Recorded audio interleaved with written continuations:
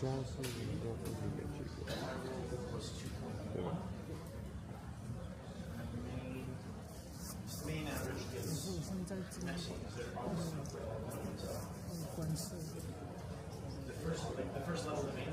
那我要这样去。然后再来就把这个。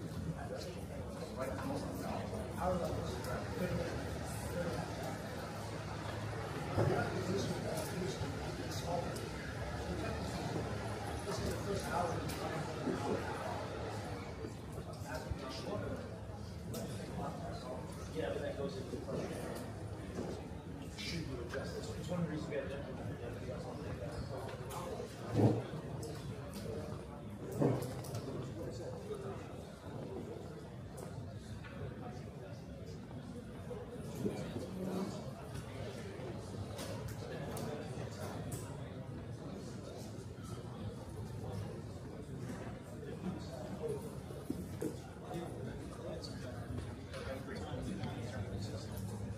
Right, good morning. How are you today, everyone? Good morning. We are going to start soon. Okay, good morning, everyone. Welcome to the TDA Continental Summit Asia Edition, proudly organized by the World Poker Federation and the Asia Poker Sport Associations, APSA. Before we begin, I would like to briefly introduce today's agenda and remind everyone that refreshment, lunch, and coffee break is provided throughout the day. So, first, before we start, I would like to play a video from the chairman of the WPF. So, there we go.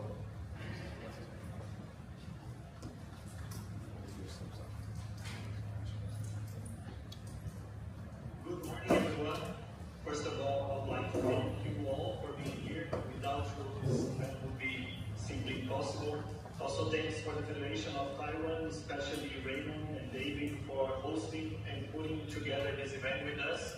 I also would like to welcome everybody, our main speakers at this table. It's such an honor having you all here. Please put up a show today and have fun. Today is about connecting, about teaching, about learning, and making the poker experience better for all of us.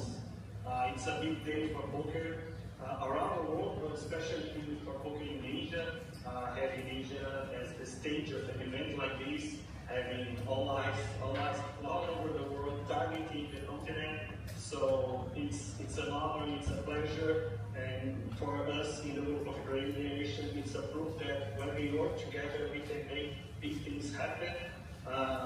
The World Poker Federation a few years ago was basically just an idea, and now we are being represented in over 50 countries. The World Poker Federation unites some of the main poker leaders in the world and the organizers of the largest global events like Taiwan Millions, Battle of Malta, WPT 500, and BSOP Millions. Last year, we celebrated our biggest political win so far, poker being officially recognized as a mind sport by the International Mind Sports Association. It's been less than a year, but that win has already boosted our work. More doors being open to governments, better approach to poker by the media, and stronger support for federations everywhere. But our work isn't just politics. It's also about education, by positioning WPF as a trusting source of poker data and content. By helping federations grow and creating a stronger global poker community, from big operators to new federations that are just starting to fight for poker, but already have our full support behind them. When we put together the structure we created and the unity we built, it's what makes progress possible.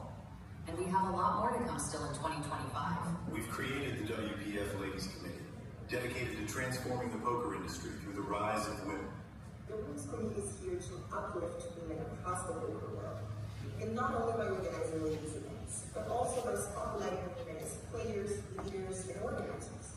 Our goal is to see more women being represented at every level of the game. Such as Chiu, for example, two-time WSOP Ladies champion. Christy, who's been coordinating this very amazing summit. Myself, working at the representation of women across the poker world, and my Ladies Weekend, the first ladies-only tournament held at the same time in over 10 countries across the world. But while the women movement keeps expanding, something just as big and important is taking place as we speak, the first ever WPF TDA Continental Summit. And having APSA behind the organization of this amazing event is truly an honor. Together with the TDA, we're bringing the same standards and teamwork you see in Vegas to every continent. And we're not stopping here.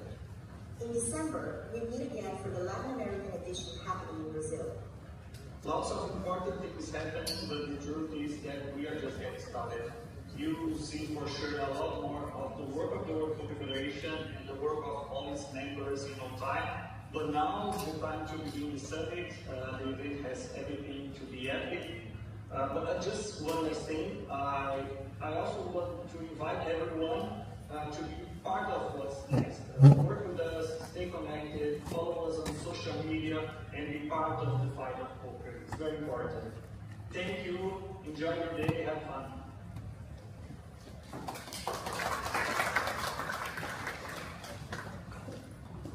So yes, like the brother said in the video, the WPF was founded with a mission to unite the global poker community and working together to establish poker as a recognized mind sport.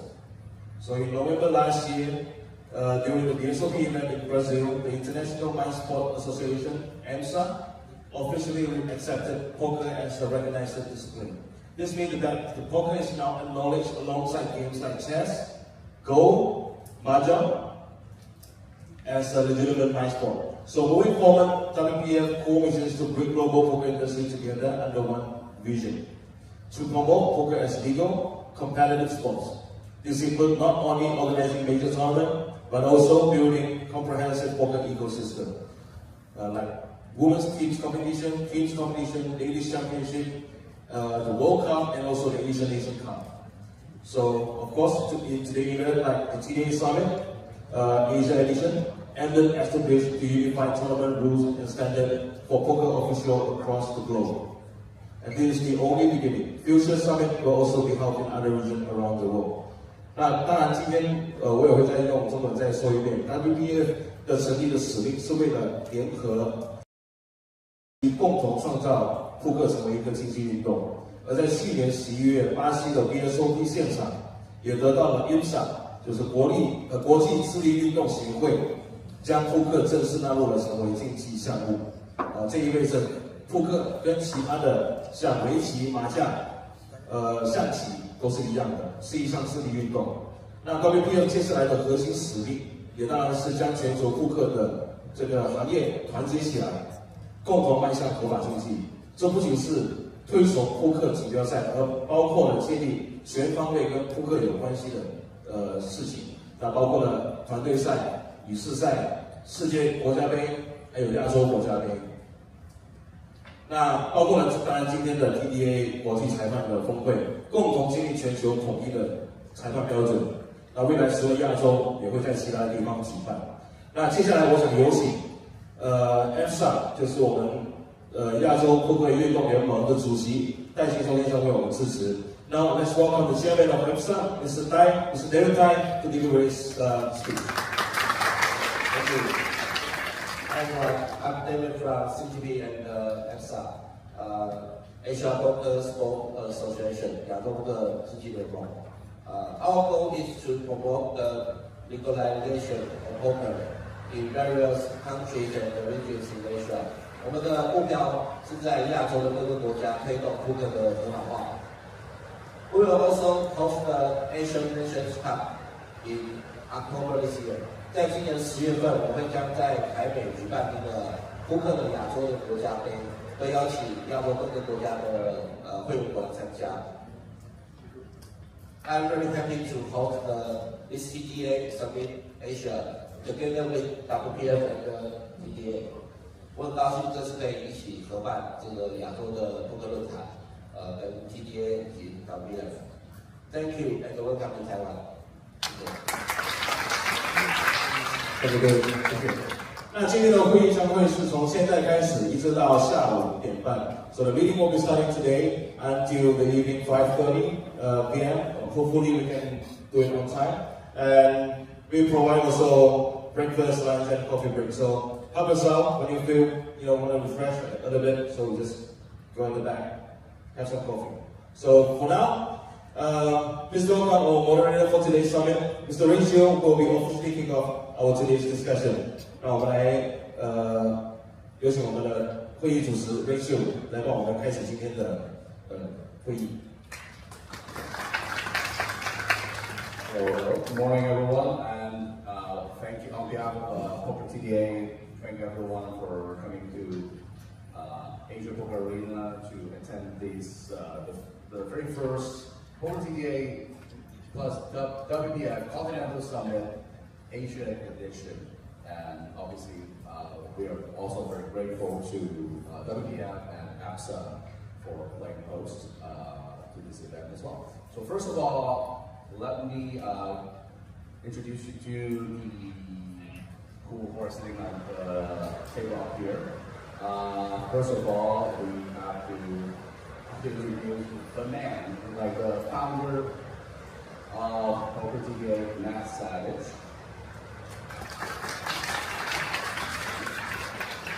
And then we have Mr. Lee Johnson, who has been a board member of Poker TDA for many years.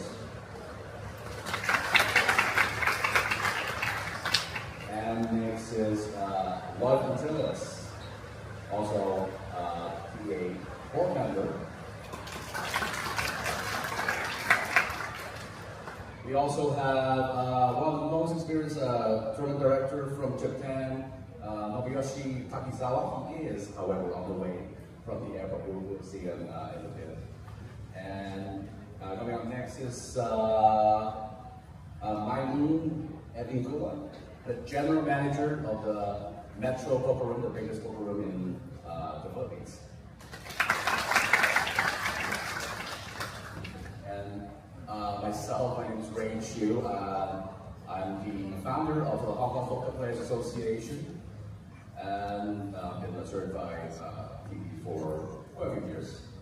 So with that out of the way, one more thing I want to mention. So this summit is going to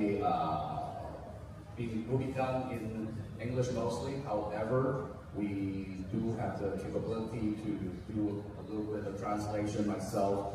I can translate for Chinese or Cantonese.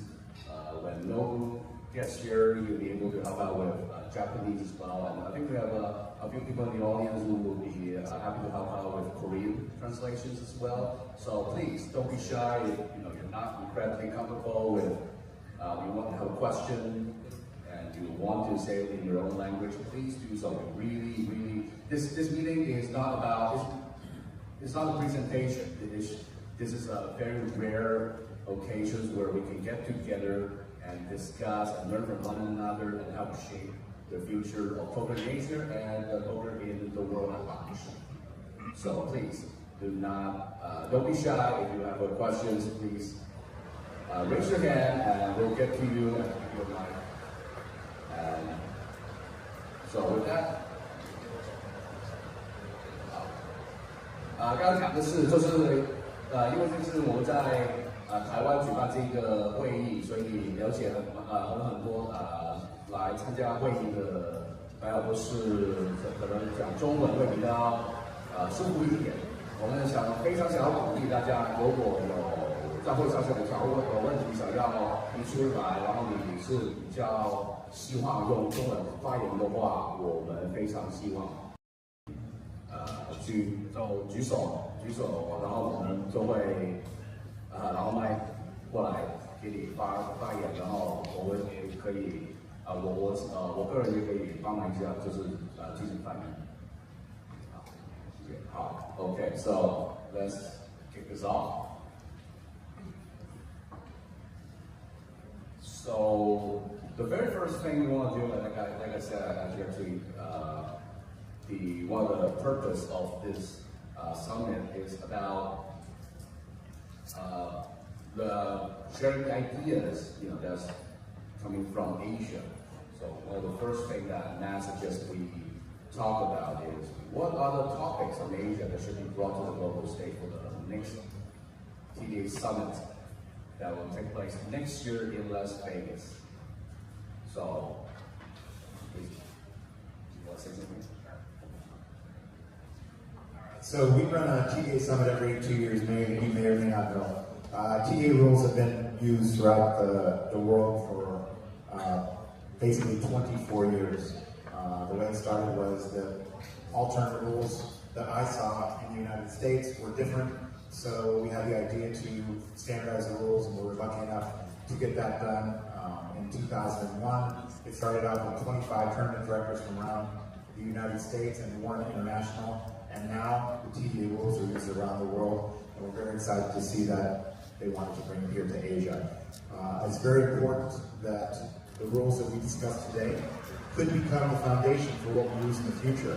So there could be a rule today that we decide should be a certain way, and Neil and I and Lloyd to the TDA next year, and you guys could be the inspiration for that to happen. So somebody in this room could actually create a rule for poker that will last for the rest of entirety. So very important you're here, and really appreciate all of you being there. Okay, so does anyone have some specific topics they want to bring it out right now? Yeah, please raise your hand and bring the mic to you.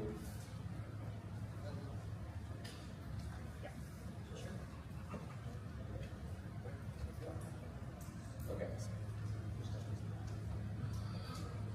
Okay, so the very first topic we'd like to talk about is late registrations. So first of all, I'd like to engage the crowd. By raise of hands, like how many of you close when there are 30 big blinds? How many of you close? Great, 30 or more. 30 or more, sorry. How many of you are closing your registration for your tournaments with 30 or more big blinds? No one? Okay. How about 20? 20 or more? Okay. Okay. How many of you are closing? Less than 20. Less than 20. I saw like 4 people out there go like this. It's not a test. You're not going to get in trouble. We're just genuinely like I need a microphone. Sorry guys, it's not like there is no wrong answer. We're trying to get a consensus of how poker is running in Asia. Many of us operate over here, but Matt doesn't come out here very often and stuff, so he's not going to know what you do in your local room. So when we're asking who's doing less than 20 big blinds, the answer is yes I am or no I'm not. You're not going to get in trouble. We're not going to go, wow, I'm not playing there. Like, there is no wrong answer. We need participation. Otherwise, you're just going to listen to the 5 of us talk all day, and that's going to get boring quick. So.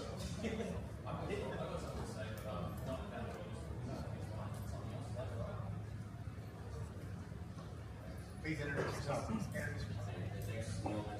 My name's Ben Young. I used to be Australian Poker League, Australia's national manager for the LPT. I only worked with the LPT last year, and we're from Fiji. So series over here, later in here. Anyway, the thing I wanted to bring up, what I noticed when I was here last year in November, between every hand, dealers always do semi-shuffles and then do a full shuffle. Now, that seems like a long play of time, and as we know, higher players like to hand around, and more hands around, and more hands and more action. So, talk about mind sport, and that's more about competitive playing now, that's the way you improve. And obviously, that semi-shuffle is more about that luck, emotion, feeling unavoidable, returning the right hands. So, is there a move from TDA and WPF to potentially try and move away from that chain shuffle so that there's more hands per hour, but you're still having a proper shuffle process that's consistent with how we're done in Vegas and the rest of the world? For years, there was players in tournaments were allowed to request a scramble. We on the TDA got rid of that. I would imagine it was around 2011, something like that. That players were not allowed to request that. I am okay as a player, on the TDA board, if the dealers are giving a small scramble before they start to shuffle. However, like you're saying, if you're not want the dealers scrambling every single time, playing with them up, doing all those things that they shouldn't be doing. So, good point. We should be stopping dealers from scrambling, big scrambles every single time, money. So this is just something we're talking about. It's not anything that we're forcing you to do. It's just a suggestion, but I just wanted to talk a little bit about registration. So everybody should have a hand raised here. So how many of you are doing it at 30 big blinds or more? Last call for registration. You all understand what I'm saying when I say 30 big blinds or more?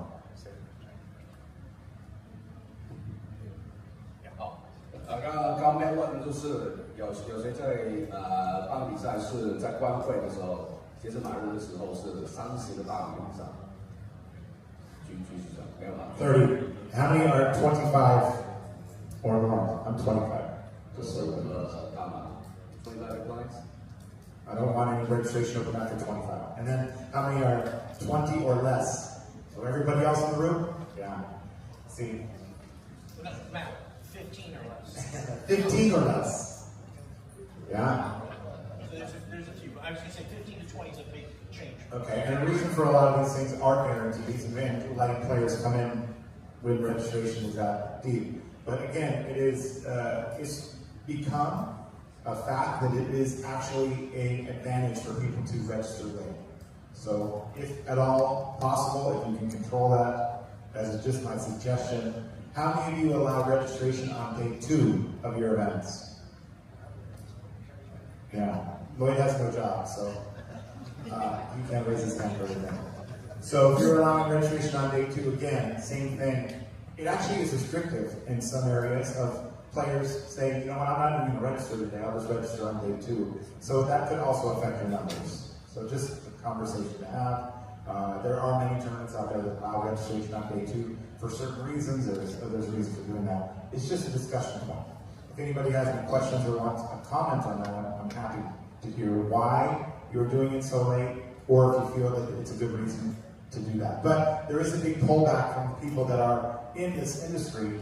Players contact me all the time saying that registration is open too long. I agree with that.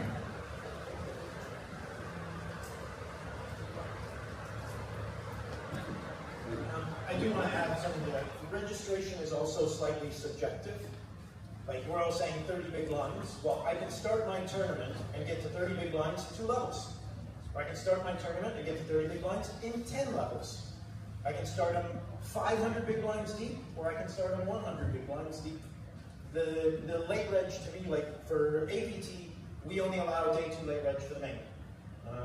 It's the start of day 2, and then we close out. But we only play 10 levels in our first 4 flights.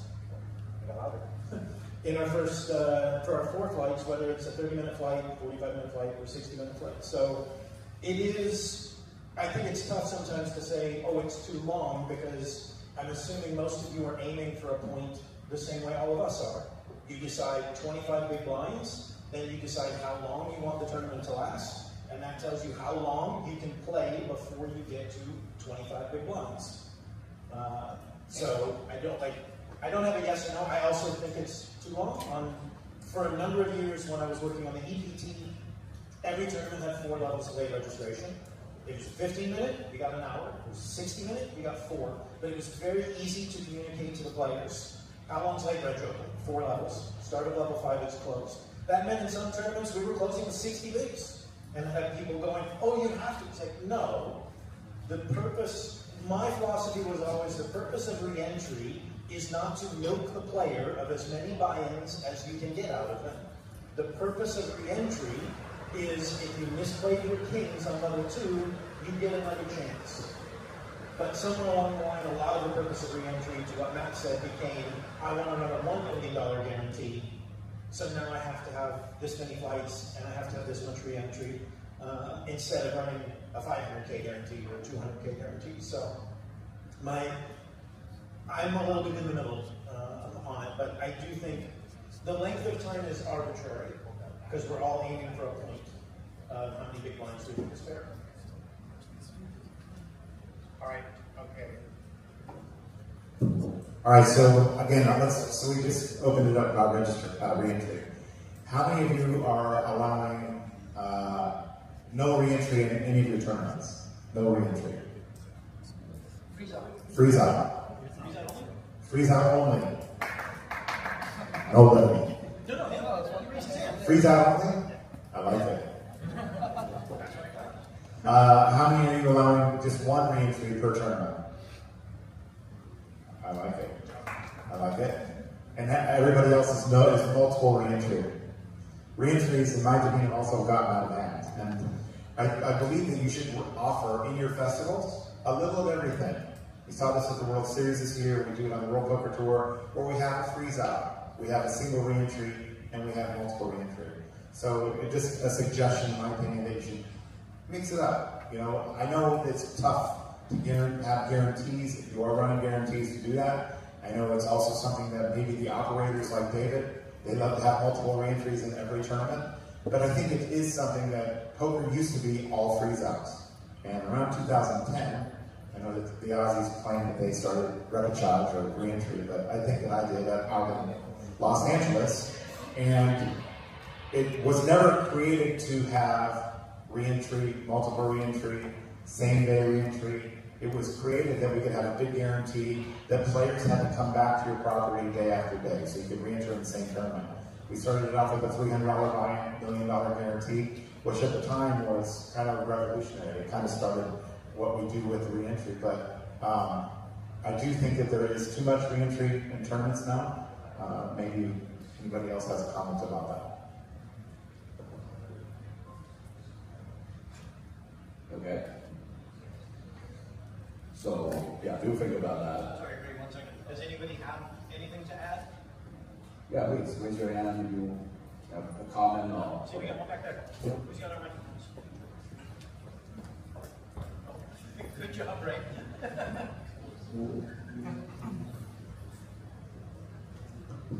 Hi, this is Chiu from South Korea, a private city poker room manager. I would like to add that some of the people that are sitting here are not running their own event, so they got the chance that to answer the questions that you have asked. Like if you're opening your regi until which level, probably many of the people cannot answer the question. Just like myself. Fair point.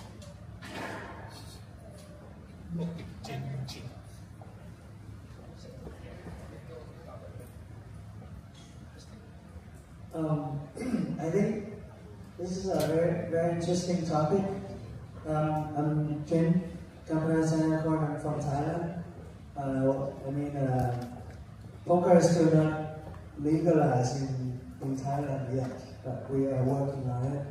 And I think this is a very important factor as well, because what's being debated is why poker is considered gambling. And I think the more re-entry you allow, the more it's going to be viewed as gambling.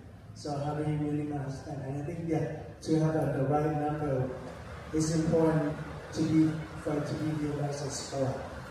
I think that's my take, and that's what we're pushing. Agreed, and there are different ways of pulling back on re-entry. For me, if you don't allow re-entry, you could actually run another event 3 hours later, right? That people can get into that event. So you have a separate event where, again, people like to make the money, they want to win tournaments. If you have more tournaments and less re-entry, it's also a way of doing that. Also, the shorter re-entry gives players a chance to enter into another event. So I'd love to see a freeze-out series. I would be interested in playing something like that where you have less people, more tournaments, but less re-entry. And again, re-entry has helped the industry, but it's also hurt the industry. And I can say that even though I kind of started it in the United States, I think that re-entry has burned out a lot of bankrolls and hurt a lot of people over time. So if you can do tournaments with less re-entry, freeze-outs, single re-entry, I think it's going to be better for the industry in itself. And again, I consider Asia the hottest poker market, so I think that a lot of you out there in this room right now are the leaders that it's exciting to me to be here for. But I also think that you guys can make changes in your events that will affect the rest of the world. So I'm a big fan of less re-entry and shorter registration. Okay. Does anyone else have a comment they want to make?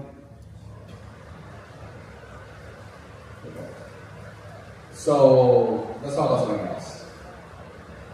So this came out last year, last TDA, and this year at the WSOP they start allowing that as well. So that we're talking about a new player, a brand new player. They get to their seats. They are allowed, not encouraged, but I mean they're allowed to wait for the button to pass before sitting down. So first of all, show of hands, like which one of you allows that and allows the player to get to the seat and see that they're about to take the big blind and decide, hey, I'm not going to sit down right now. 就是问题是，就是现在就是有一个新玩家，他们来到他们的座位上面，然后他们看到他们马上马上就要是大马，他们选择不马上坐下，就是等那个 button 通过才坐下。在座的有谁在你的比赛，这个是允许的，可以举手。So so the rest of you don't allow it. And which one of you give penalty if someone try to do that? Okay, quite a few. Do they allow them already? Can we have David say why he does it? Like what's 可不可以稍微介绍一下为什么觉得？首先我觉得第一个执行很困难，就是像之前跟叶倩、小明讨论过，两个人都是报名，然后你去看我的位置，我去看你的位置，如果不是大马的话，我怎么去？这是第一个。第二个可能界定进入比赛区域或领码之后，才叫做完成比赛，对不对？有些是不用领码，有些是拿座位卡。如果一个比赛我报名之后，我都可以退赛，我为什么不能选择什么时候入座？对不对？我报名没有按照可以退赛，如果连退赛都可以。再一个是，如果我不选择做大码，我等到过码再进去，没有人会有损失。原本要轮大码的玩家，他已经预期他轮大码了，不会因为你坐下来之后，他得到很多额外的好处。所以在没有人损失的情况下，我们为什么要去制定一个很难去实践的一个规则 ？OK。I think David's make a few points is that it's very hard to execute, just not give them to pass the button, because one is that if at the same time me and them going to buy into the event, and we will just swap, go and look for my seat whether I'm in a big blind. And then secondly is that if we allow players to unregister, then why we can't just allow them to skip the big one? And the third one is that it's really hard to justify when you are skipping. Is it when I step into the tournament area, when I register? So it is very hard to execute the, to penalize, the other players. Yeah. And there's nothing to lose for anybody, because the one that have to have the big blind still have to have the big blind, right? Yeah. So.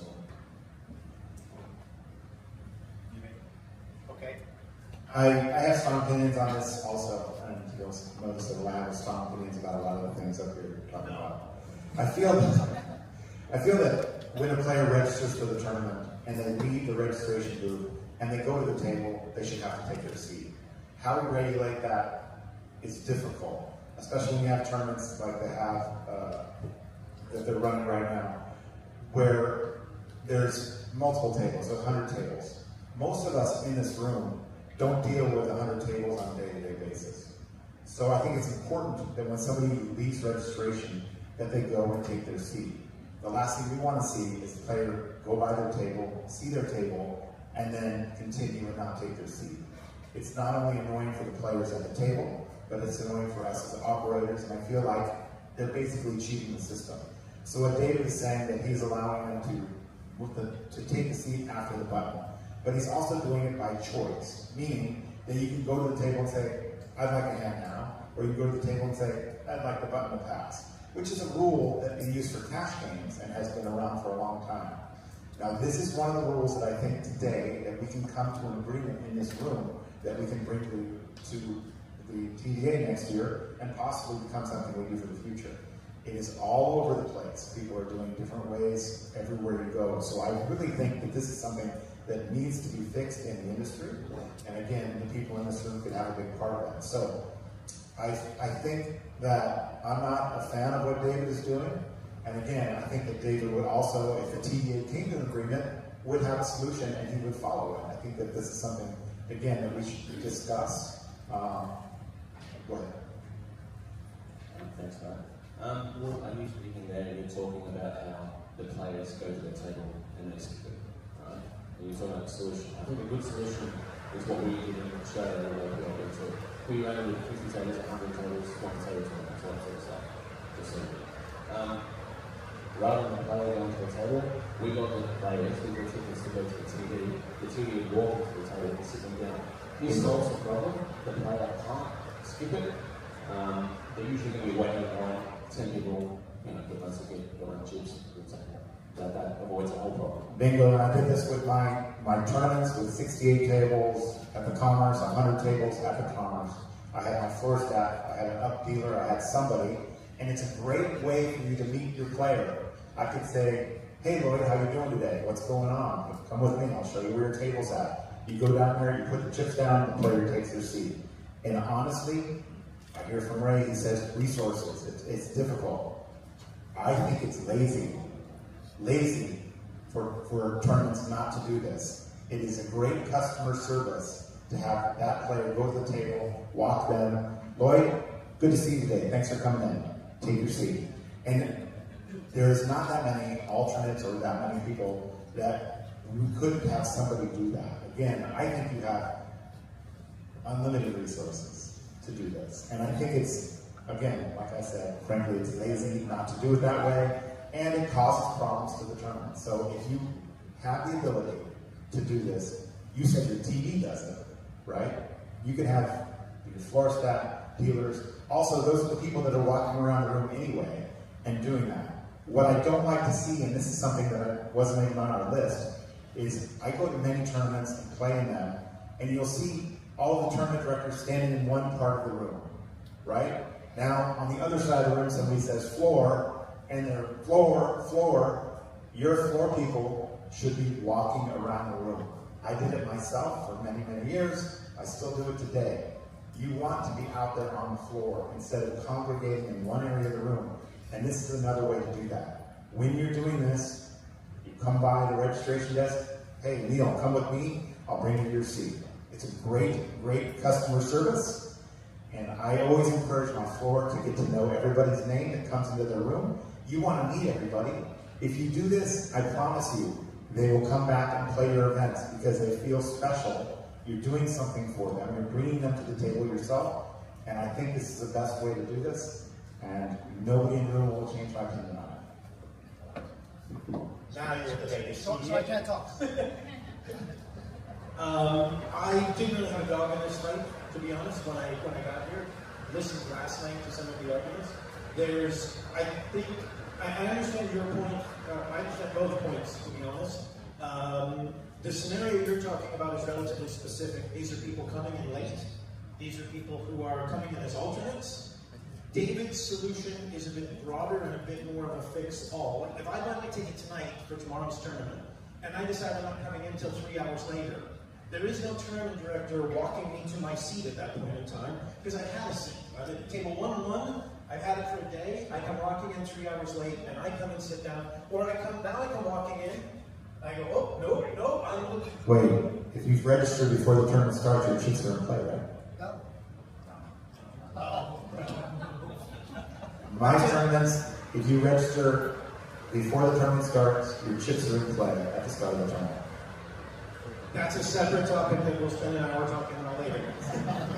What really, to me, when I do a lot of things, the thing that comes down for me is, a lot of times, how do I train my staff, and how do I train my players? David's solution has a lot of simplicity in basically saying, you train your dealers. When a player comes, sir, would you like a hand, or are you going to wait? And you have the little misaligned button like it's a cash game. As long as your dealers, every time a player sits, you say, would you like a hand, or are you going to wait? They will get to make that decision, and soon, within a very short time, all of your players will know that rule. It means anybody coming to the table for any purpose, other than obviously a breaking balancing thing, they're all going to get the same option. So I very much like the ease of having a simple rule that every player understands, and it can work. And if you have, because we talked about this last night, the APT, for example, has 5-minute tournaments, 10-minute tournaments, 15-minute tournaments. There's nobody who's going to skip 2 levels of that tournament by waiting for the thing to go around. They're just going to sit and play. So I like simplicity in a lot of the rules. So from the brief discussion we had last night and what I'm hearing, I tend to lean with David, just because it's something I can teach all my players, I can teach all my dealers, and I don't have to worry about it. Sorry, the other thing I would add is just tell the high rollers to sit down, because they're the ones causing this problem. Sorry, I'm going to go on next year. With what me and Matt had saying, there's quite a lot of simplicity there. You know, you do train your teams up to walk to the table, it's simple. They go straight to the table, and they sit, they play straight away. To go the other simplistic route, you would force everybody to go behind the dealer button. There's no question. I think what you're suggesting is actually making it allowing them to have a choice in this factor, and it actually means there's no consistency between players coming out. So one player says yes, one player says no. They've got different advantage types, you've got a skill player, a weak player. It seems a little bit more grey to me, personally. Would you be open to sitting everybody forcibly behind the button? I don't like that idea, but is that a thought process? I'm not in favor of that simply because of the length of some of the levels. Forcing somebody to sit in a 5-minute, like somebody shows up and they literally would be between the, they're sitting basically in the hijacker to cut off, and now they have to wait what's effectively could be 3 levels of that tournament before they get to play. That's why I don't like it. To be clear, I don't necessarily think there needs to be a rule here, but I do agree with Matt. This is one of those problems that over the years we've been on a TDA, we can see the problem coming. This is going to need a rule. The same way you saw shot clocks back in the day, this is one of those things that is going to need a solution down the line. If nothing else, because we may end up with large operators like David, who's the largest operator in the country, doing it one way, and then you could potentially go to Hong Kong and have it different, go to the Philippines and have it different, go to Korea and have it the same. So just potentially trying to balance the rule, we may end up needing to have a rule. This is not something, I mean, you're more on the floor, you were more on the floor for APT than I was. I'm not seeing this really that much as a problem. When you got a 4 or 5 table tournament, if people are skipping blinds, you have a bad floor. Like, that sounds harsh, but if I'm watching 4 tables and David can skip his blind, that's because I'm not watching. That's a floor issue, not a player thinking the system issue. If you've got 30 tables, I get it's a little problem, but I don't think it's as big a problem yet, but it very likely could end up being one. Sorry, wait. Alright guys, I'm on the other side of this. I'm with David of allowing players to pass. Just a show of hands. If you are not allowing players to pass, who's getting a penalty for it? And what is a penalty? 1 round? Are you penalizing players 1 round for not? Yeah. Sorry, what's the penalty? You're asking if people are giving a penalty when they catch somebody skipping blinds. Yeah. If you say, let's say you see a new player, the player has walked by a table, they see it's a big blind, now it's walked away. Who's penalizing that player? Wait, a new player? A new player, a brand new player. If you're enforcing them to sit down right away, and you've caught them dodging a big blind, who's penalizing that player? Yeah? What's the penalty? 1 round? 1 round. See, 1 round, yeah? Because a lot of people said that they're making the player sit down, correct? So the question is, if the penalty is 1 round for a brand new player that's sitting through the game, isn't the experience really bad for that player? Are you allowing them to unreg? There's a lot of brand new players that we're trying to build into the market. The worst thing that I want to start my day with is a penalty for 1 round I just bought it. I don't think it's right. So I'm on the other side, it's just trying to build a market. It's one of those things that could be standard for everybody else. We can train the dealers to simply say, when that player sits down, do you want a hand now? multiple players will take those 3 hands. They're not going to wait for that button to pass. I'm one of those players. But if I take a big blind, it's only 3 hands later, I'm behind the button. So I would add, this was a discussion point at the TDA last year of when is someone in the tournament. Was a discussion like, the reason why I asked them to clarify is it a new player is because for me, a new player is not in my tournament until they've sat down at the table. If they're walking around and they see the big blind, I don't know what they're making. Maybe they walked up, they've seen Negrano, Ivy, and Antonius and decided not to play. And they're not going to walk out and unreg. Because I had that happen a few times. Like, obviously it's very rare, but I had people unreg when they saw that they had an awful table draw and said, you know what, I'll go somewhere else. But that's what I say, to me, until you sit and the dealer has handed you chips, that's when you're in my tournament. And guys, this is a big discussion point last time. And guys, just want to share with you guys, I was on that side of the fence, right, as a floor. It happened to us in Jeju. We had a lady that walked her to the table. The players actually called it out to us. She's walked to the table, she saw the big blind, she's walked away, grabbed a cup of coffee, and was brought to my attention by one of our floor. I didn't penalize her, but I made her wait for the big blind. Right? I made her wait for the big blind, and she refused. She was screaming Bloody Mary in the room. It got to a point where we allowed her to unreg, but not during that tournament. So we lost the player, right? Apparently she had a husband who was also a high roller, was pissed off with us. It just compounded. So if I could take that back today, I wouldn't have the rule of allowing the player back.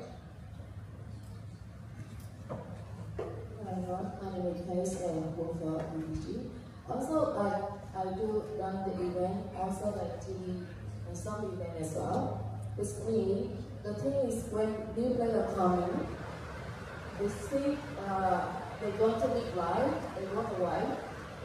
Understandable, but also some people lose stuff and come for 1 hour like or like 15 minutes like it's really annoying for the TV as well, also for the operator because we're not sure if the players sit down or not, and then like or like they already sit down and they only pass the tournament.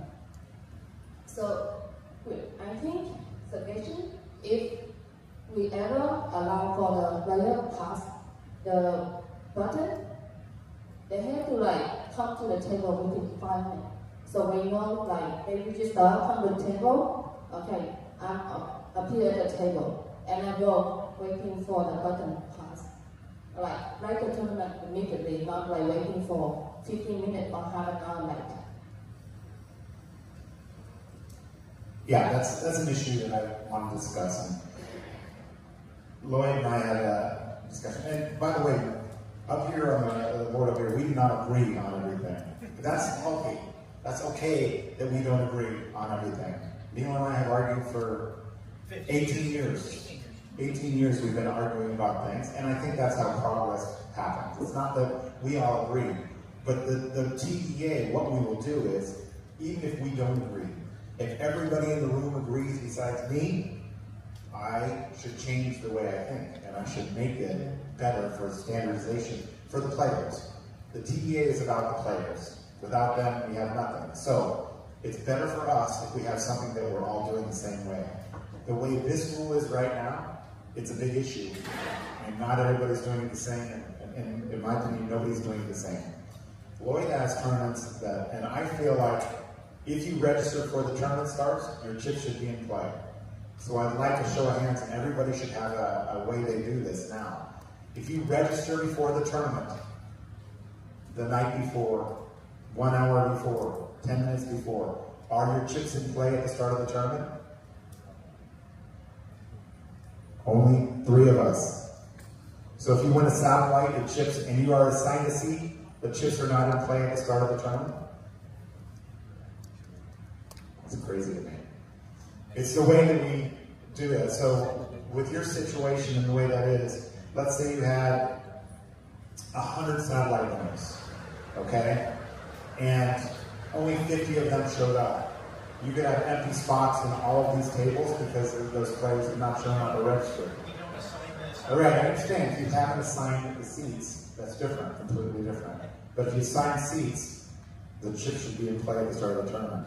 Also, Lloyd will allow players to register and then get unregistered if they don't like their table? No. Yes? No. That's an extreme exaggeration. Not extreme exaggeration. No, it's your interpretation of what he does. If you register and then you don't show up, you will allow them to be, they take them out and then you give them a seat later on. This is a continuation of an argument from last night. It'll only take another 10 minutes. Guys, basically, guys, for those of us using K-Holder, right, you assign or whatever kind of automated system that gives a table seat number, a player registers, I don't know, 2 hours before the tournament. There's a table seat number, you have your format walking through the room. As Vince said, even in the manual system, a player doesn't show up. You don't know what to do with that player, you don't know what to do with the seat. On our side, actually verify with registration, find out actually what time he bought in. If he bought in, again, it was a Saturday winner 2 days before, whatever it is, and he got a table seat number. In a lot of cases, actually because of the system, as we know, will automatically assign tables 1 and up, right? But we've suspended tables on tables 30 and up. So those players must be unregistered, right? For us to be able to receive them. So there's many cases I think what Matt's trying to say is that assuming there's a table full of pros, I've registered, right? I don't sit down. I'm going to wait for the form and unseat it. And that's a very, very rare case. Again, we do check over registration when the player has bought in before we unseat those players. It's one of those flaws that we're trying to perfect here now using automated systems. And again, this is not causing a problem, as Matt says. But I'm on the other side, guys. I believe that players, if Matt's seeing them before the tournament starts, he should also apply, which I believe he is. As the moment the player buys in, he's also seeing them as well. We're on the other side of that, friends, I believe. A player, can register, go to lunch, right? He's already queued up for an hour, right? Or he wants to pre-buy his seat to avoid the queue. I believe that player is supporting us by simply adding to the price pool already. He should have an option to sit down anytime he wants. So I'm on the other side of that. Sorry. Oh, yeah. Hi, Jerry here from SPL. Because currently the discussion was all on. Sit down. Currently the discussion is all on the early part of the problem whereby the value of the blinds is relatively small. Because I just want to bring out a point whereby Mr. Lee just brought up. Because if let's say I'm at level 1, the player comes in and speaks the blind is only, we are probably more than 50 big blinds in our stack. So it comes like across to, speaking from player point of view, I only use this guy is $100 relative to the blind stack. So probably the discussion attention should also bring to the value of the blinds. For example, if let's say they go to break, and then after that the guy has a new table is just a big blind. Because at that point of time, the problem may be near the bubble or even at the bubble, and if the player skips the button, I think that will be more, cost more disruptive to the players at the tournament versus when it's just at registration. Because registration is still open, that means the tournament is at an early level, but probably we can also maybe talk more about when the tournament is at the mid stage or near to the bubble, whereby the blind levels are way higher and stacks are more settled. Yeah. Well, just to add to the rule that we're proposing, if it does get to that, to where you are going to allow the player to pass. Again, the process will be the player comes to the table, dealer asks automatically, you want to be dealt in, right? Regardless of the position you're in, the player says yes, big deal limit. Now, when registration is closed, 100% chips need to go to play. The format at that point will be on top of registration. Watch registration, it should be a buddy system between 4 people. They watch registration for me, who's pumping in, watching the numbers on the screen. There's multiple ways that we can do this, but again, it's all about resources. It's all about how big your events are. As Matt said, I think I don't know if we can standardize this, but again, we're just trying to create a more player-friendly rule. Right?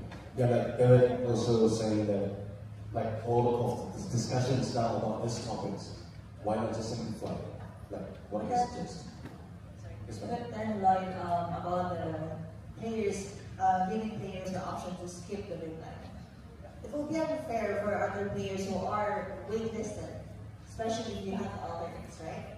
And this person, instead of giving the seat just to the next one because he's not ready Well, for my opinion, once you have your ticket, your seat number, your chips, you have to be ready to play, regardless of what position you are in. To be fair to everyone behind you who's also waiting in the line. And also, since in the Philippines, there are only few tables that we run, it's very easy for me to monitor those kinds of people with the intention. Guys, to be fair to Mylene, she is a general manager of International Poker Room. I did play there were 5 million guaranteed last week. I did ask the floor, can I wait for the button to pass? The floor says yes. So I'm really sorry about it. So I'm just giving you guys a heads up, right? I walked up to the table, I saw my big blind, I saw a floor right beside me, said, do I have to sit down right now? The floor did tell me, no, you don't have to. Not specifically that. I'm really sorry. I'm saying, I didn't have chips in the hand. I didn't have chips in the hand, to be fair. That was a Lloyd only rule. No one else Metro is getting that. Only Lloyd. So I believe it's inconsistent. Again, it's all about training.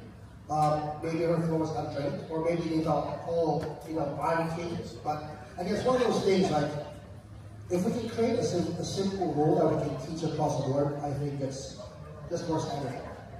I understand where we're coming from, where, okay, we can also make a standard and force the players in, but again, I'm on the other side of that. I don't want to force anybody to do anything that they don't want to do. Hey, Nobu's in the house, guys, from Japan.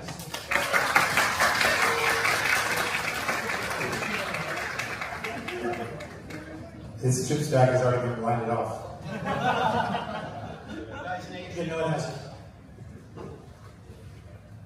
Okay. I would like for everybody to think about this, discuss it, even with me on the break. Let's go back and let's move on. But I would love to come to a solution with this if we could, but I don't think we're going to come to one. I would love to see it. Yeah, okay. So, first of all, like, you guys are really getting the TDA Summit experience, like all this arguing, it's reminiscent of what's happening in phase and YouTubers. Okay, so new topic. Is tabletop good for the game? 就是很多嘴、很所习惯嘴炮的玩家对扑克是好事。So there's a tweet that put up by Matt asking this question. It's kind of pointed at William Pursuit, but so asking whether or not he is good for poker, and the result is 74% thinks he is bad for poker. So, I mean, by a show of hands, how many of you think that William Pursuit, everyone knows who I'm talking about, right? The guy who just got banned from the WSOP. How many of you think William Pursuit is good for poker? Good for the global poker? Please raise your hand. Tabletop. Well, first of all, like, how many of you think William Pursuit is good for poker? So, no. Nana, you and I are going to talk after the meeting. How many people know who he is? Okay. Okay, how many of you think tabletop is good for poker? Like 10, 15 or no? Okay. Okay, so I think the issue, as Matt tried to point it out, that there are a couple of problems. With people with excessive tabletop, like there were several violations of the TDA rules. So pointedly, probably these rules, Rule 59, 67, and 70. You want to go over them? So something that players William Pursuit did was violation of the rule number 67. He discussed the contents of his live hands, which is disallowed under Rule 67. There's also on several occasions you like to make a conditional premature declaration that's like if you do this, I will do that, then I'll do that kind of thing. Also, highly, strongly discouraged under Rule 59. Also, I'm not sure, I hope everyone is aware of this, but under Rule number 70, there are etiquette violations, and if you look at the last sentence, persistent delay the game, unnecessary, touching on a player's person, card chips, repeatedly adding out turn, maintaining poor card chip visibility, accountability, betting out reach of the dealer, abusive conduct, offensive hygiene is a problem all around the world, and as well as excessive chatter is listed as an etiquette violation. So, Great. I'll jump in for a second. Without going, like, I dealt with Kasuf before. I dealt with him in Europe. Matt's dealt with him before. Many of us have had him as a player.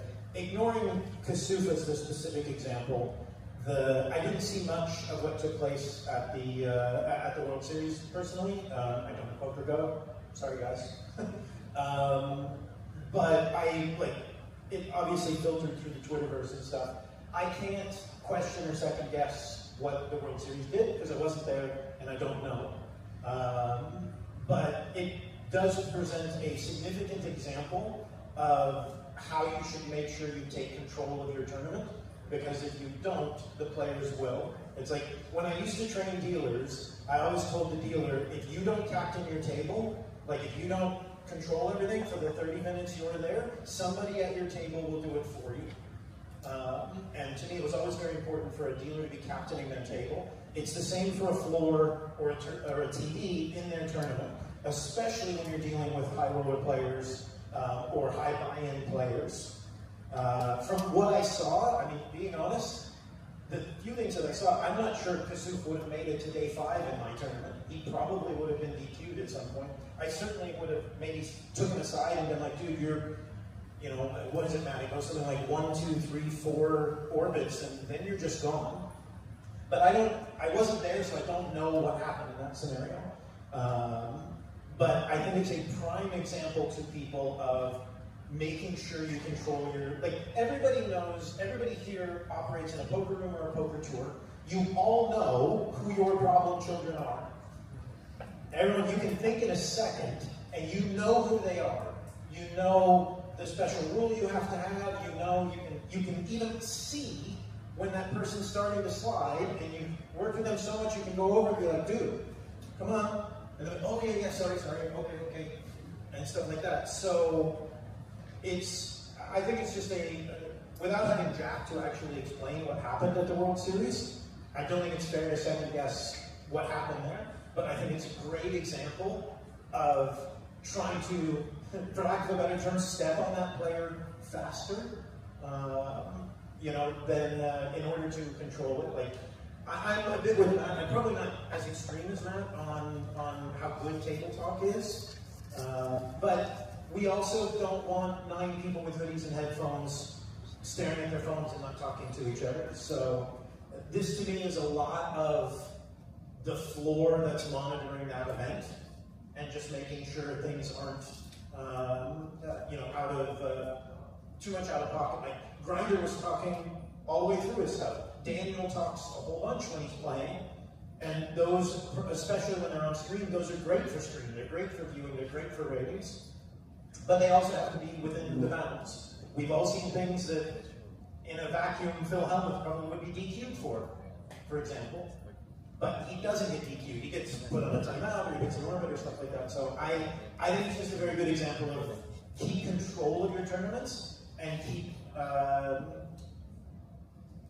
small problems from becoming big ones. I used to joke with Lloyd. I love having a floor or somebody in the operation who's a fantastic firefighter. We've had a problem. They go, they fight that fire.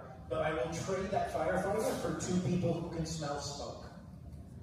Because if they can smell the smoke, I never get a fire. So, sorry, Matt.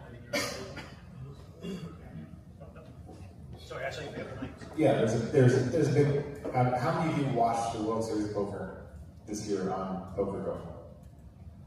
On Poker Go, no. YouTube. How many watched it? How many watched the World Series of Poker? So if not, you're probably not familiar with what we're even talking about. And it's a player. There's a couple players. There's a player named Mark Cabral, and there's a player named Lloyd Fontillas. Both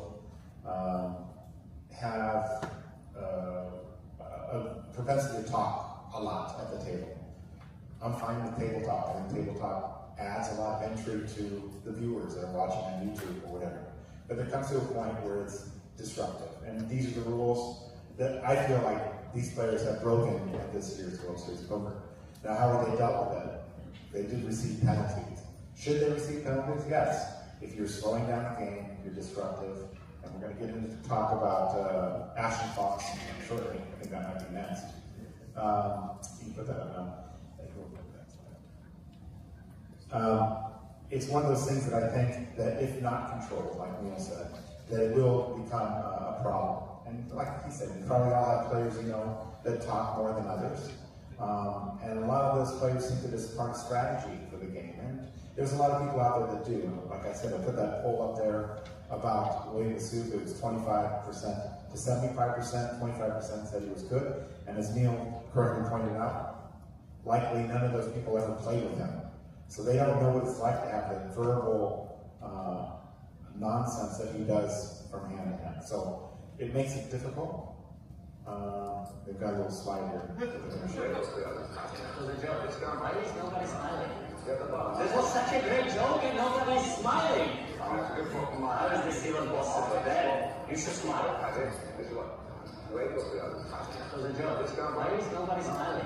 This was such a great joke and nobody's smiling. How is this even possible? Dad, you should smile. Yeah, that's only 12 seconds. Imagine that for 12 hours.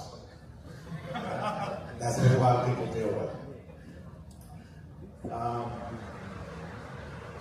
In my opinion, a lot of that would have gone away if they actually used an action clock. I like to call them action clocks. You won't hear me call the shot clock.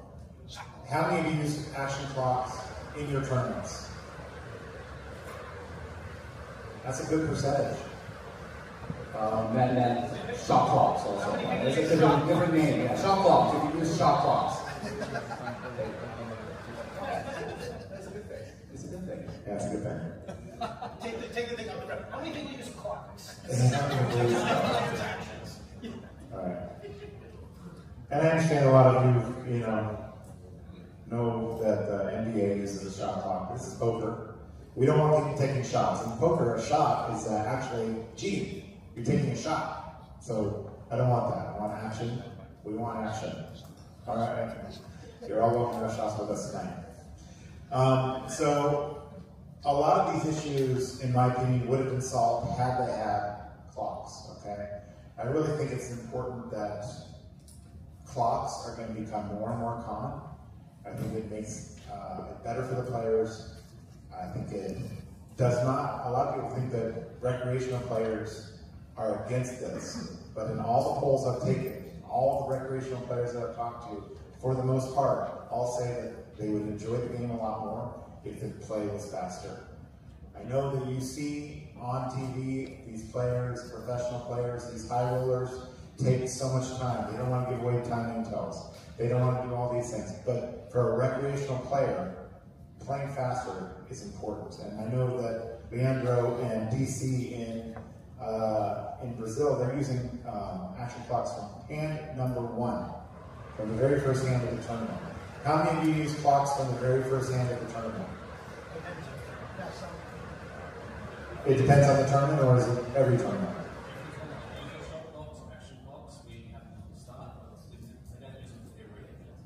Okay, so he uses them in some tournaments from the very first hand.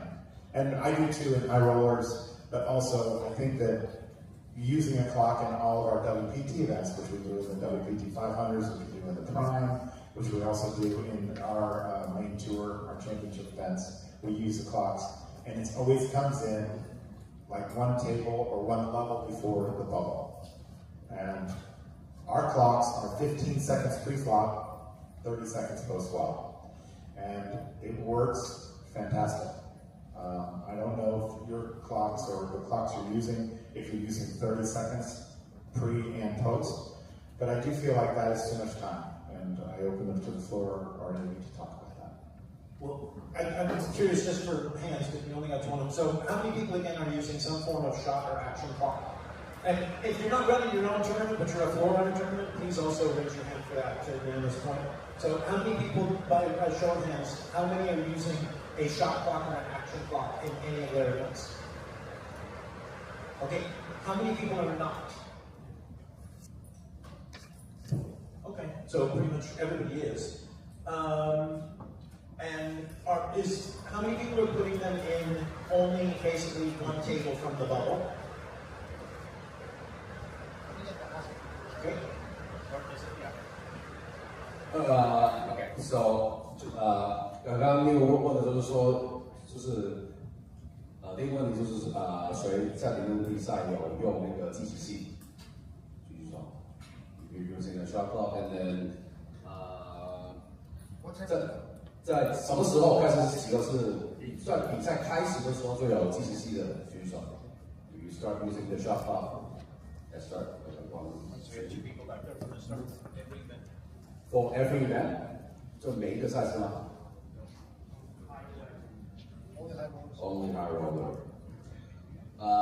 Is this same for? Are they doing same clock for every street? Yeah, I'm going for that. So same for are the timer same for every street? Well, how many of you are do the shot clocks, but the timer is different for pre-flop or flop?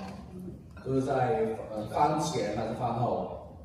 是时间是不同，比如说刚刚 Matt 说的是翻前是15秒，然后翻后是30秒。And then you use a different time, right? Several rounds. Yeah. Okay. Stack or reset? What we meant is like so. First of all, time banks. Like how many time banks do you give them? 延时卡，延时。More than three time. How many of you give more than 5 time banks? At the start. Start 5? 5? No, it's not a tournament. It's a cash game. But we still use time is cash game? Yeah. Okay. So, do you stack or reset? Sorry, I'll get to just go through this real quick to get a sense of the crowd. How many of you stack? So when you add time banks, they add to the stack. They accumulate. Accumulate. 就是你加延时卡的时候是加下去，而不是重置。How many of you is a reset 重置 How many of you reset? Okay, so let's split up the room. One more question. One more question for the crowd. How many of you use dedicated shot clocks? You have a device that acts as a shot clock. 你们有专用的计时器了吗 ？Okay. So by show of hands, how many of you use a mobile app as a shot clock? 使用手机的第一个 APP. Also split. They're both already split.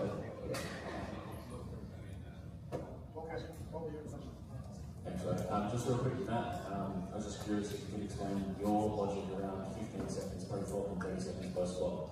As I noticed most people aren't doing that here, so I was just curious what your thoughts were. So on the World Poker Tour, we have gone for everything. We started off 7 years ago. We were using 30 seconds for every action, okay? And so what would happen was we got towards the bubble time, and players would take the full 30 seconds before the flop, okay? And so then we would have to go to the table and say, okay, we're using the clock, but you're not allowed to use all the time on your clock, all right? You're only allowed to use 30 seconds. You're not allowed to use the full 30 seconds, which creates another issue for managing that. So it was, I believe, 2 years ago, we went to 15 seconds pre and 30 seconds post-flop. Now what that does is if I raised and then somebody 3-bets me when it gets back to me, this is still action pre-flop, I now have 30 seconds stacked on my hand. But 15 seconds pre and a certain number of time extensions, we use 5, okay, we give everybody 5. It gives those players a full 15 seconds to act on their hand. So if everybody uses 15 seconds, it's okay. It's part of what is allowed. So we don't have to go to the table and say, no, you use your full 15 seconds, you can't do that. So with 15 seconds, we found that not everybody uses their full 15 seconds, but if they did, they're okay. I'm also okay with anybody using all of their time extensions as they wish. There are people out there, and we work with the Wynn Casino, probably, in my opinion, one of the greatest rooms in the world. They don't allow you to use them as you wish. I think you should be able to use them as you wish. We also accumulate now. We used to reset. Resetting causes problems because if you're going to reset, let's say after the bubble, you can actually use your time extensions to waste time. And if you accumulate, there's a big disincentive to do that because if you do double up or continue on in the tournament, you've used all your time banks. So I think accumulating is better than resetting. And I also think having a shorter time on your clock is effective, it works, and it gives those players a chance to do that. So the way we do it, let's say on our WPT Prime, we use the 15 seconds pre, 30 seconds post flop, and 30-second time extensions on the bubble. On day 2, we give 20 seconds pre, 30 seconds post. And at the final table, we give 30 and 30. And we found that it really works well for what we do. I know that there are some people that use it on the bubble only and then they take it off after that. I don't like that as well because then people can't actually use their time extensions to waste to get into the money, knowing that they're going to be taken off after the bubble is burst. So as far as consistency for the World Poker Tour, it works for us. I suggest you try, you experiment. But for us, 15 seconds pre works very, very well. Should we also mention that what we discussed last night, that we have to count the chips or the bet first before starting the clock, because some of the operators might be doing it the other way.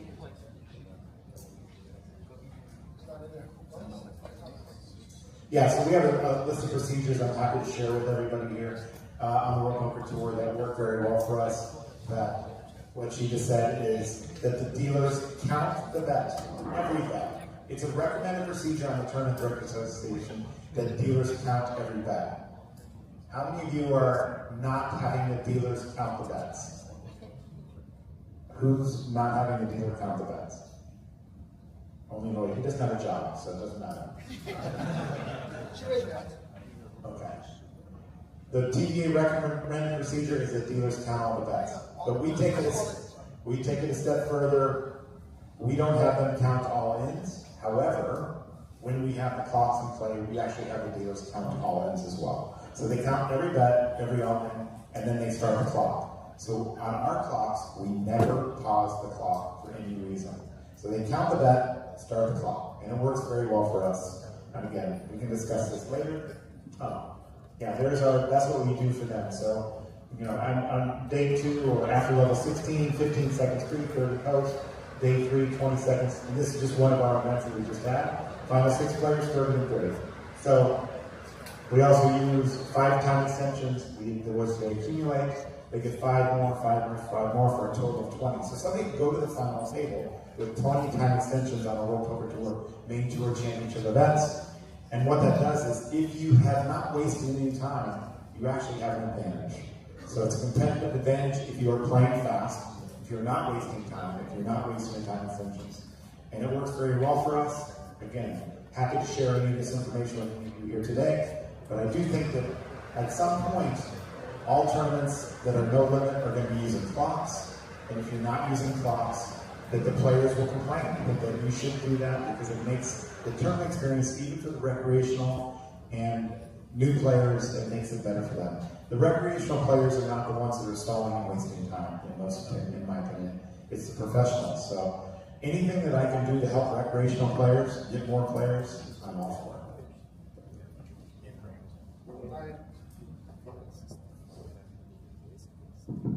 With all the points that Matt has pointed out, it's definitely sold on shot clocks from the get-go. Matt, I have to say. I finally agree with you. But guys, something that's not added to here is that we had a discussion that's not on the board. If a player has time banks in front of them and they pitch them forward into the pot, who thinks that all those time banks are being used? Show of hands. So for you, Pete, right? You're in the tank, you have five time banks, you're facing all in, and you throw all your time banks into the pot.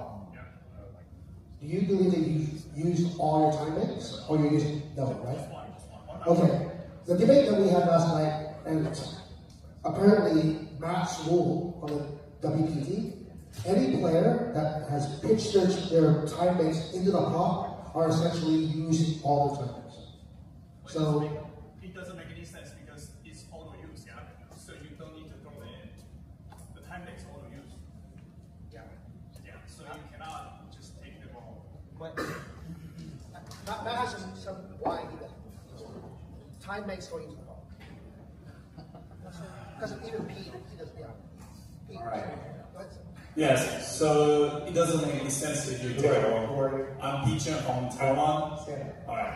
I have all the poker tournaments here, so I have a lot of things to talk about, even if it's before big topics. But I think about this one is players need to know the time banks auto use. They don't need to throw it in.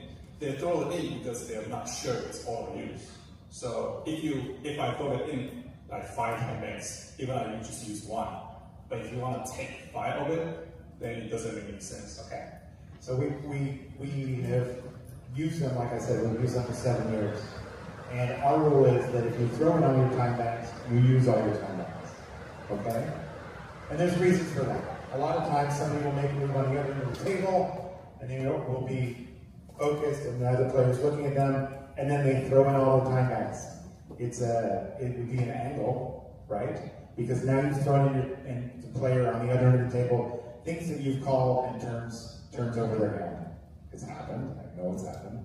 It's something that's happened. But also, if you are not going to take my time banks, okay, and you are going to allow me to put all my time banks into the middle of the table, as a player, I'm going to do it every time.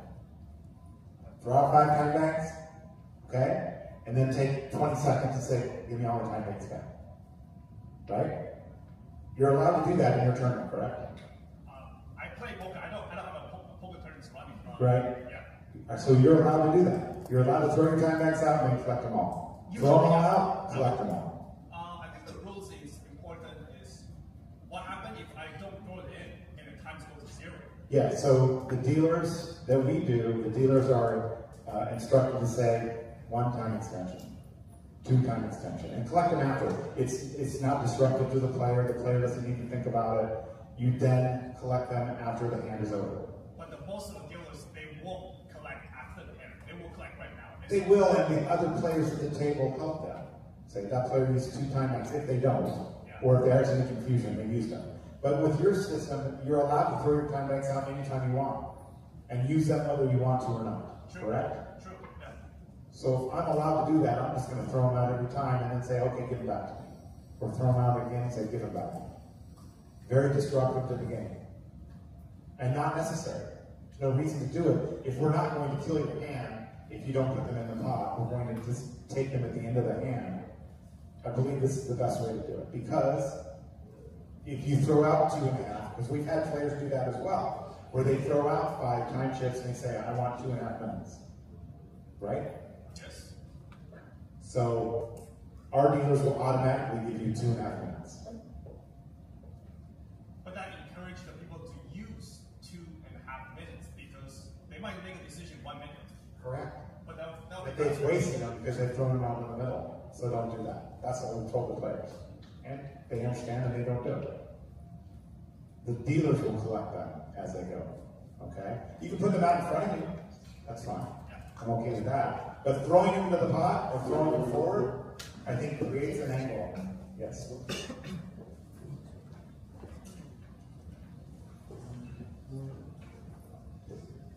I was just thinking for consistency's sake, maybe it's better to consider it like chips, sort of like what Matt's saying, if it's thrown in there used, or if you throw chips into the middle of the table, it's part of your bet. So if you're going to throw those time bags in, it's probably part of your bet.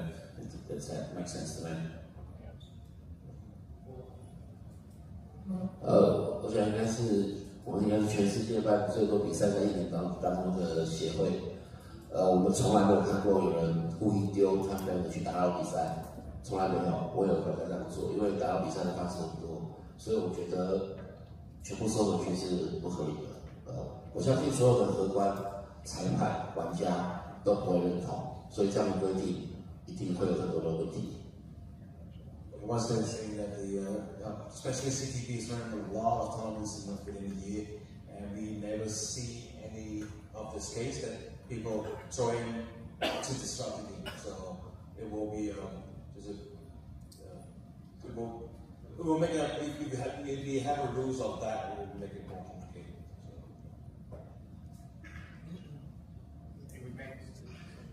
If we have like if the players throw in all the time banks and the cards that all uses up, that will be making a problem with that rules. I think if you announce that before when you start putting those blocks in play, it's understandable. You say, don't throw them out. The dealers will collect them. I think what 7 means is like it's going to see. I know you haven't seen it. There's actually a lot of things that are coming that come from the United States that are angles that you haven't seen them yet, but you will. Similar to other issues, it kind of comes like a wave, right? You don't see these things, but if somebody starts to do it and it's seen maybe on a live stream or something like that, you're going to start to see that issue.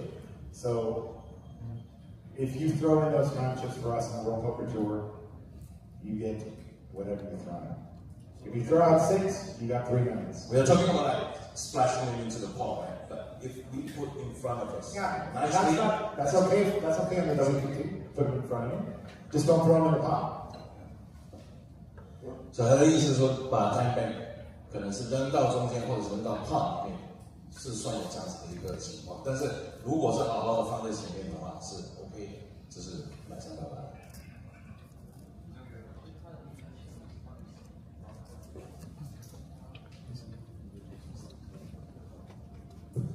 My name is Rostan, but the situation now is about not that much current player knows the rules so well. So how can we let them know the rule of if they draw their own time base, we'll let them know?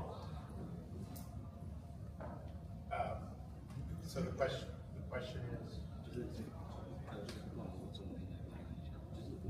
question is how will the players know? Yeah, I mean, basically, when we... I'm speaking questions.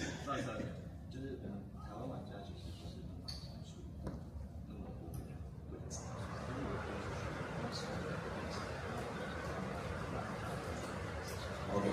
What I mean is like most of the time players, and you are from Taiwan, so most of the time players don't know about the rules. Like if they're splashing the time banks into the pot, and it will be kind of like using it all. How do we let them know? How do we let them know the rules that you are going to have to use it up if you press it into the pot? So when we have events, like I just had an event at the Venetian in Las Vegas last week, and this came up because we have an international field. A lot of players are from international countries, and there are different rules. And this is again why the TDA I feel is so important. Is that if we can get everybody to agree to do the same way, whether you like it or not, or whether I like it or not, it's better for the players. So that when they go from tournament to tournament, venue to venue, the rules are the same. This one is very far away from being standard, right? But if we can come to a solution where we can bring it to the TDA and say, all right, everybody in this room, if we can agree to do it this way, and even if you don't like it, can you live with it? Is it something that you're so stuck on that it has to be this way? Like if you knew the rule that you couldn't throw all those punches into the pot, or they would use time, you'd stop doing it, or players would stop doing it. So it would be to the players' benefit if it was done the same way everywhere you go. Because if I go and play the tournament down the street and I see somebody do that, but they take them all, or they don't, right? It's better for the entire industry, it's better for you as players if we're doing it the same way. So for us, what we do is we announce it over the speaker, and then if I'm at the event, I'll go table by table and say, does anybody have any issues or not understand the rules? I want to explain to you that this is one nuance of our rule. that we have, if you throw all those time banks into the pot, they will account for all your time. They're like, no, that's not the way they do it over there. I said, okay, but that's the way we do it here. And it's better for those players to understand that that's the reason. The dealers will collect them. They do not have to throw those into the pot. And again, with more and more venues going to clocks, and I believe that all of the major tournaments will be using clocks at some point, hopefully soon, but I believe by next summer everybody will be doing that. So there are going to be rules and procedures like this that I would like to get standardized. So it's one of those things that, well, I prefer the way they do it over here, or I prefer the way they do it over there. I prefer that everybody does it the same. Now, if you guys can convince me that that's a better rule, and that's a better way to do it, I will bring it to the TDA. I've changed my opinion on big blind ante, that the big blind will come first versus ante first, even though I still believe that I didn't change my opinion. Ante first or big blind ante is the correct way to do it, and the way we should do it. But since enough people and such, the Poker Stars was doing it this way, I know. 7 years. Poker Stars was doing it big blind first. I think the APT was doing big blind first. But the WPF was doing big blind first. So us on the WPT, we agreed to go to big blind first, even though I still know, and I'm correct in saying ante-first is the correct way to do it. It's 100% correct. That's the way it should be. But he happily accepted it and has moved on. I did not happily accept it, but I did do it for the interest of the players. Okay? So this is another one of those nuances that something that is going to be coming up, and I think it should be done the same way. And if you could live with it being that way, I think this is the better way to do it. Understanding that you could live with it, right? If you knew that was the rule, you would stop doing it. Okay. So that is what TDA does. We try and get everybody to do the same things for the interest of the players. Hi, I'm CJ. I'm from Taiwan. I play a lot of tournaments. Okay. I'm playing. I'm not TD. As for the use of time ban, I've never seen any problem here in Taiwan that you just mentioned, and I've never seen people splash their time ban. My tournament do it. And abuse the system to angle. I've never seen that. Okay. So what we do now is that we don't want to be distracted by the clock. So I buy time ban, I just put it here, and for the dealer to collect, whether you say it's a splash or it's put in the pot, I just put it in front of me. That's right. I'm okay with that, and I'm not taking it. And sometimes I just do this. And you can say that I'm splashing the chips, and then I'm putting in the pot. So if you try to standardize it, it might create more complexity. We've had players that throw out 2, right? Or we've had players that throw out, or before they've learned. So there's a fine line. They throw out 5, right? Who's going to define that? Or who's going to say that you're putting it in front of you? Or yeah. I mean, we have all the dealers and we have all the TDs in our tournaments. There's so many things to do. So what I'm saying is, in what works well now, let's keep it work that way. We don't need to really try to standardize it by doing something differently. Okay. Especially in here, in Taiwan as a player, I don't see the problem you just mentioned. Maybe it will be a new problem, but by standardizing it, might create more complexity to our current system. We have WPT Taiwan coming up and be in this room in 2 weeks. You're all invited to come and play. Yeah. If you throw those chips into the pot in WPT Taiwan, they will be in play as 5. So, well, maybe you can think twice before you bring that. So just put them in front of you. It's fine. Okay. And I have another topic I try to bring on following the clock is the intentional stalling during the ICM sensitive time. I'm not sure whether you're going to talk about it or not. Well, that's part of this. Yeah, okay. So what I see is that during the ICM sensitive time, before bubble, or there's a big jump, often we see pros, especially pros or regulars, they leave one chip behind. It's on us. And it's coming up. Especially in Taiwan and East society, people at the table, they don't call the clock. But there's not a clock in play at that time? No. Usually we see even in side events mostly. In main event or high roller, we do implement the time bank. But I would say 70 or 80% of the tournaments, we don't have time bank. So pros, regulars try to explore that system. Right, the amateur players will learn the system, and we're going to talk about it. Okay. In depth. All I'm trying to say is cultural differences between Western and Eastern tournaments. There's no solution for it right now.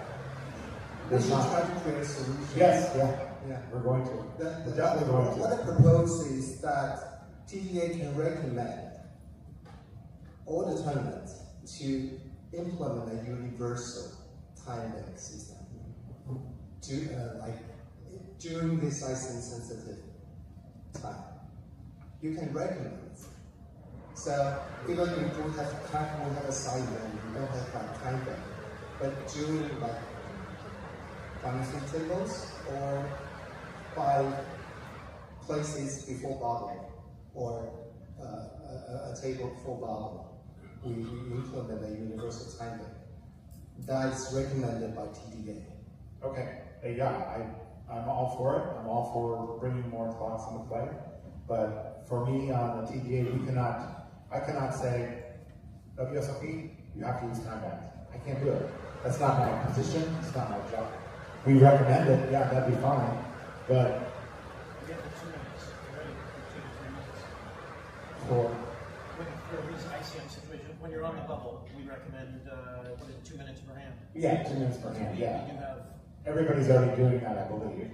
Using 2 minutes per hand, stopping the clock, that type of thing. That was TDA came over that years ago. But the one chip situation, which you may or may not have seen at this point, is coming. It's going to come to Asia. It's happening all the time, and the pros are leading the way on doing this. Because not only is the one chip leaving one chip behind, it's not only used as an angle, a way to stall, but it's also strategic.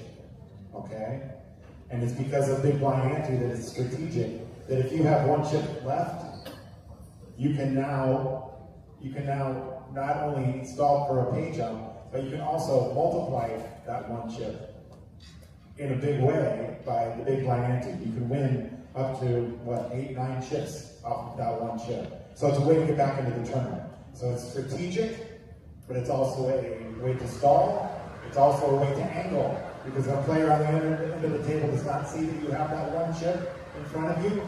They may turn their cards up. Maybe they have the nuts, and now you can just fold, and you still have your one chip. It happened. We have a video of it. We haven't got to it yet, but I want to go back to it later. Yeah, absolutely. All right. Don't bring it up yet. So.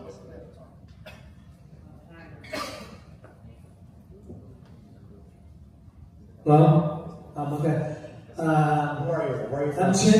I'm from Thailand. Yeah, representative of the WPF and APSA. I agree with you, Matt. And I know there's a cultural difference between the East and the West, but I do like I prefer that we have one standard, because I mean, even though poker hasn't been as exposed in the East as much as it is as it has been in the West, so once it starts becoming more popular and available, there's going to be more people coming in and angle shoot, and I think this is what Matt is trying to. This is why the standard is good to prevent these things. Because I hate it also when I go to different places and they have different rules, and so I am for. I think we should try to be more open to prevent angle shooting, even though it hasn't started yet. But I think that's what I want to say. So.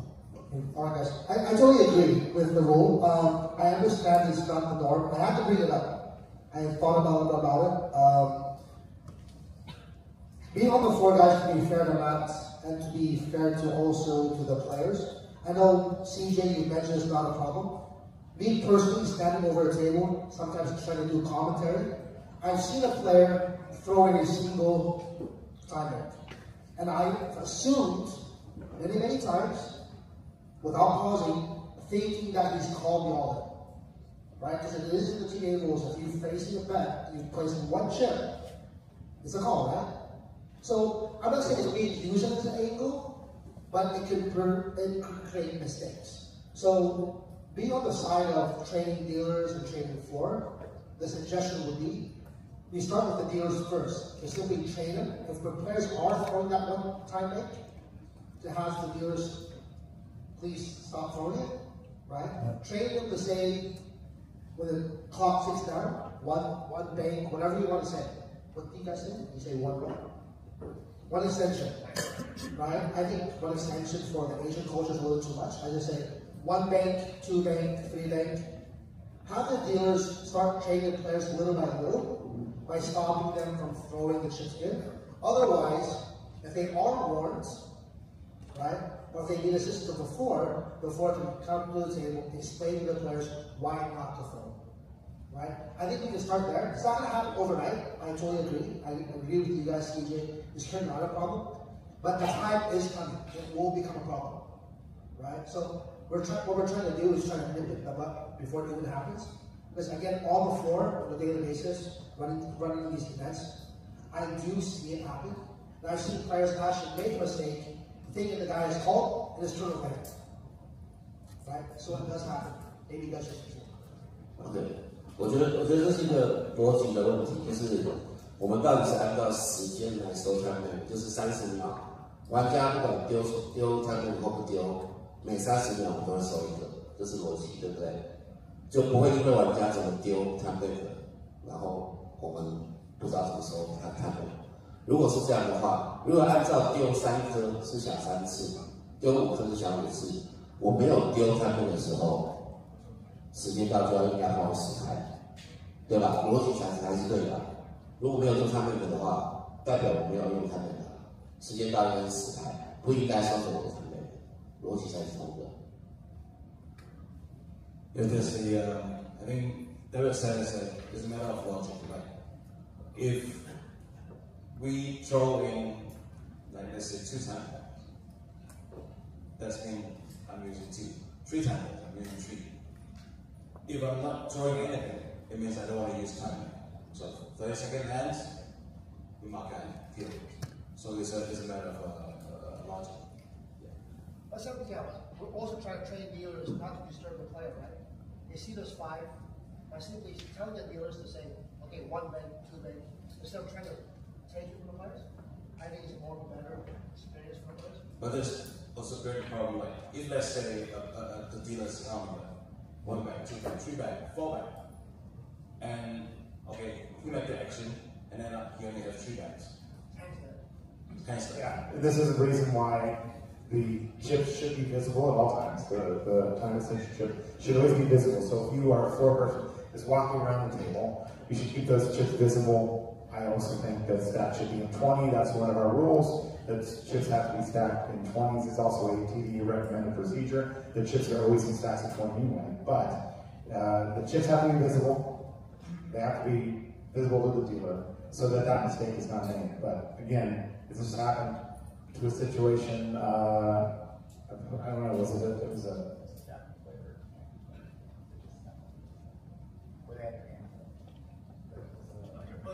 Japanese the World Series. Yeah, Ireland. I think Nobu, speak up. What happened? I know. Nobody wasn't here last year. All in, right? You know the situation. The situation was a player from Japan went to the table, and he did not know that the player in front of him was all in and that the action was on that player. Yeah, and so what happened was he just sat there and he wasn't reacting. He had a good hand. He had a hand that he would have called the all in, but he did not realize that the action was on him. To me, that's the player's fault. But the dealer was not saying anything because there was no announcement of 1 time extension, 2 time extension, whatever. So the player just sat there and didn't make a move, and then they said your hand is dead because I didn't know the action was on me. Okay? So he didn't know the action was on him, but his hand was ruled dead. And by the rule, it should have been ruled dead. Unfortunate situation where the player would have called and eliminated the other player, but because he wasn't paying attention or didn't know that the other player was all in, the hand was killed. To be fair, as we understand it, the other player's chips were counted, an all-in button was placed in front of that player. Like, while there was a language barrier, 100%, the operation, the only thing you could potentially have done is have the dealer saying 1 extension, 2 extension. Everybody at the table is looking at the guy, as I understand it. The chips have been counted, there's an all-in, and unfortunately he just didn't know it was on him. Yeah, it's a situation that could come up, and that hasn't happened very often, what I've seen. But again, having those players have those chips visible, and also another thing is to have them different size. If you have your time-sensitive chips, which is the same size as a chip, this is when issues can arise because somebody will throw out one chip and it looks like a call. The other player may turn over his cards, and they've given away their hand when they're in the situation. So again, my suggestion and the TDA suggestion is to have those as a different size, different color than the standard chips that are at the table. I know that a lot of those situations it's cost.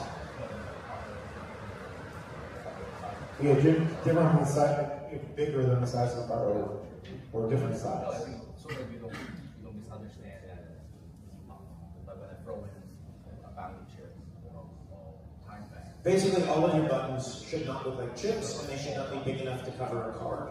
Just 1 second. Before you guys are getting the real Vegas experience, before we went down this rabbit hole for 30 minutes, just about the clocks, because APT is going to make an adjustment, so I had to research this. For anybody who's curious, the WBT is doing 15 pre, so is Toby and Poker Stars. On the EPT, they're doing 15. Poker Go and Triton are doing 20, and for the few events that World Series does have a clock, they're doing 30. Everybody else is doing 30 post, with the exception of Triton, who does 25 on the flop. For APT, we're likely, and that's been officially confirmed, we're likely to go 20 pre and 30 post. For tournaments that are 20 minutes or longer, we have much shorter clocks for the tournaments that are 15 minutes or shorter, because you just can't get this length of time. But so anyone who's curious, that's what all of the other operators are doing. Oh, we had somebody. Oh, did he not? Oh. Hi guys. Dave from Philippines, so I'm a regular player in the Asian circuit for 12 years, and I'm hosting some small games and events as well in Cambodia. I actually agree with David and at the back, because I'm just sharing this as players' point of view, okay? From online perspective and live as well. Because for us, time back is really important. If you see some of my final table, TV table, I don't have time back most of the time. Lloyd knows that. I run out time back every time. Even the last stream at 6 men, I couldn't decide. And I ran out of time back. It was my first time playing TLT. So I was in a big spot. The point is,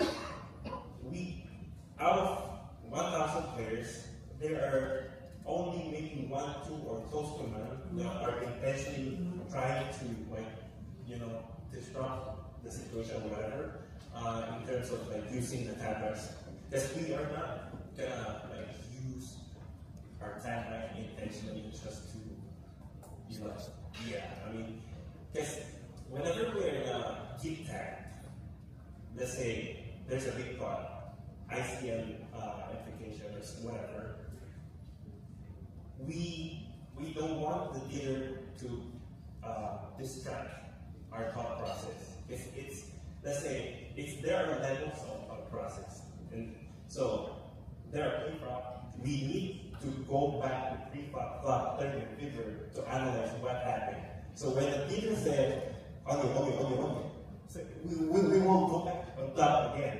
That's why we don't need the dealer to remind us that you only have 5 seconds, 1 time back, 2 time back, etc. So we use that So the dealer won't need to mention how many timelines left or whatever seconds left, right? So I think none of the players in CTP are doing this intentionally just to stretch or whatever or exploit. No, that's to Matt's point. You guys are all correct. I'm not seeing it. It's not happening in Asia yet. What I assume will happen is we'll discuss it next year in Vegas. It will potentially become a recommended procedure to tell to tell the dealers that if people are tossing 6 of them in the middle of the pot, not to do that because they can influence action. They can all. The notion of it becoming a rule is 3 to 4 to 5 years away, which is at that point it could be a problem in Asia at that point. But for now, it's not a problem anyway. I certainly wouldn't change the agency rule for that. I would probably just tell the dealers, hey, if you see somebody splashing them, because I've never seen it, I would say just tell them to push it back. So I don't think I know a couple of the players who have that. It's not going to be a rule, certainly not going to be a rule for us anytime soon, because I don't see it as a problem here in Asia yet. But you can fix it now. So the other thing is, sorry, to the point that was made, I think it was you or you back there, the point, you can cause the problem by bringing up a solution if it doesn't exist. That's what I would be afraid of. Having to explain a rule in 7 or 8 or 9 different languages to people who aren't breaking that rule, to me, creates a little bit more of a problem. But also, I don't know that we spent like 45 minutes on this specific one.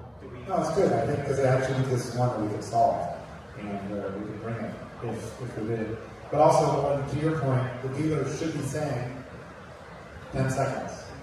So that could be breaking your thought process too. We have our dealers announce 10 seconds when there's 10 seconds left on the clock. Not at the 15-second level, but at the 20 and 30-second level. The dealer will then announce 10 seconds, right? So that could again break your process of all the decisions you're making. So would you not want the dealers to say 10 seconds? That's when we use, we spread all the time back. So Spread them fine. Don't throw them in the pot. I'm okay with spreading them. Don't throw them in the pot. There's a difference. But you would only want the 10 seconds when it was the final 10 seconds. You don't care if it's the 40 button, the 30 button. No, because the players always want to know if they're about to use one at a time. You're not specific. Yeah, Okay, I'm okay with you spreading in front of you. I just don't want you throwing it in the pot. And then asking for 3 back and asking for 2 back, or saying I didn't use all and give it back at once. And you're asking the dealer to pay attention to that too. Yes, as players, we actually don't care how many time banks we need to use. We just want the right decision. And Neil is, I agree with Neil, we only care about the last 10 seconds that we have left. Right? Our players care about using time back. They want to save them if they can. So they want to know if they're about to use one. Yeah, because we are more concerned of what we need to do rather than how many time banks we have left as a player. True. And I love professional players, but I care a lot more about recreational players. So I'd rather do what they prefer, to be honest. I love professional players. But we love recreational players. I have more. The TDA is because of professional. Yeah, exactly. For some reason, that makes sense. Yeah. We actually have Kenny Holler who made the final table. He's on our TDA board, so. Made the final table for the second time. Yeah. Oh, Smith.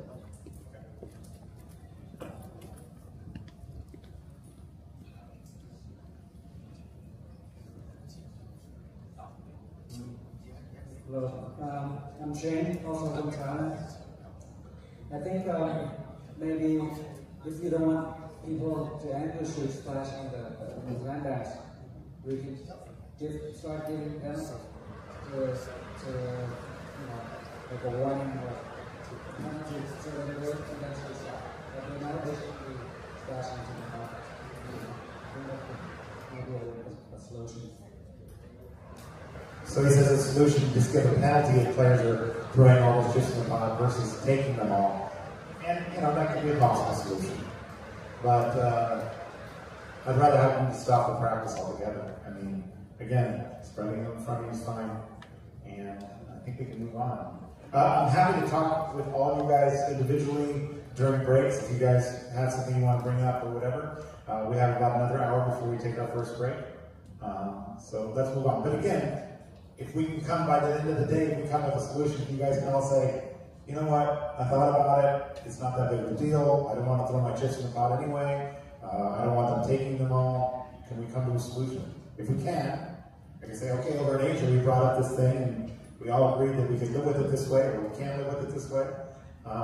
Because if some of you, I would hope, will come to Las Vegas next year for the summit and give your opinion of what you think a lot of these things are. But like I said, if we can come up with something in this room today that we can bring to the TDA that's not currently in there, you guys can set the rules for the future, right? We decided this in Asia, and we think this is the best way to do it, and people in the room will respect that next year in Las Vegas. All right, what do we got next? Okay, so new topic. I think this question came by way of Japan. So just asking about what constitutes a fold, basically, you know. So I think the several scenarios I mentioned were, let's say, at the showdown, you know, two players went to showdown, and then one player thought, I lost, but then throw his cards slightly in front of him, but not in a muck. We also talk about, you know, whether or not there's a muck, by the way, but basically what happened is the player throw the hand slightly in front of him, but it's clearly identifiable, but then realize, oh shit, I made a one card flush or something, right? So I think, yeah, that's where the question came from. Just a show of hands. Who plays by forward motion? You have a hand like this, and you're throwing your hand forward. Who thinks that hand is dead? 所以这个就是所谓的 forward motion， 就是意思就是说，是如果你把你的卡往前推，还是往前移动的话，就算是记牌。有些就觉得是。Sorry, can you define dead better? Like, did the dealer grab them and pull them forward, or are they still laying there? They're still laying there. Basically, a lot of dealers will not throw hands, right? We have many of these dealers, they see a hand go forward, they start pushing the pot this way instead of taking it away, correct? Right? Bad procedure, but it happens a lot. We all know that, right? Dealers are moving too fast, a player throws their hand away and starts pushing the pot. Now, in a lot of spots, a player sometimes, not in a lot of spots, very rarely, a player may throw their hand away thinking that they've won the pot, right? They made a bet, this guy's bucked, they didn't know that somebody's still in action, whatever, right? So the question is, again, when a player passes their hand forward, toward the buck or toward the center of the table, who thinks that hand is dead? I think it should be dead. I feel man. So I feel people think this.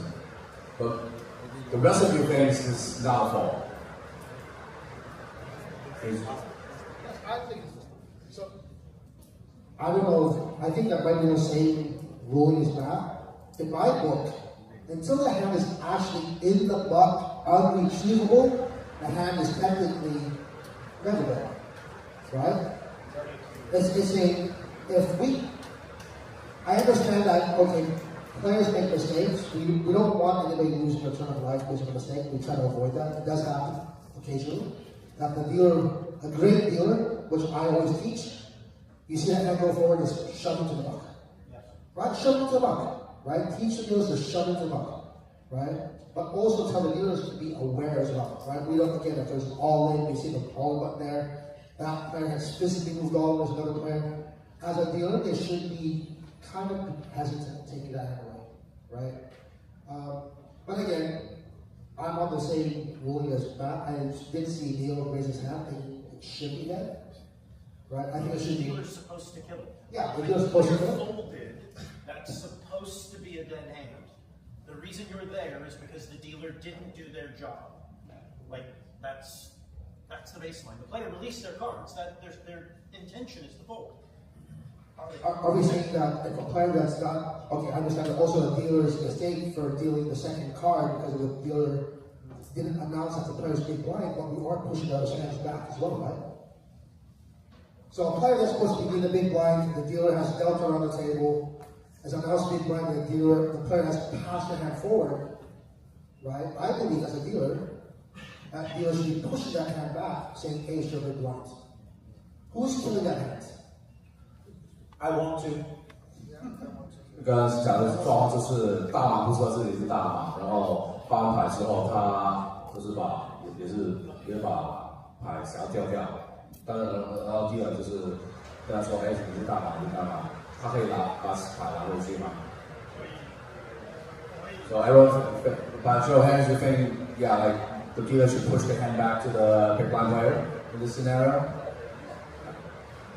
Yeah, and I'm on the same boat with you guys. Again, I believe it's player service, and just being courtesy to the player. But again, this is a dealer error, right? Dealers need to be taught to not deal that second card until the big blind is out. I know the dealers are, again, it's one of those things, like one of the procedures is not mucking hands. So, again, going back to the topic of this particular, the definition in my book of a fold, again, the hand has to be inside the muck and bury it. And the only way we can proceed with this rule and make this clear and cut is to actually train our dealers to take those hands away. Sorry, just one thing real quick to add to that. The training should be even easier now because the dealer shouldn't be dealing, period, without ante. That was always the thing. You weren't allowed to deal until you got an ante from every player. Now you only need an ante from one player, and it's the same player who's supposed to be giving you the big blind. So the chance of that person giving you the ante but not putting the big blind out should be significantly lower. But yeah, every dealer should be trained to basically sit there with that second card in front of the big blind, and you're not giving it until you get that one. What happens is the player just throws out the big blind thinking that they're putting a big blind. Then the dealer creeps in for the ante, and so there's an empty spot out in front of that player. But the dealer, by the time they get to that second time around, or third time around, they should be saying, please put out your big blind. But that's already a TDA rule. There's not anything really here that's new. Just want to make sure that, in my opinion, you shouldn't be killing hands. If at all possible, you shouldn't be killing somebody's hands. All right? It's a big ruling. The World Series is over that I disagree with, where a hand was killed. I don't know if you guys watched it or not, but it's a situation where, especially in situations where a player has called a bet, if they can retrieve that hand and it's identifiable and retrievable, they should be doing so. It's already in the TDA rules, so that's not even up for debate at this point. Yeah, I agree with Neil about collecting the ante first before doing the card out. A lot of dealers in Asia, when I notice, like when they dealing, there's a lot of new hands. There's a deal first before they collect the ante. It's like no problem. So I was like train your dealer about like collect the ante first before you start pitching the card to the new hands. Before you cut the cards. Yeah, to be clear, a lot of this stuff, guys, and a lot of the things you come across are all procedural. I think most people know that. It's the same. You get to a table and there's a problem with the main pot, but the second pot hasn't been awarded yet. And it's like, but we shouldn't even be talking about the main pot, because if the dealer followed procedure, they would have done the side pot, and then a hand would have been filled and we would have moved to the main pot.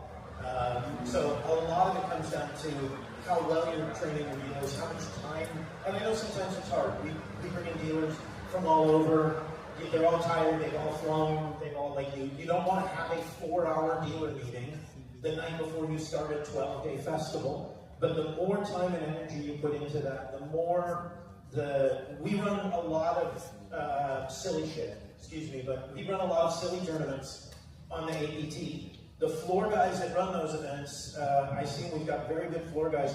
They grab those dealers, even our DCs do it sometimes, to make sure the dealer knows what they're dealing. You're dealing Super Hold'em, or you're dealing Deuces Wild, or you're dealing something with 2 boards, or 3 boards, or, the 10 extra minutes you spend with that saves you 2 floor rulings down the line because the dealer made a mistake. So a lot of the things we talk about can be fixed if the dealers, let's face it, when you go to a table, it's because of one of 2 things. The dealer made a mistake, or a player made a mistake. So the best, we can only fix 1/10 of that equation. We can only fix the dealer, not the 9 people in the other seats. But that solves a lot of these things. Even to Lloyd's example, if the dealer is killing hands in turn, before the last thing they should be doing is pushing the pot. So if you get dealers firing the pot out first, you have a dealer error, you have a training error. So yeah, on that, if you got to that spot and the player in the big blind, I wasn't listening to you, sorry. If the player pushes that, if the player starts to fold, are you getting that hand back? I don't want to. But You don't want to get the hand back. But the courtesy that most tournaments are doing is they're pushing it back. Pushing it back, yeah. I think it's a related. The second point is actually a related question, right? Like, are players allowed to fold when they could have checked? Like, for example, like they fold to the small blind to complete, and the big blind.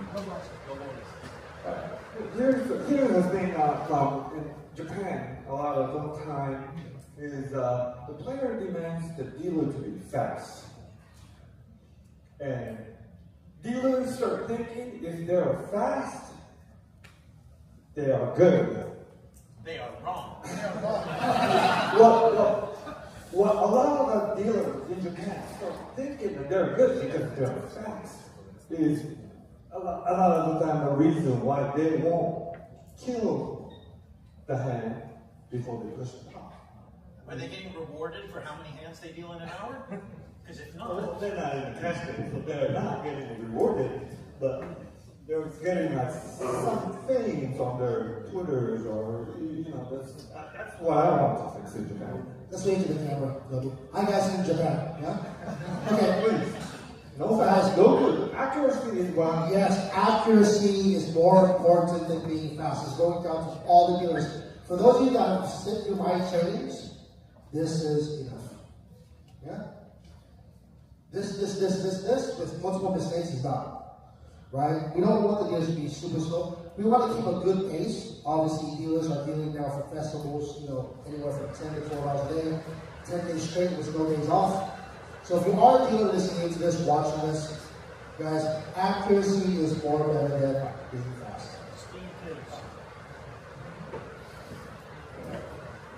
So, by the way, going back to the second point, let's go over this real quick.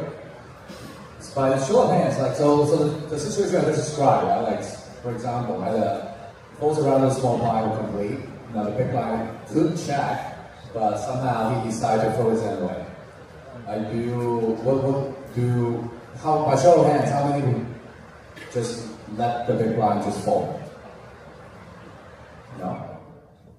You do just let them fall. How many of you would actually give big blind his hand back and tell him that he could have checked? I'm not giving it back. Okay. How about a multi-way pot, like post flop, so 3 players, the first player check, the second player just throw his hand away. Is that allowed, or do you give the hand back?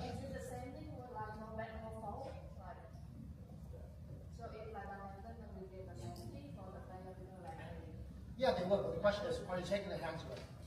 Are you taking the hands away, and should it be allowed? Like 3-way, like multi-way pot, obviously that influence the action. That to me is the big thing, the influencing the action. There is a rule, I don't remember the number, I gotta Google it real quick, but there is a rule that basically says when you're not facing action, you're not allowed to fold. I believe it I think every rule says may be penalized, so that then becomes up to your discretion. But if we're 3 ways, and I check and Lloyd folds, now Ray is a lot more likely to bet to try and take the hand off me than he would if he thought he had 2 people coming behind him. So, to me, you're influencing the action, you're causing that. Do I give a penalty?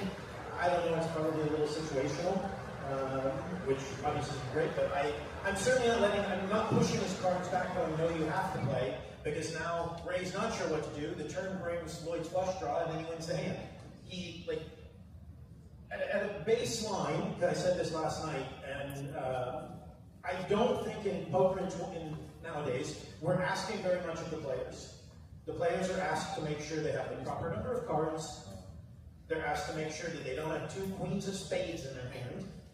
And they're asked to make sure they turn them over at the end. Pretty much everything else is being controlled by a dealer. We're not, to make sure that you act in turn, to make sure that you don't do, like, we're not asking very much from players in those circumstances to me. So if a player does make that error, I don't want to give them their hand back. The way I was trained as a dealer, if the cards come forward, they go in the knock, and then you call it forward, so it's sorted out. It's a little old school, but I'm an old school poker dealer. And so I don't want to give them back in its name. I understand some people will. To what we said earlier, I'm not saying that's wrong, I'm not saying it's right. I'm saying, me personally, I want to take those cards in, and then, depending on the scenario, like if all of a sudden Ray now shoves on me because Lloyd did that, as me, I want to see Lloyd get a penalty. I had a draw that I wanted, I mean, there's all those scenarios. So the guy who screws up that action, I do want a consequence as a player. Yeah, as some people are touching this, guys, as a guy who trains a lot of here in Asia, when there's floors and dealers, especially dealers, we want to simplify it. CJ mentioned a little while ago, simplify everything else, the training for the dealers, try to add. It's really simple. Teach your dealers and players do pass the hands forward to simply there. I know it's kind of going against my word. Again, if it's a player all in, I don't believe that dealers should be too fast in taking that away. They shouldn't. Because the players do overlook it. I understand it's a player's mistake. It's a undercall rule. They're going to get those chips back.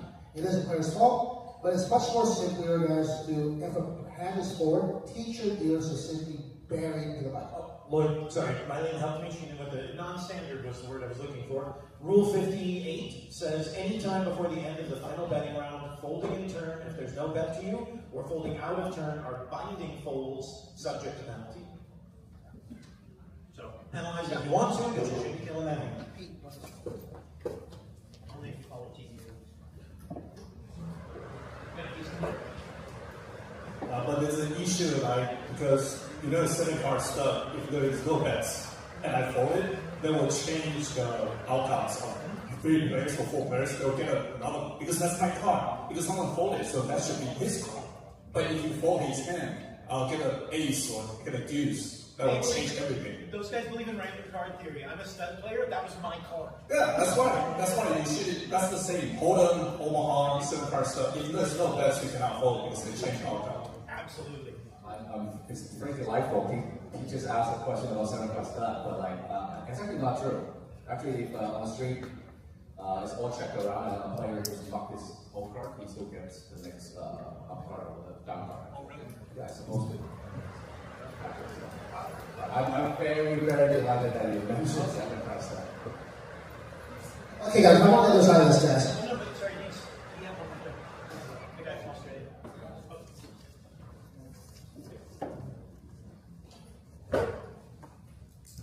Sorry, you were just mentioning that it's a fold and then there's a punishment, right? But I guess going back to the question of what constitutes a fold is putting it forward a fold in your books. That's a definition of fold. If I'm in the box, you push that forward, those cards they're gone. If we don't have to worry on that, so if we say that's not a fold, I still do a punishment, but I would suggest that just putting the cards forward isn't necessarily going to be a fold. Yeah, that's what I'm saying. No, so that's a fold. That's the definition, that's the question, not the outcome. The outcome I agree with, but yeah, it's where we're saying on that. Yeah, as a floor, right? Again, I've told the dealers to take the chance away better. But as a floor, making a ruling, coming to a table, if the hand is there and it's not in the bucket barrier, it's live. It's really simple, right? A player's overlooked, he's passed his hand forward, he didn't see a bet. It is going to be live. The golden rule as a floor, I think Matt's on the same page as me, if the hand is still retrievable, it's live, right? Now, I hate to say it's dependent, yeah, but a guy shows you a hand, right? It's a bet situation. The guy hasn't called yet, and he's passed his hand forward. And now that pass forward has caused this guy to show his hand. That I may rule as a fold. But again, it's TD discretionary at that point. I believe is an angle shoot. If a guy ends up showing a bluff because a guy has any reactions that create another reaction, I believe goes to rule number one as a TD. Right? But again, the gold standard should be if the hand is live, what determines is live? It's not the bluff player. The difference on that is if the player says the word fold. They say fold, then hand is done. Right? So, I guess a TD rule, I don't know if we're talking about it that much, but yeah, I do believe that as long as it's retrievable, identifiable, it's okay. Even if I were to show Ray my hand and he goes, hey, wait, you have a straight, right? I'm still not counting that hand. I'm letting him show the straight, but I'm going to give Ray that way for getting involved in something that wasn't his. Okay. I always want the best hand in a call pot to win the hand. And there are some players who feel that that's not true. There are other pros out there that say, hey, no, I should win the pot because he didn't see his cards until he threw them forward. But in my opinion, if you've called the pot, you deserve to win the pot. If the cards were shown. If the cards were shown at any point, correct. Yeah. Cards are a card. So I think this is pretty well established rules. Just want to get everyone on the same page. Sorry, Ray, just real quick, two slides back, did we touch on change the number of hands at the final table? Oh, no, we did not. We'll get back to it. We'll do it later? Okay, new topic. I think this is also came by way of it's about the set procedures. I don't think we have a standard procedure, but I think it's fairly straightforward. How do you draw for a button? Like for example, at start. Like how many of you would draw? You have multiple tables. You have multiple. First of all, so everyone high card for the button. 在比赛开始的时候，你high card the button. So my first question is, so if you have multiple tables at start, do you deal the button? One table. From one table and then use it for all the other table. So for example, I say, table 1, please deal the button, C5, and now to the entire tournament, C5 is the button. If anybody doesn't do that, we do have players or places that will just start it in one seed or the 9th seed every time, and I just think that that's bad because. Also, how many of you high card, like high card, if you have a 9-hand event, but at the beginning, none of the tables have 9 players, but how many high cards is the dealer supposed to deal? Is it every spot or every player? So number of seats? Number of seats 9? Anyone else not doing 9? Oh, that's one. In Japan. Okay, you're wrong, Japan. A lot of the brand is actually, they do it among the players that's sitting in the beginning. Physical players. Yeah, but what if your table is 5 and 6? Well, there was a question, right? They were drawing a question for 6 matches. There was an ace of spades came out on the 3rd card. There was argument with player in C3 and player in actual 3rd player on C5. Okay, let's tell Japan this question. Japan's wrong. I'm trying to correct this, as much as I can. Start of tournament or start of day for every tournament, would you do the same? Or would you do it for each tournament unique? Yeah, uniquely for each tournament, we do. Yeah, otherwise players can anticipate it, right? They shouldn't know ahead of time where's the button. Otherwise they get the assignment from the registration and they see, oh, I'm going to the first pick, but I need to take my seat time and walk over to my I think we have really good agreement. The new table. I think Matt does it for every new table as well, right? Okay.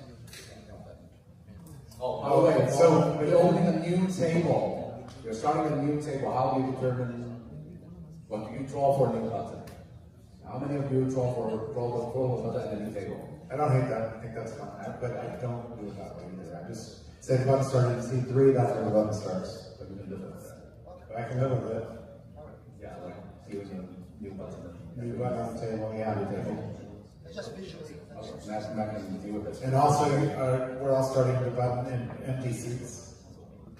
Or are you moving the button? So earlier we said, I think we're in agreement, high card, we do nine high cards for 9-hand event. So we're cool. We're starting the button on the NTC. 就是9人桌，但是没有9个玩家，但是我们 high card 9张，然后最后就是比如说5号位，然后5号位是一个空的座位，或者是大家 OK 嘛，就是把它在一个没有玩家的位置。Everyone okay? We're starting the button on the NTC. Everyone okay? This is a topic that almost everyone, well, majority of us have. Next topic. So this, well, apparently it's a problem from time to time. So there is a rule actually, Rule 50, Part B, Section B. Players must wait for clear bet amounts before acting. So basically, a player announces bet or raise, but takes a little time to announce or put forward the bet or raise amount. So it is a rule. So the player is like, so you're raising a bet or raise. We don't know the amount yet. You're supposed to wait. You can't just fold. Right? This is part of Rule 50B. But there's a question. Your letter to the editor. What's the best way to handle when the player is just dragging this out? Like that's a very long time to declare the amount. Like how many of you like let's think about this scenario. Like someone announced bet, and then you only put out the bet amount or announce the bet amount 20 seconds later.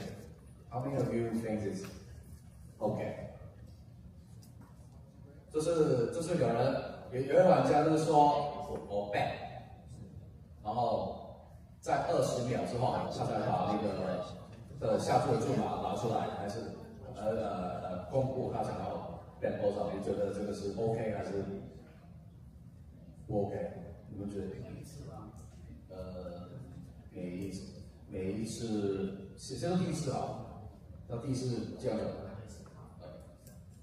So how many of you think it's really uncool to be doing so? Like you announce a bet or raise and waited, take a very long time to decide on the amount. How many of you think it's uncool? It's not okay.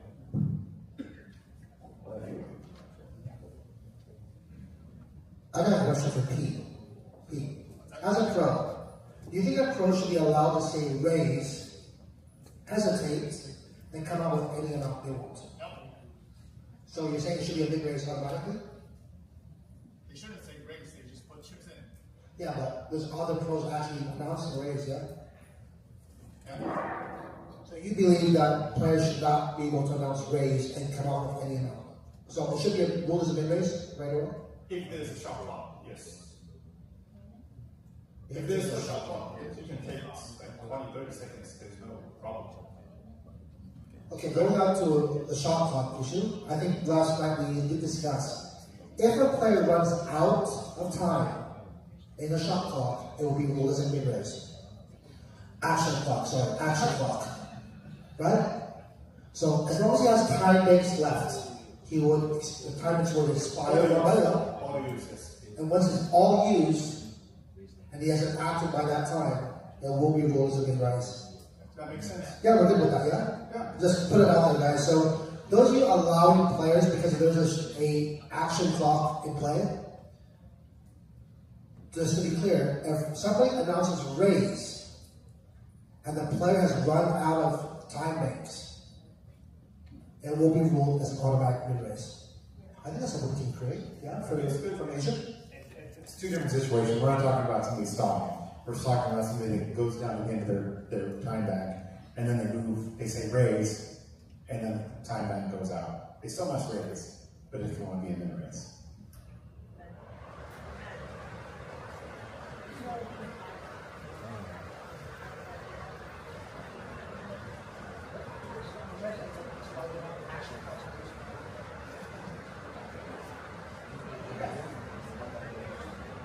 I think it makes sense because when people say raise, it takes a long time. Usually it happens in shot clock because they don't have time. So they say raise, I don't want my hand to be killed. That's why I say raise. But if it takes more than one time bank, of course you have to charge one time bank. It makes sense. Correct.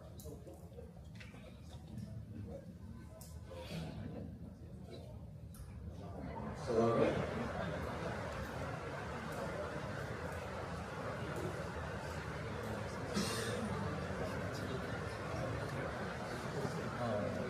Right. Nana is not going to translate for the Koreans. Ask the question. She just announced.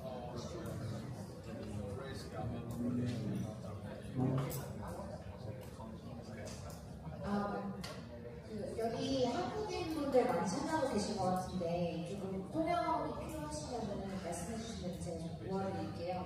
그래서 지금 웨이먼가 한국 통역이 필요하시면 손 들어주시면 번역하는 거 좀 도와줄 수 있도록 해드리겠다 하시거든요.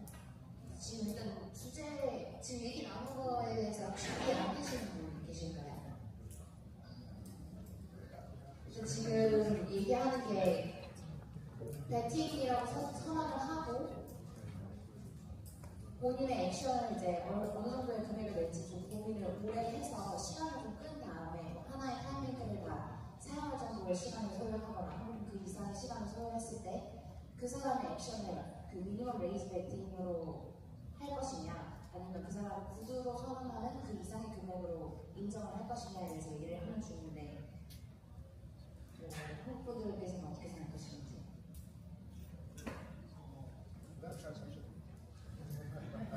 Can we have a translation, please? Oh, she's repeating. She was translating you. 감사합니다. My name is Mary.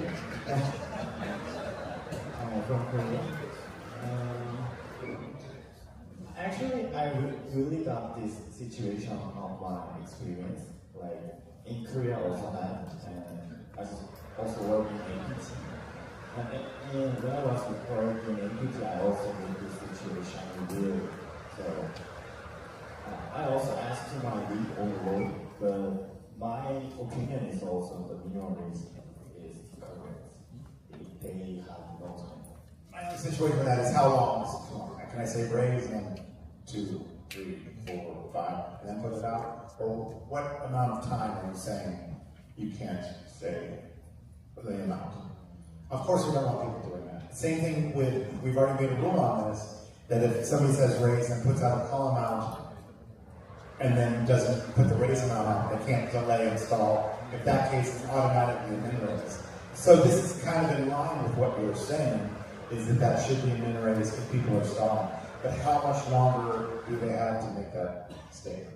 And it could be a couple seconds, I'm okay with that, but if somebody's waiting 30 seconds or using the whole time extension before they're making that amount, then I'm okay with it being min raised. But we should come up with some kind of arbitrary time amount.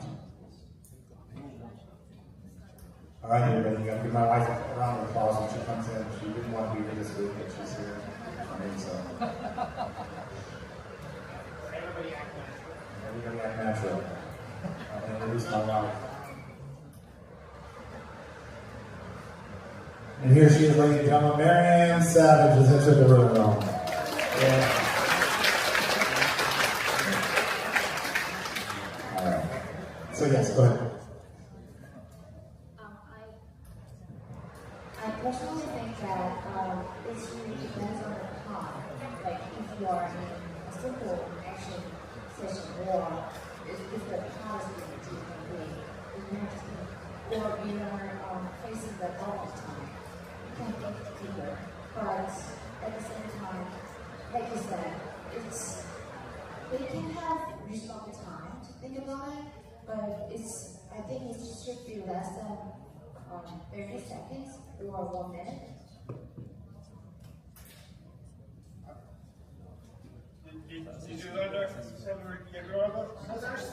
Did you learn that from Yagura brothers? My beer brothers? Diesel. Diesel? Oh. Because that's what they were saying very early. Okay.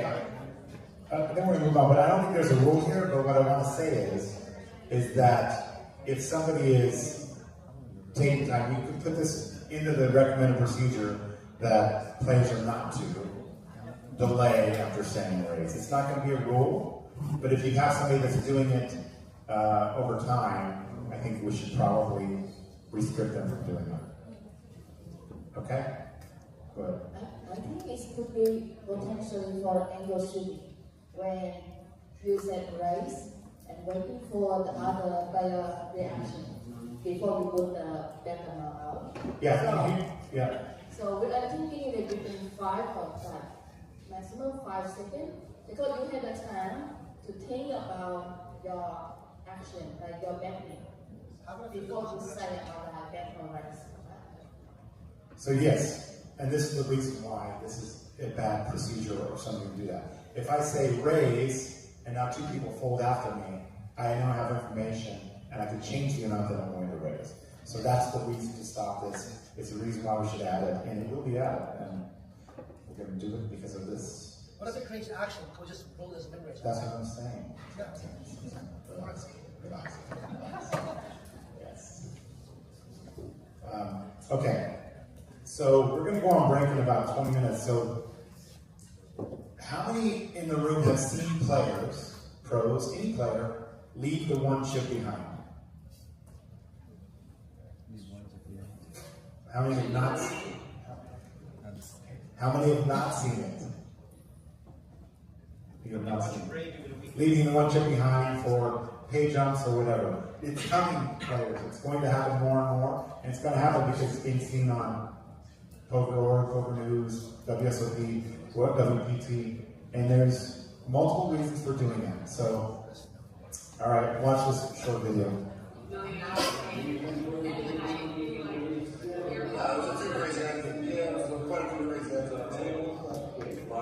guy was obvious trying to move up in spots, which is like, you know, as like I gotta go to block. I mean, I understand what he's doing, but also it's probably not fair for other people in the tournament. So I could do that, but like, it's okay. I mean, I understand what he's doing.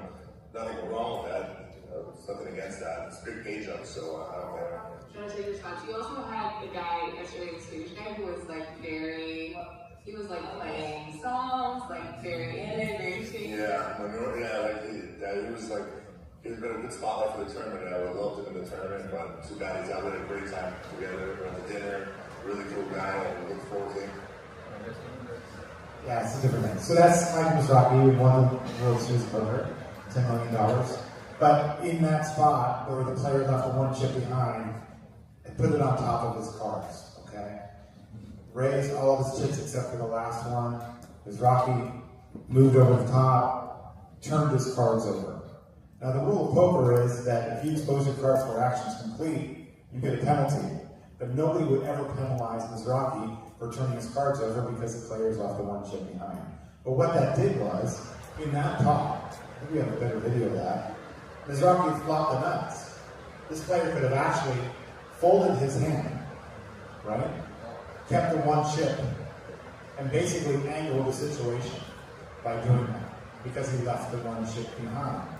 And you're going to see more and more pros doing this, leaving 1 chip behind, because you see he's got, Mizraki has 9-10, he swapped the 10-high straight with a flush redraw. And the other player, you'll see these cards. He has kings. Okay, so this is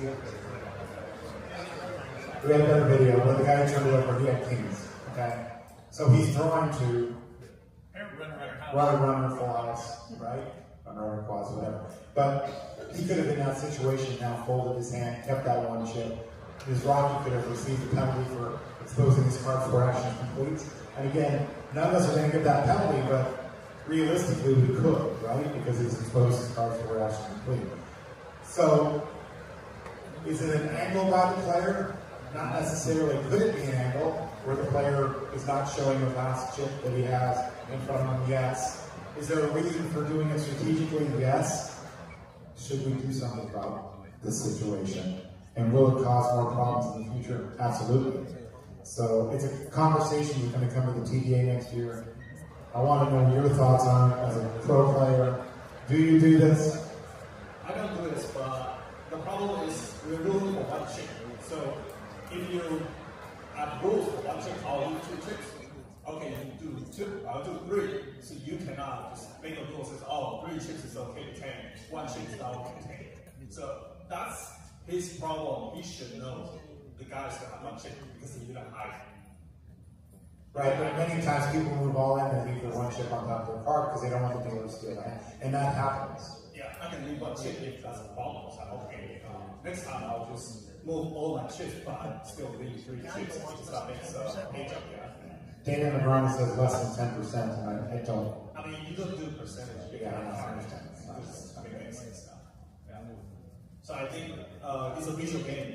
The players know, you need to know this player's all in or not. It's very difficult to see from one end of the side of the table to the other. If a player has 1 chip behind, while they're pushing them forward, the player's hand could be blocking that 1 chip. I think the dealer should throw the all-in button. That's the dealer's job. Many times the dealer does throw the all-in button because they don't see the chip themselves. Or they think that the player is all in. That also happens. True. I think the dealer needs to be confirmed that's all in, or if it's not all in, it's going to have 1 chip, 2 chips, whatever. But I think even See, look at this right here. You see the guy where Mizrachi's sitting. He's sitting right next to that player. He cannot even see that he has 1 chip. His hand is over the top of that chip. Yeah. So the dealer needs to confirm it's not all in. Yes, it's all in. Just in defense of that guy, though, if you see the shove, he didn't. After he put his chips in the middle is when he moved his hand. When he was shoving his chips in the middle, it was obvious. It's obvious 1 chip. Yeah, it's obvious there were chips on his cards. And Mizrachi called before the dealer could have done anything with an all-in button in this specific scenario. The very start. Right there. There you can see it. There's a chip inside there. There's 1 chip.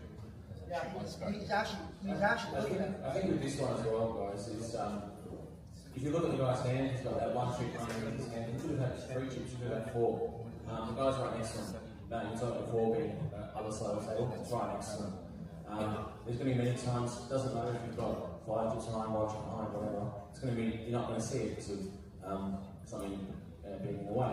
And also, how are you going to deal with it if it's, I've only got 2 chips on the other side of the table, I throw 1 in, it's a call, someone assumes it's an all-in, they turn over their cards. Someone mentioned that the dealer should not do it, but if the player's just telling you the cards over straight away, there's no real solution to it. It's just something that someone else said about the original game needs to be seen. All right, so here's another situation that was shown on Poker.org where I cast him left 1 chip behind.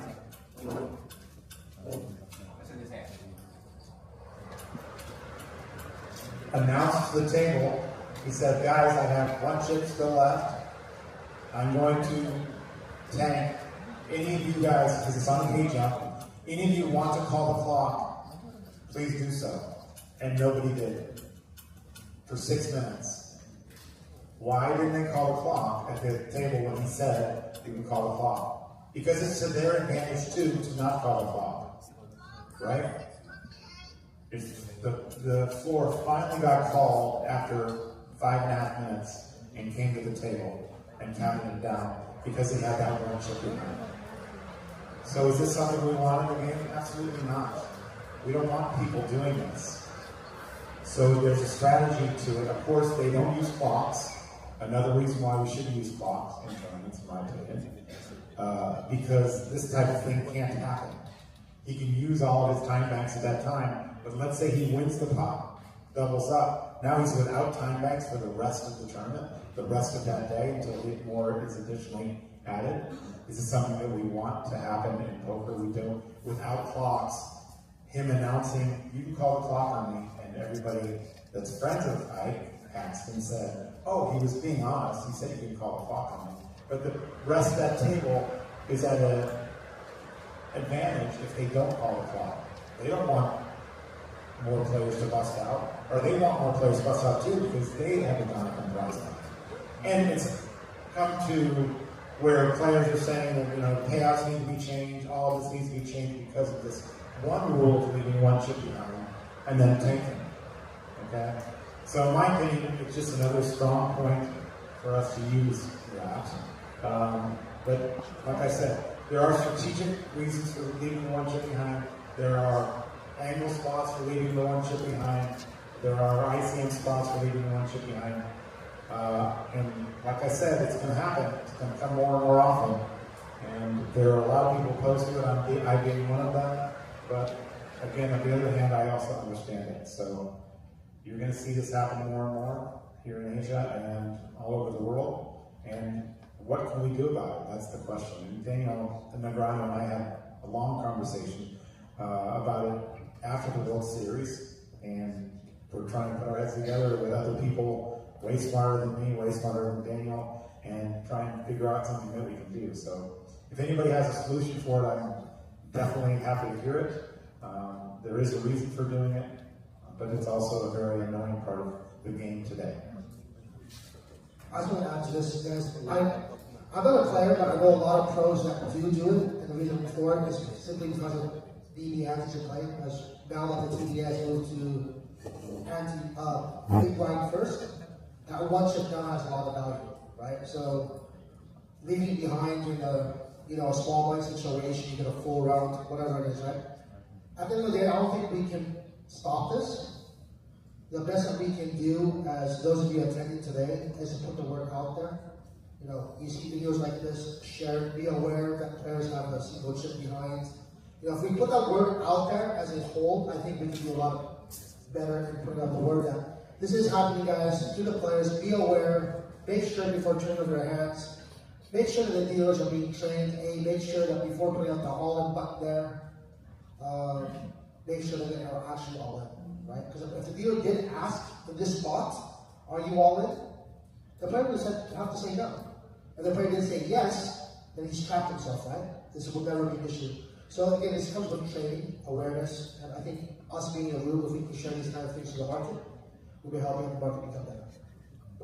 One thing that I have heard, and I actually agree with, is that the player that is doing this should have to announce I have one chip in hand. Again, what? You should have to announce it. What there's two chips, like you said. Or, three. yeah. I mean, that's... I understand, but I think in a specific situation of having one, you have to announce it. Like something that came in the chat, and something I was wondering, you could technically, you could say Ike's table was colluding. Technically. They all knew he was waiting. None of them did anything. You could argue that. But if you went as extreme as to say, I'm going to give the table an orbit penalty because you guys were colluding to defraud the players of the other tables, you just gave them what they got out of the 6-minute stall. Like the penalty is actually a reward. So, sorry. Yeah, I totally agree with you. I think that leaving one chip behind, people do that for different reasons. Or intentional stalling, I think it really kills the spirit of the game. Okay? Because you can argue that why don't you guys call time? But people just don't. The silent agreement can be out of fear of retaliation, or social pressure, especially in this society, or just we're friends, right?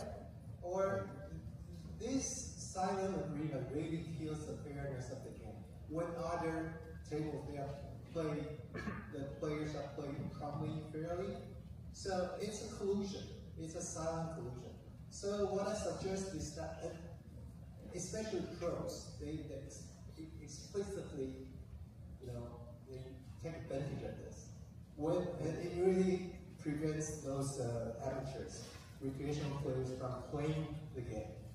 So I would suggest that the staff, the floor, are empowered to intervene when this situation happens. Because when you're stalling the game, it's obvious.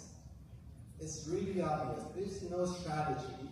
You are not taking over one, right? So it's really obvious. So I would like to see the floor comes in and intervene, and they're empowered to do so.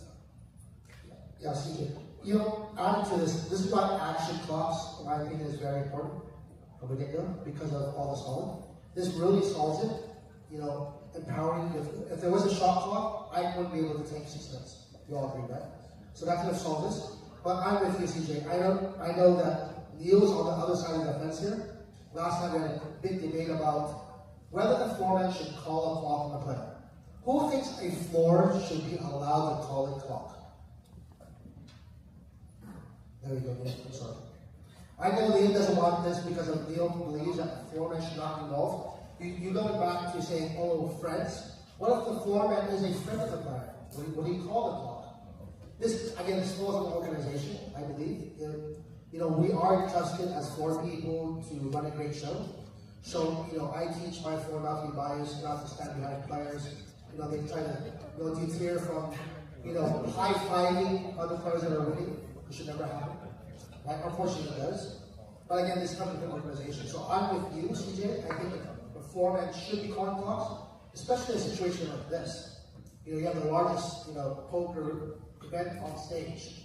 You know, they're in the money, they're deep into the money. Floormen should be on top of situations like this when they see it, right? Especially when the player says, hey, call a clock. 100%. I am not, we've been at that table calling the clock. I'm like, okay, Ike, you got 30 seconds out from here. He's asked for it, right? So floormen should. This is my opinion. Sorry. And on top of that, there are people out there, there's a wide range of people that think a dealer should be able to call a clock. I know. I disagree. No, to clarify, there's two different things.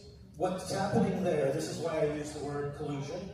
If I go walking, if I get called to a table by the dealer, or I happen to be standing there or whatever, and Ike has said, I am not putting my chip in until somebody clocks me. And that scenario, there's 400 or whatever, and the whole table basically says that nobody clocks it. To me, that table is colluding. That's different. But if you're standing there watching that, and Ike has taken 2, 3, 4, 5, Ike didn't say anything. You're saying that at 5 minutes, you've now decided, no, Ike's had enough time. Clock. Like that to me, the floor people tease with the referee. We go when there's a problem when the dealer's made a mistake or the player's made a mistake. This is, to me, it goes to bigger things. Like we were joking last night. I don't believe final tables should be rolled back. I lost that argument on the APT when I came over. The players made that tournament. You made a structure. Sometimes your final table might have 40 days, it might have 20 days, it might have 60 days. It plays how the players played it. When you go in and you decide, no, when we get to 9, everybody goes back to 30. The operator has now interfered with that tournament. In my personal opinion, this isn't speaking for anybody else. So the same, if I decide that Marianne needs a clock, that's a problem. How come I've never decided David needed a clock? Why am I, like in this specific Ike scenario, I could absolutely see somebody stepping in and saying this is collusion by the entire table, and we're stepping in and we're stopping this. But if Ike never said that, and we were watching a video of a floor at 6 minutes clocking Ike, this room would be having a completely different reaction to some random floor in the World Series, clocking one of the best players in the world in that tournament, because he decided to. Yeah, but you have one chip.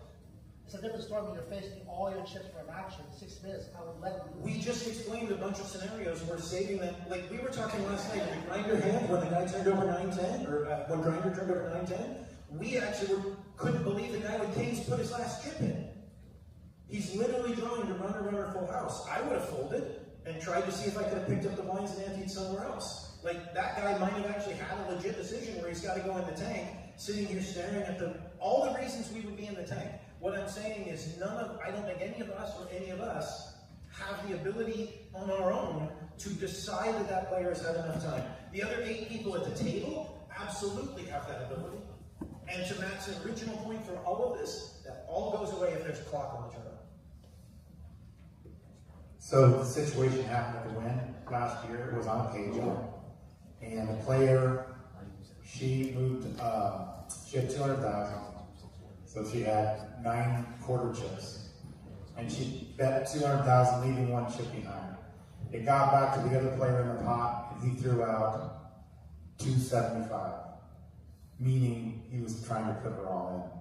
But the floor ruled that because it wasn't a legal raise, they can only call. but his complete intention was to put her all in, to put the 270, because he bet more than she had. So he put in 275, and then she said, what's that? Is that a raise? When they called the floor, the floor said, no, you didn't put in enough for a legal raise, so therefore you have to get your 75 back, and now she can, you know, we can go to the flop and leave the one chip behind. So there was a big argument about that, but that's just another situation where leaving one chip behind. If a player that's facing them is doing that, can they now say, well, that was the intention, I was trying to put her all in, or put him all in, or not? But again, it's another situation where the floor needs to make a decision based on that. But what would you rate this? I think I would have had him go all in. It actually created a big issue. They weren't sure if he put in 275 or 300. They went to the clock. And really, while that happened, 2 other people busted in the tournament. So she got a pay jump where she shouldn't have gotten one. The hand should have been over because of all this stuff going on, and it created a big issue. It ended up turning out okay. They ended up getting money back from her to pay the other players that finished in the higher spot. But I'm just telling you that's a situation where it happened. And, you know, it's one of those things with the one chip rule, it's going to create these issues going forward. And we need to come up with a solution as an industry on how we're going to handle it. So, at this time, I think we can discuss more about this.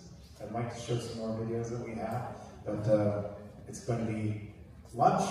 We'll come back at 1 o'clock. I'm willing to talk to any of you out there, or, you know, all of us are. If you guys want to come and discuss something or bring something up for after lunch, but until now, go enjoy We're lunch. serving lunch at the back of the room and hearts back in the air. Thank you, David. This is awesome. At exactly 1 p.m.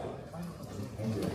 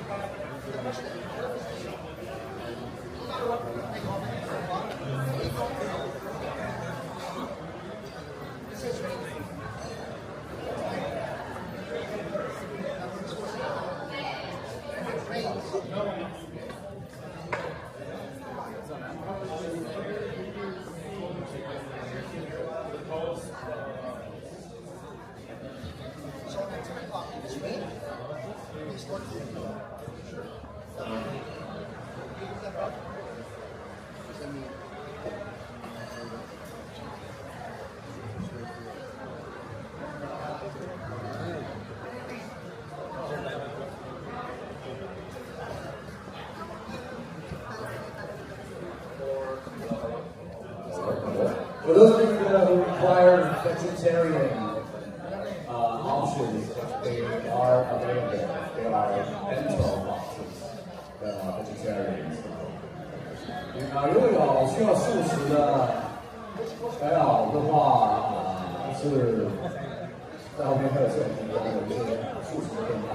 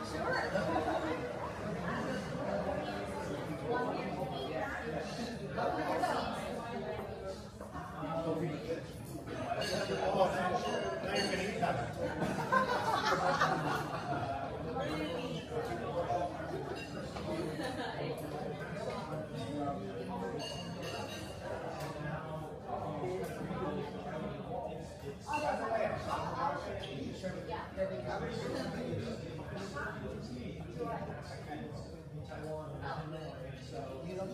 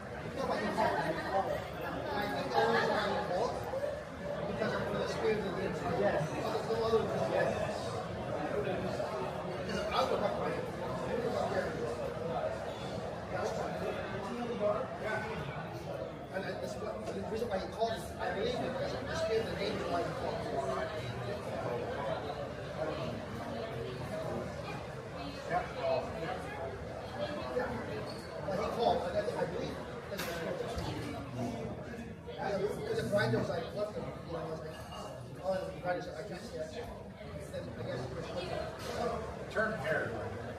Yeah.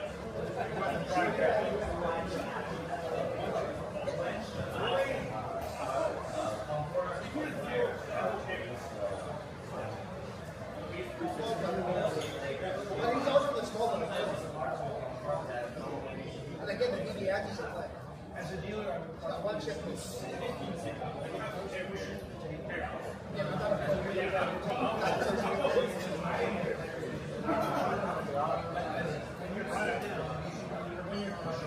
it's big that you guys are talking. It's right down there.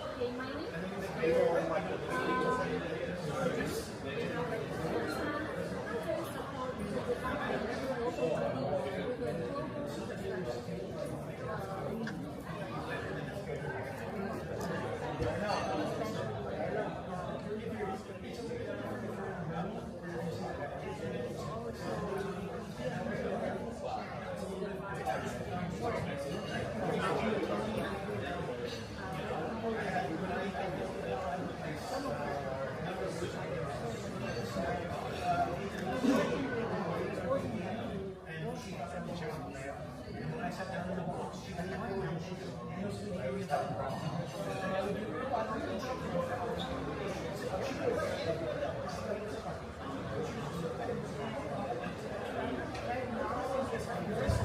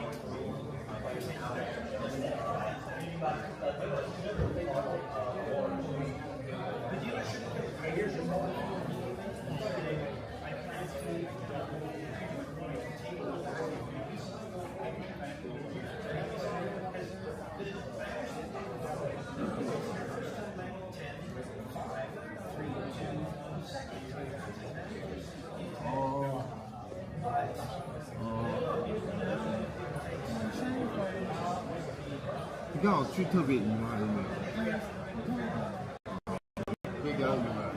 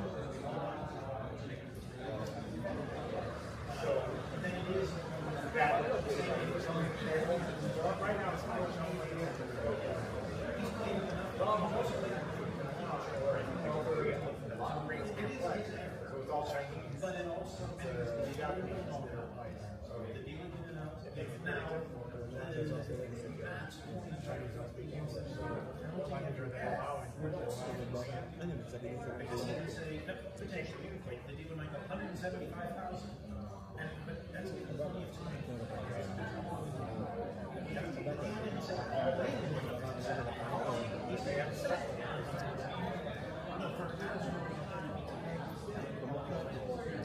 but that's plenty of time.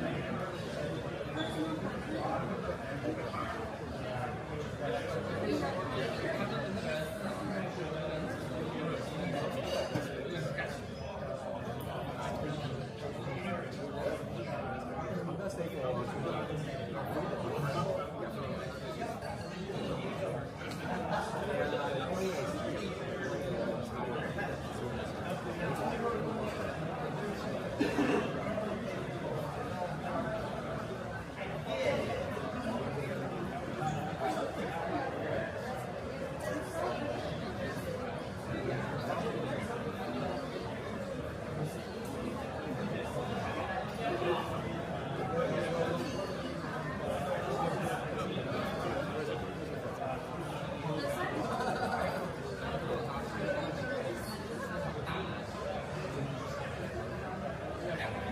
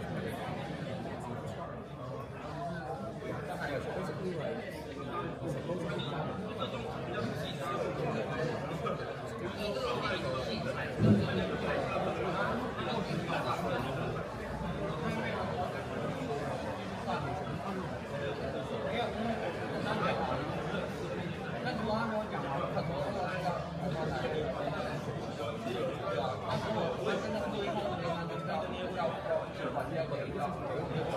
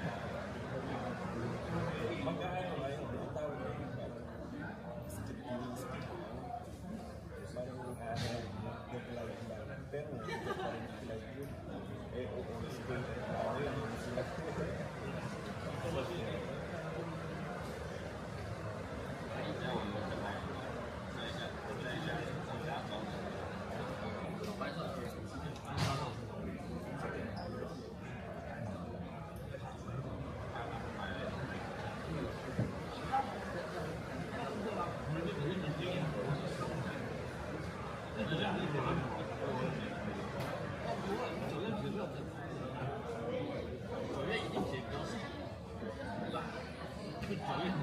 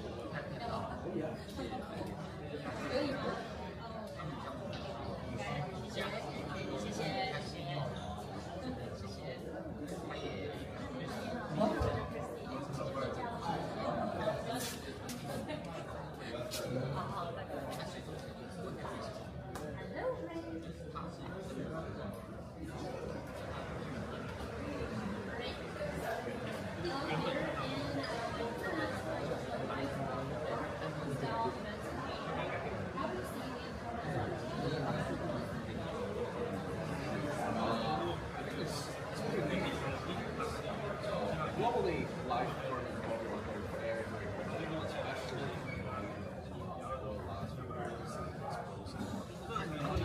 Therefore, it's incredibly important that organizers are able to provide the tournament experience at a very, very high professional level. So, in terms of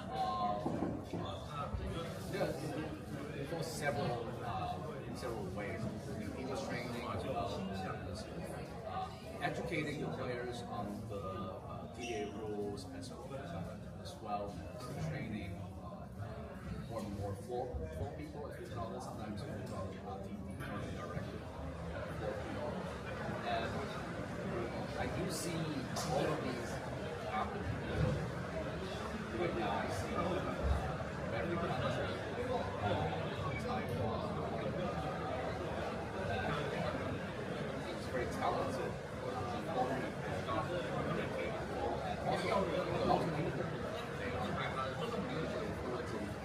Chinese of course, and also being able to communicate English effectively. So, moving forward, I hope to see more joining the industry, joining to the part of elevating the professionals.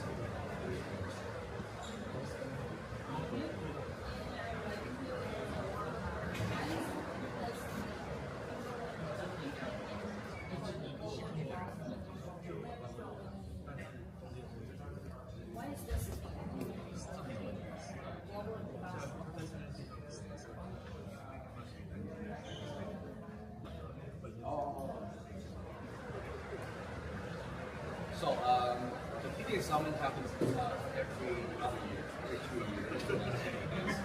And it's very, very important in terms of shaping how the industry is elevating the professionalism in the industry. Now that in recent years, size of poker is exploding, now more than ever, you see voices from Asian people, also like the industry people, tournament directors, floor people, as well as the players being able to participate, join in the conversation, how to shape the future of poker, as well as sharing their experience. TDA is based in North America, in the US, right? So for the most part, obviously they have their shares of disagreements, there are issues that they like to discuss. However, in Asia, there's a cultural difference in their regulatory limitations. It's very, very important for people in different countries to share their experience so that they can help one another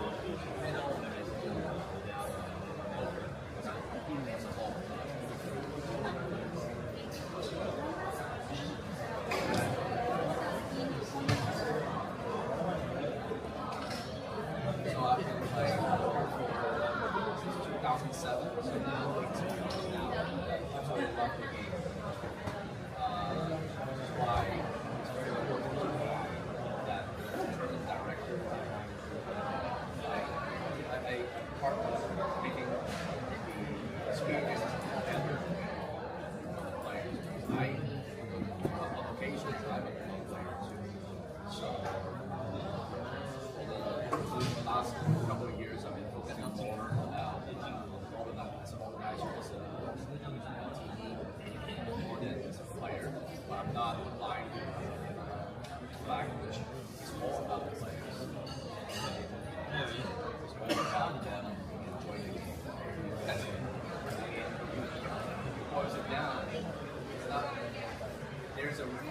really, really love the game. I mean, we were talking about it, sitting in a chair, 9 players around the table, like exactly rather than having 10 to 12 hours a day. But why do we do that day in and day out? I care about that, the experience we get.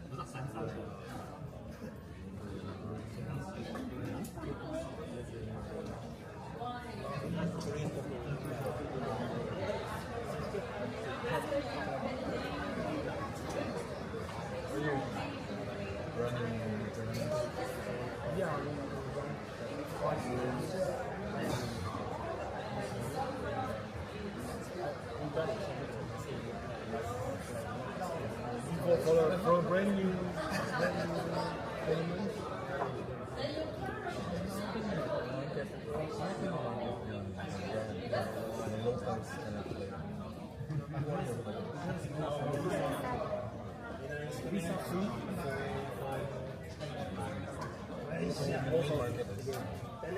So that's why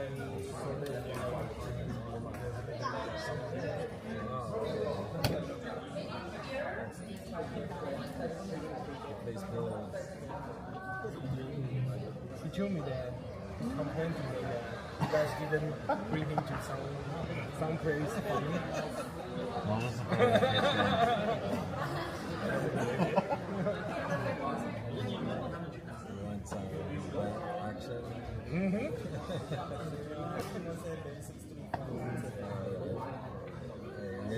Next year. During your vacation, this flight is only 2 hours. Yeah, 2 hours. But you're on this visa.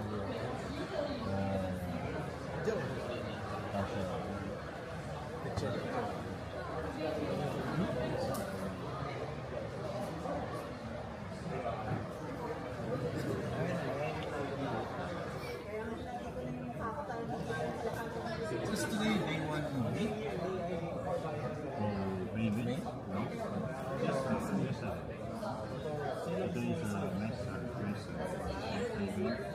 And we keep on I'll check the schedule and see if I can play. Yeah. I think we make the race.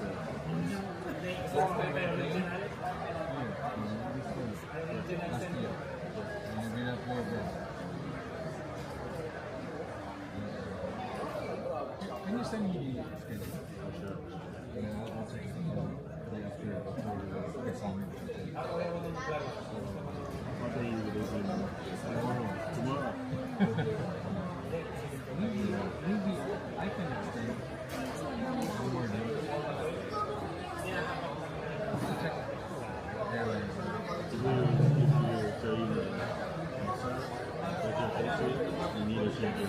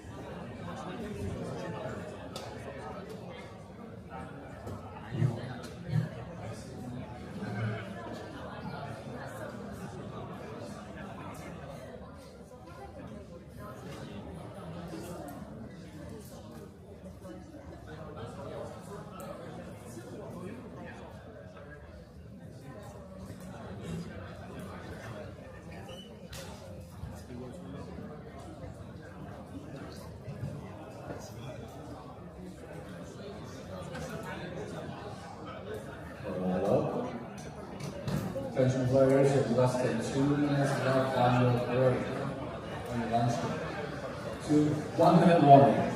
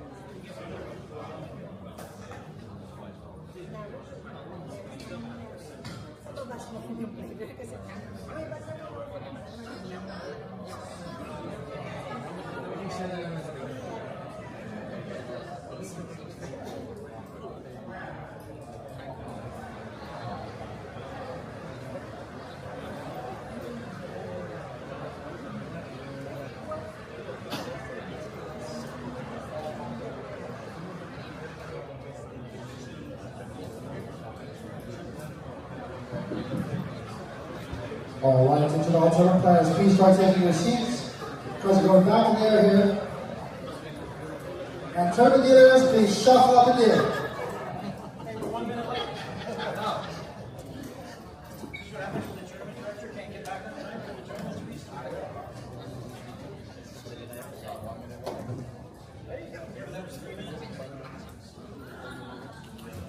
There we go. The passing button.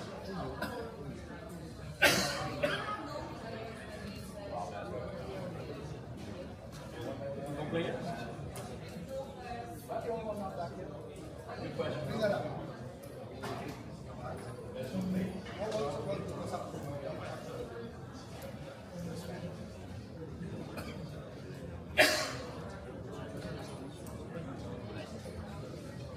adding, right? Action clock.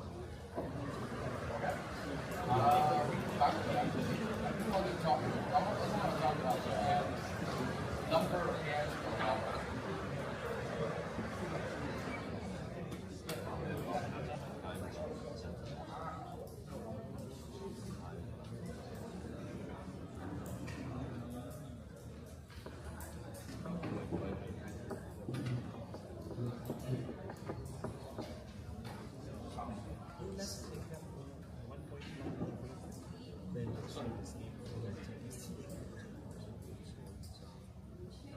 Calling the player Matt Savage, table 1C2.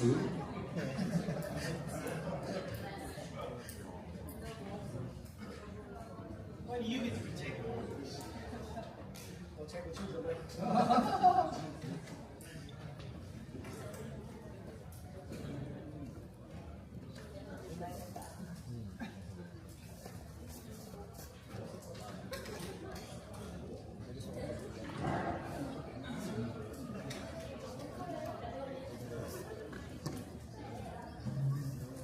Alright guys, welcome once again back from lunch. Guys, give a round of applause, guys, for our latecomer, Matt Savage.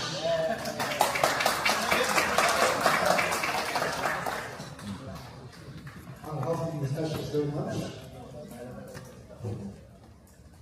Why are you calling out Matt? Where's Nobu?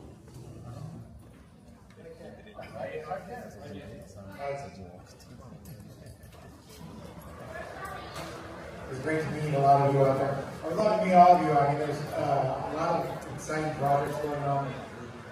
It's a great networking. So, again, I'd like to thank David. And David, thank you for the lunch. Amazing. I need you to sponsor the TDA in Vegas because we have like crackers and potato chips. So it's beautiful. Wonderful. Thank you. Amazing lunch. I got.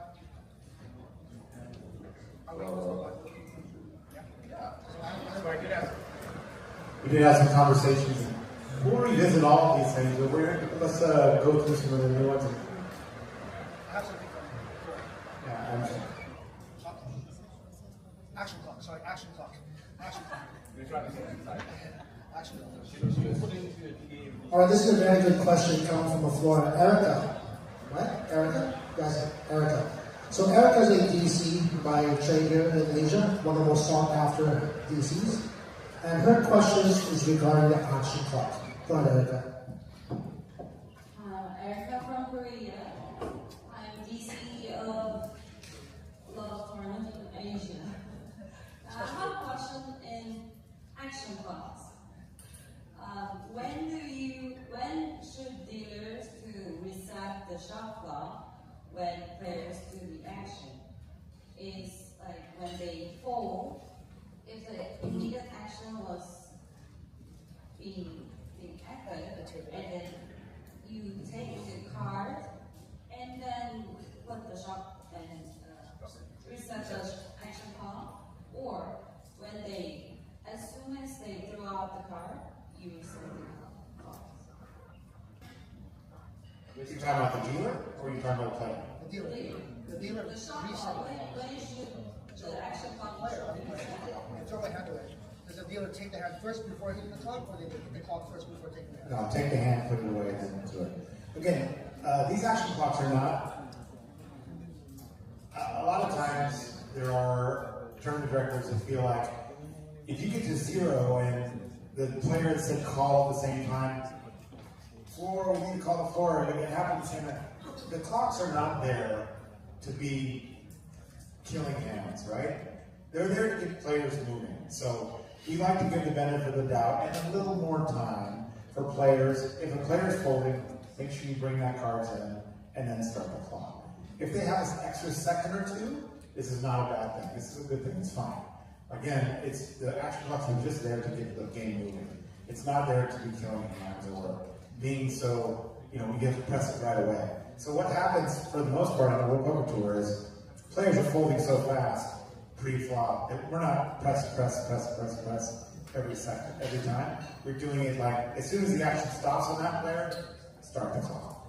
Meaning, if you go fold, and you have not pressed the button yet, But as soon as that player there stops, start the clock. Does that make sense? Can you, yeah. So it's the last thing you want to do is player folds, start the clock. Next player folds, start the clock. Just like that. I have another question about when the shot clock hit the 0, and some of the clocks they make a sound like beep or something, and some are not. So when do you reset, or when do you take the time back? As soon as you hit the 0, or like? What's Triton's rule? Why should Triton's rule? What's her rule? Triton. Triton, when they hit the 0, either count 3, 1, 2, 3, and then take the time back, or kill the clock. Or reset. So they're counting it 3 because of some shot clocks, especially the ones that APT uses, is actually milliseconds, counting behind the 0. So Triton, they're teaching the dealers 1, 2, 3, hit the reset. Aren't Triton's clocks built into the table? Like, isn't it literally a meter running across the table? No, I understand, but it is a really clock. You go through time banks. I've always got all the cool toys, but I don't know if I would give them 3 seconds on that. Like it's literally built into the table. Everybody can see that the clock is going on. I suppose it's a nice gesture, but now you're determining every dealer. So the dealer actually says 1, 2, 3, or 3, 2, 1. They're teaching the dealers to rotate. Yeah, I'm fine with a slight pause. I'm fine with a slight pause in all those situations. But yeah, you give a couple, like a beat. All right, it's on you, boom, right? So again, the clocks are not there to rush the players. They're there to get the game moving. So I'm always okay with the dealer taking the beat, counting the pot, starting the clock, right? So it's giving those players that are actually involved in the hand more time to adapt. But yeah, the only interruption, like I said, it would be to say 10 seconds when we have our 20 and 30 second clocks, and to say 1 time extension, 2 time extensions, like that. So just one thing to add to that, from a dealer training perspective, to something Matt was talking about at the very beginning about counting every bet, counting the all-ins. For the dealer, they should be starting the time on the next player when they have finished with this player. So if you're training a dealer and they're, okay, this player is folded, I've taken their cards, they are now out of the hand, so now I'm moving to this player.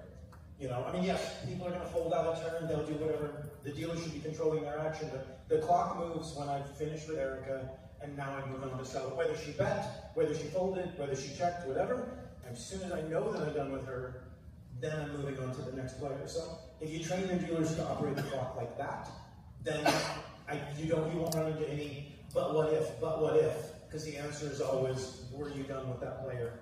Then you move to the next one. Number of hands at the final time. Okay. Hello? Okay, so yeah, let's go back to this, because skip over this. So I'm aware of a small number of series are doing this. They went from, well, almost everyone to how many minutes to a level, but in some cases, in some series, what they do is at the final table they change to number of hands instead. So by show of hands, how many of you are doing this? Who's from Red Dragon here? Anybody from Red Dragon? So yeah, Red Dragon Poker Tour is something I was toward where I was doing it. Triton's doing it, and so is EBT now. Okay. I've got the Triton thing in front of me. What Triton sent out is final tables will play a fixed number of hands per level, calculated as level time divided by 2.5. So for a 40-minute level, they get 16 hands per level. They have a bullet point under it that says blinds will never increase twice on the same player. If this scenario arises, we will play 2 extra hands at the current level and 2 fewer in the next cycle. As the table shortens, 6 for 2 players, the number of hands per level will reduce accordingly to the previous structure used in the past, but not to negatively impact too much playability. I'll be honest, guys, I haven't talked to Luca. I don't know what that last sentence means. I don't. It's very complicated. Yeah, well, for example, we ran the clock on our, we looked at the video from our main event that we just did in Taiwan, When they started full ring on the final table, they were averaging just over 4 minutes a hand. So in an hour level, that's just under 15 hands. When they got heads up, they were averaging 1.9. So if you say it's 16 or 15 hands per level, because that's what we have full ring, then the heads up guys are getting screwed at the end, because they should be able to play 30 hands, but they're only getting 15. So we're looking at this because Triton's doing it, PokerStars is doing it.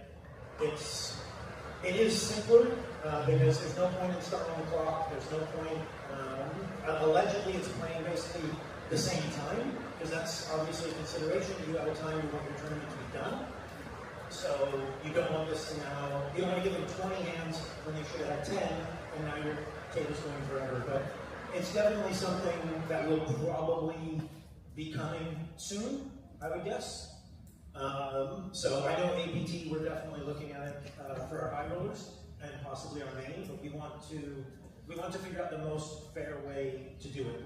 I don't think, like I said, 15 hands when we're 9-handed, okay, maybe that's fine. 15 hands per level when we're heads up.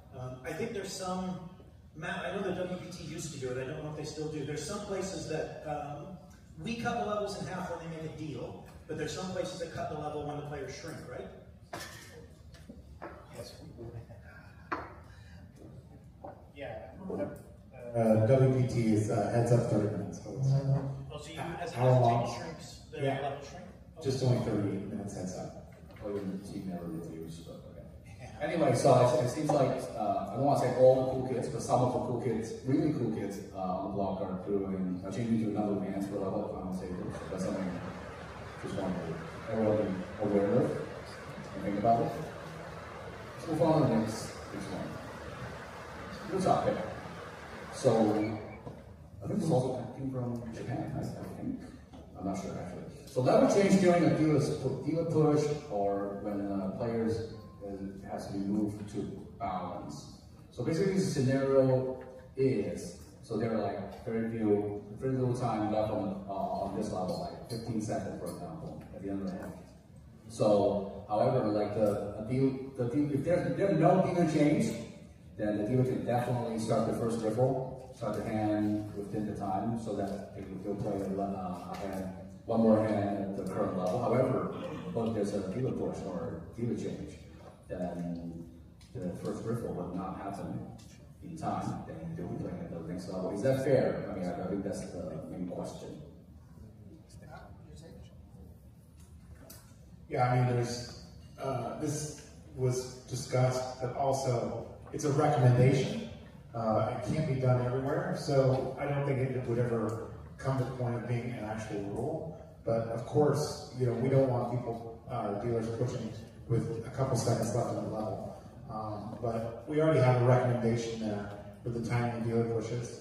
And if it's not possible, like there are certain labor laws, sometimes there's long pushes.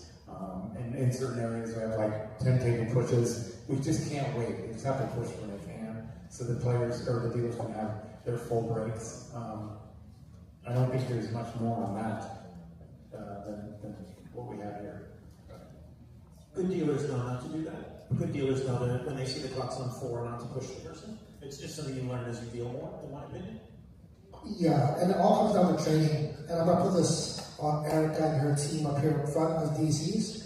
It should be a rule as part of the training to the dealers to be aware of the clocks, right? Whatever tournament they're coming into, if they see it's ticking down, if they know that they can't get another handout in that level, they shouldn't push. It's not a rule that applies to labor law in Asia. So if we can adjust those dealers and make sure they're pushing in only when they can get another handout. Okay? Okay. So new topic.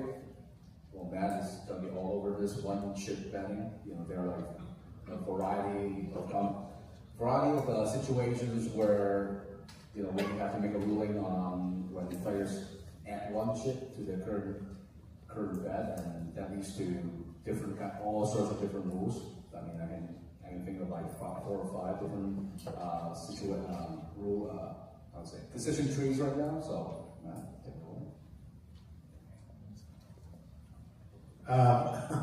A chip on top of the blinds. Yeah, when let's say a player, the blinds are 500,000, and the player has a 1,000 on the big blind, paid their big blind ante, and it gets back, and it's been just called, limped around, so everybody has 1,000 in the pot, and the player then just throws a 5K on top of their 1K. There was no other reason needed to do that, so then it is a raise to the full amount of 6,000. Right? That's already a TDA rule, and it's fine. You said you're the small blind, you throw a 5K chip. Oh, I said it's big blind. Okay, big blind. Sorry. Yeah. He's a 1,000. Right. Now you're in the small blind, and it's 500, it's limped around, and you throw that same 5K chip out onto the 500, and it's just a call, right? Everybody knows that. The confusion is that sometimes people say, well, that's multiple chips, so it should be a raise. And this ruling actually comes up all the time. People think that should be a raise. So now the difference is now I have the 500 and the 5,000, and I take it out, and I push both forward. So now I've manipulated those chips. I say it should be a raise. Lloyd likes to... You said take it out, and that's a raise. No, I'm saying take that chip, and you push it forward with the other chip. And I'm saying that should be a raise. Lloyd disagrees. Lloyd's wrong. To the crowd, please. So I just want to make sure everyone understands the scenario. The blind is 500, 1,000, then no raise. So back to the big blind. He posted a single 1K chip. That's a big blind. Now he has a 5K chip in hand, and then there are two combinations, right? Scenario one is he gently put the 5K chip on top, and the second is he has the 5K chip in hand, grab also the 1K, and then move it slightly forward. Can I just demonstrate it really quick? Yeah. Okay. Please? Please? Okay. Okay. How are people going to see your demonstration? No. Guys, this is a chip. 1,000 chip. And the big blind blinds are 500, 1,000. There's a raise of 2,000. Yeah? This is a 5,000 chip. If the player takes this back and puts it all at once, we almost raise. Correct? Now here's a scenario. The player has taken the 5,000 chip, has put it on top of the 1,000 chip, and has slightly moved it forward. Very slightly. Very slightly forward. Is it a raise or not? Who's saying that's a raise? Yeah, that's wrong. Who's saying it's a call? Neil? You not know this one? You said it was a call, yes, right? No. If you saw earlier, wait. No, if you saw earlier, the way we raise our hands is influencing those people out there. I saw a whole bunch of people kind of like this when I was looking, and like two of us went like this, and all of a sudden those hands went from here right to here. All right, guys. What's the tournament rule? Rule number 46, yeah? Okay, so are you actually raise your call? It's a raise. Okay, in rule number 46, yeah? It strictly says the word pull back. Have I pulled back the chips? Have I? No. Then why is it a raise? Because he's manipulated the chips in it. Because I pushed it forward, yeah? Push it forward, yeah. Okay, then, So I put these. okay, then I'm wrong, you know? Yeah. I'm not wrong. It's not the first time, it won't be the last. The Red Bull is 1,000 or 500 the Red Bull chips. The Red Bulls won. The Red Bulls won. Blinds are 500, 1,000. There's a 2,000 raise. This is a 5,000 chip. Oh, is it? Okay, thank you. Now you put the 5,000 and pushed them both forward. Matt, he changed your scenario. That's why it's screwing with it a little bit.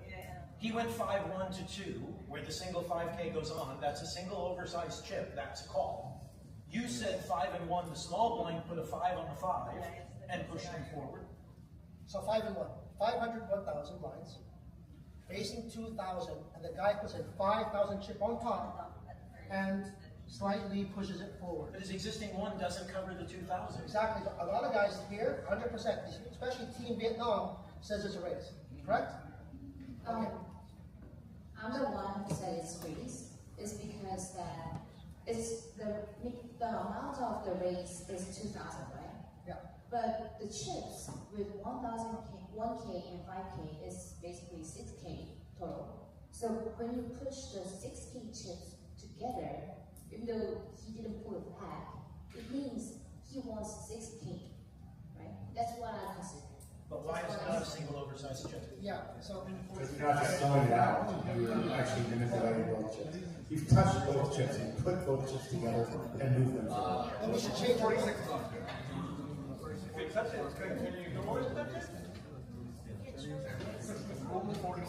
Yeah, so what we need to do is probably adjust Rule 46.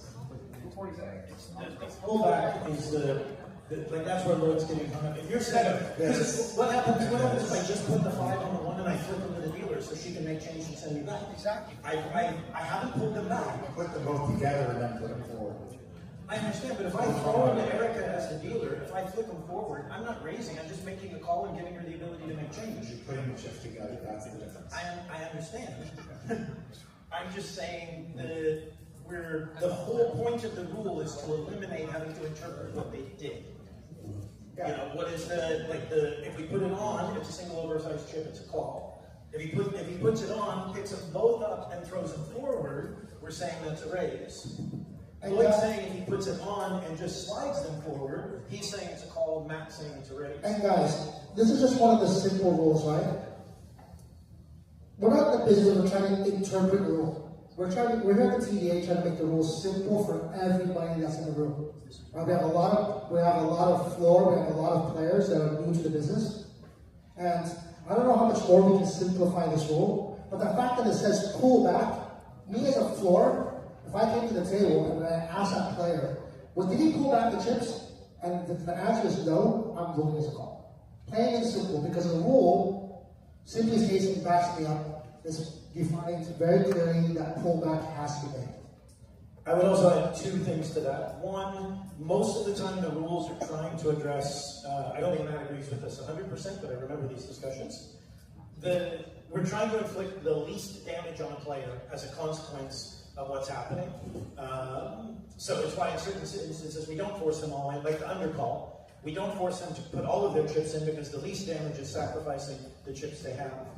The second bit to it to me is, and this is usually my fallback, if I show up and I say it's a call and I say, I wanted to raise, I'm here because you didn't say raise.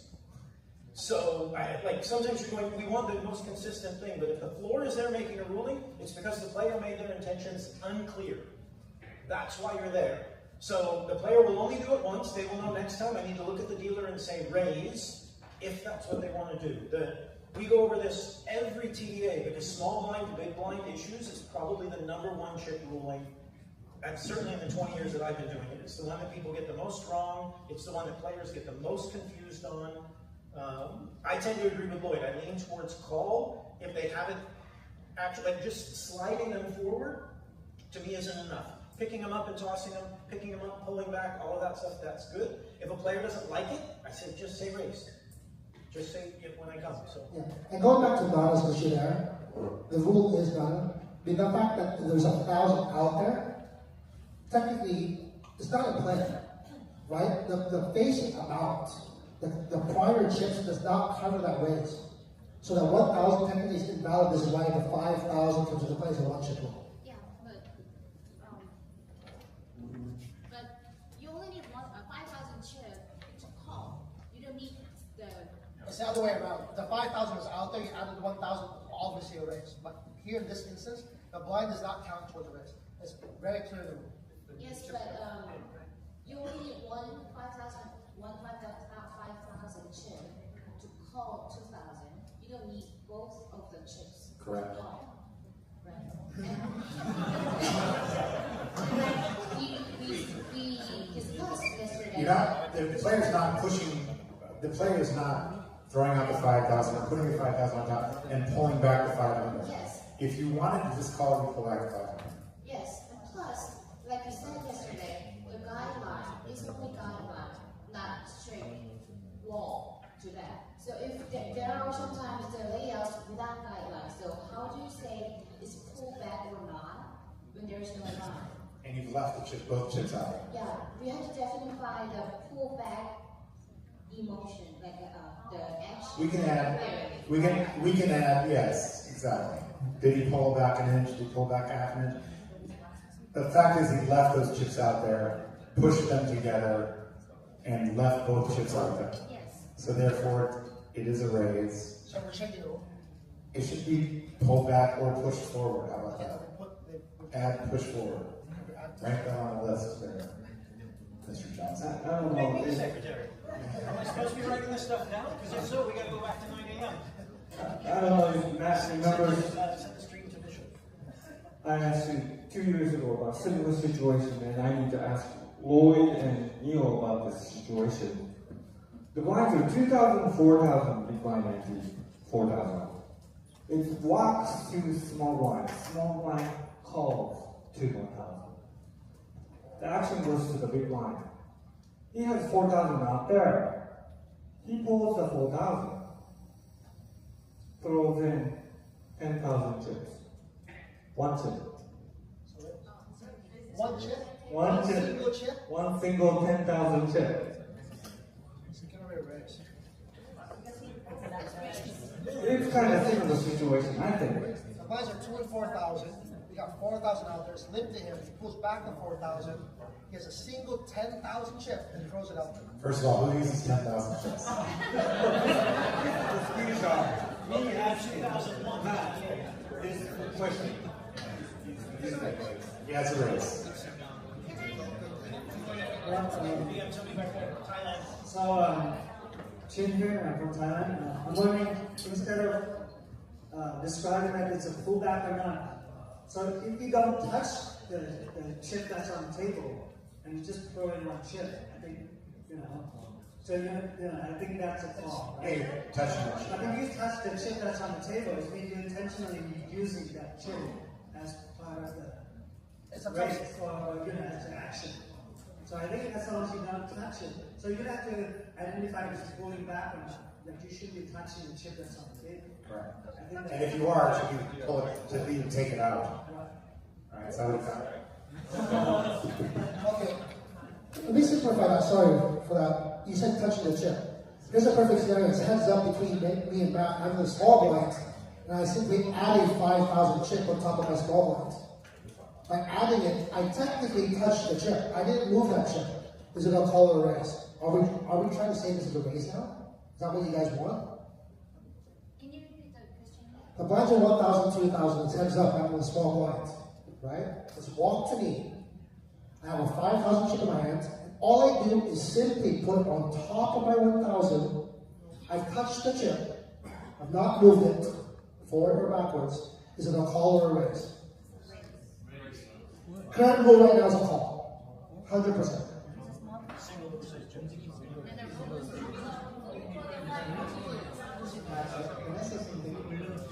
Sure.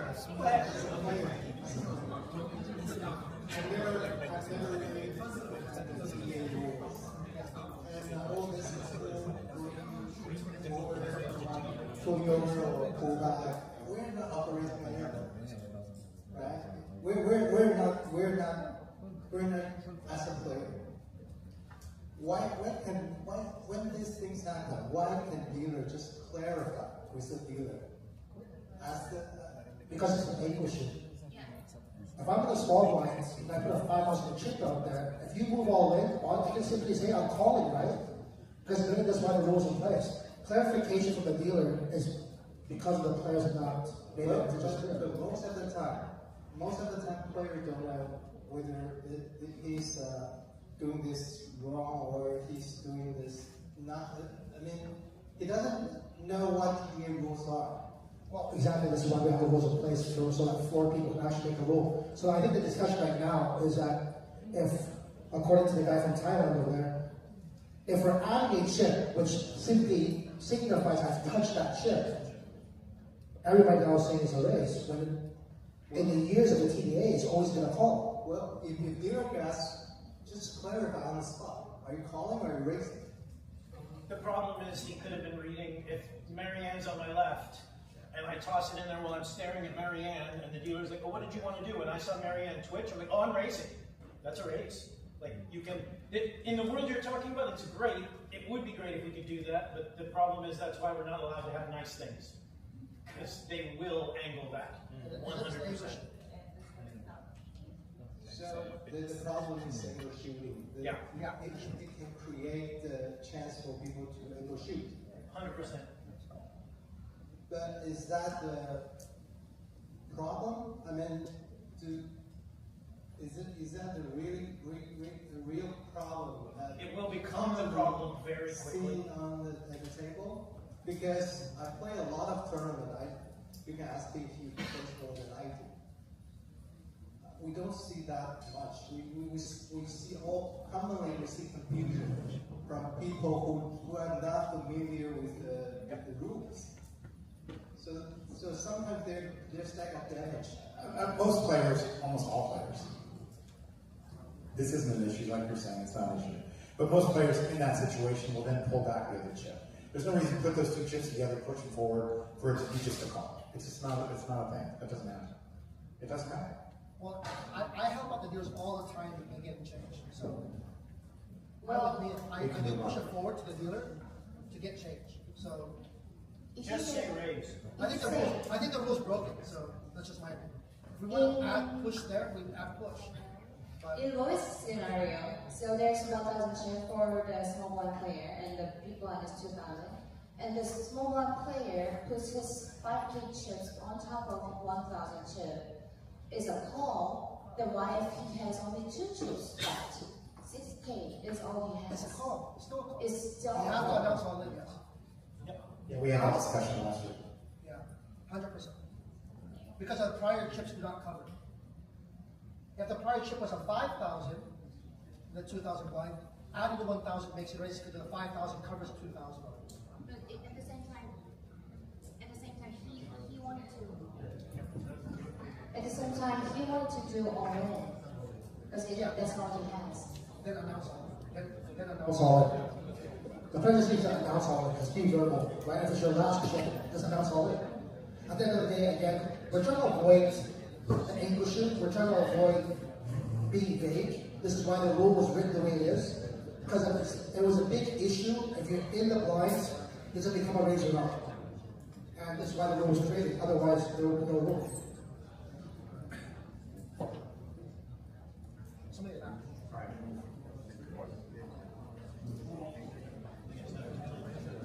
Okay, new topic. Wait. Quick suggestion. As you asked earlier, most people think that it's a race when you push the 2 chips together. I think just because the TDA has written the rules, that you didn't hold back. But I think maybe if you clarify, add the clarification to the rule that if they're pushed forward together, it should be a race. Because I think this protects the new players that they are new to this. They don't understand. They don't know the TDA rule so much, and they actually want to raise the hand, but they're not allowed to raise because they didn't know this rule. Yeah, correct. This is why we're trying to agree here that we're going to actually add to this rule, hopefully it's TDA, where it doesn't include pushing the chips forward. Together. Yeah. No, first we're going to talk about it for an hour in Vegas. Then we will adjust the rule. That I can already see a year out. Okay, new topic. So this is a series of slides about how do we handle, when we disqualify players as well as player beating by their own regard or in case of emergencies. I mean, what are the scenarios? The first one, if we catch a player cheating, what do we do? And we have Matt's recommendation. The chips are removed from play immediately, and if they are in the money, they are not getting that money.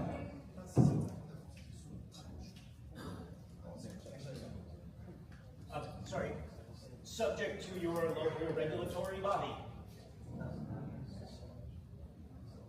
Korea is regulated, Philippines is regulated, Thailand is thinking about regulating. You might not be able to withhold the prize.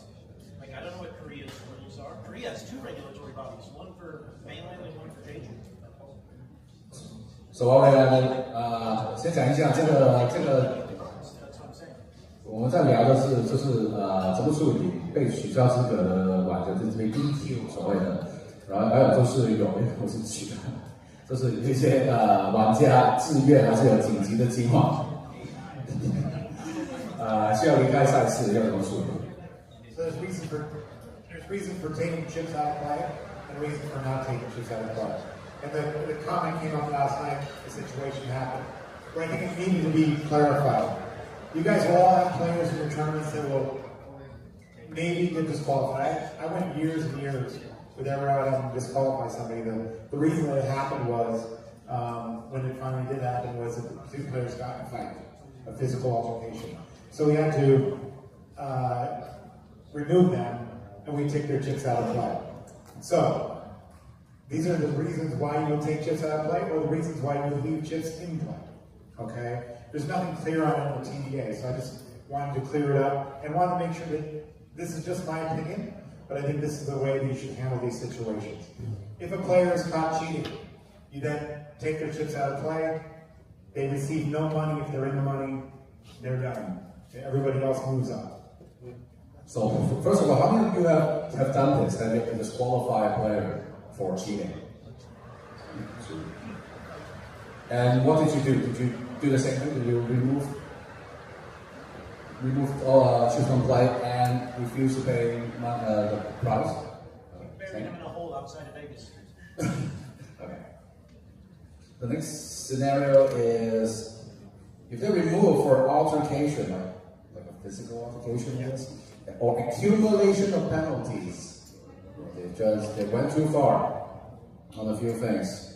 Your mass recommendation is remove chips outplay immediately, and player receives payment for sponsorship if I think basically, yeah, they get paid if they're in the money. So 2 players get a physical fight, they're in the money, they get in a fight, okay? You have to remove them. Our laws say that they're removed from the property. However, they're in the money. In that spot, I'm going to pay the player. Also, if they get a penalty for whatever, for exposing the cards, disposing their contest to their hands, it's happened multiple times. They're deep in the money. I'm going to then pay them and send them on their way. Is everybody okay with that or not okay with that? It's not cheating. They just got a penalty or they got disqualified for doing something they shouldn't have done. No, I was simply going to add, I had a situation where somebody got in trouble with the host property, and the host property threw them out. We ITM'd them out of our event. I mean, they got DQ'd because they couldn't come back. But they got their prize. Because they didn't do anything in the poker, they did something in the casino, and the casino threw them out. Right, but in that situation, if they were in the money, I would suggest that they do pay that way. We pay them. Yeah. If they're not in the money? If they're not in the money, you can discuss giving them their money back if the property thinks it's. And what happened was, we were at a casino where they have blackjack, and the player got removed for counting cards. Right? They made day 2, they got removed for counting cards. We were not yet in the money, and in the United States, counting cards, you can get removed from your property. You didn't cheat, you just counted cards. They chose not to have your business. He wasn't in the money. We ended up giving the player back his buy-in. We thought it was the best thing to do, and at the time, and the player seemed happy about it at the time. This looks like it's going to go into the next one as well anyway, but with that one where they're being removed outside of the aspects of the game to the host venue or something like that, and sort of disqualifying them. Or what we used to do sometimes as well is leave the chips in play, and they would get their next cash. For? Like if they can't come back to the table Well, for no, whatever reason. it's coming. We're not there yet. I thought. Player chooses to leave by choice or emergency. So, also has happened. All these situations have happened to me, and that's why I'm bringing them up to you. Player says, I really gotta go. Marianne says, I gotta watch this movie with her. We've had this date for a week, but I've got all these chips. I'm not coming back. The player says, you can take them out of play. Or right before the money. I say, no, we're gonna leave those chips in play. You haven't done anything wrong. You leave the chips in the play, and you can make the money, right? You can make the money, and you should get paid for that spot. Next time you come to the casino, we're going to give you your money, or they're already in the money. We're going to give it to you. But I'm going to go watch that movie with Marianne. Maybe I still have chips after the movie's over, and I want to come back. Those chips should still be in play, and you should leave them in play. Even if a player tells you, and I get this question all the time, says, I've got to go, I can't stay, my mom's sick, she's not feeling well, I got to take her to the doctor. Don't pick those chips up. Let those chips stay. And I know there is some disadvantage to other players at the table. You might think, but a player could just leave the table anyway, go to the bathroom or do whatever. You're still dealing that player in. And so it is my choice or emergency. I'm not feeling well. We've had paramedics come in, take a player to the hospital. No, I want to stay and play. I want to keep playing. No, you got to go to the hospital. Give them a chance to come back and be a part of that. So if somebody falls ill, leave their chips in play. Any refunds? Any refund? No, I would never refund. Never. Okay. No. Here he comes. Well, there's a real story about that. It happened in Manila very recently. A Korean player fell ill at the table. He was rushed to emergency. Registration was still open. Right? He knew he was going to make it back. So we took his chip out of play and gave him a refund. Is it a bad thing? It's up to the property. You don't have to do that. I'm not suggesting anybody has to do that. That was very nice of you to do that, but you don't have to. Okay. Yeah. A player dies during tournament. Happened twice. It's happened twice. They were already in the money. We left that player's chips in play, and they laddered up 3 spots. And we gave it to their family. Estate, he says right here. I'm fine with that. You may have different regulations in your property, but I've seen it happen twice now. A player in the money died. It was sad, but it did happen. Happened in WPT 500 area, and happened down in Texas.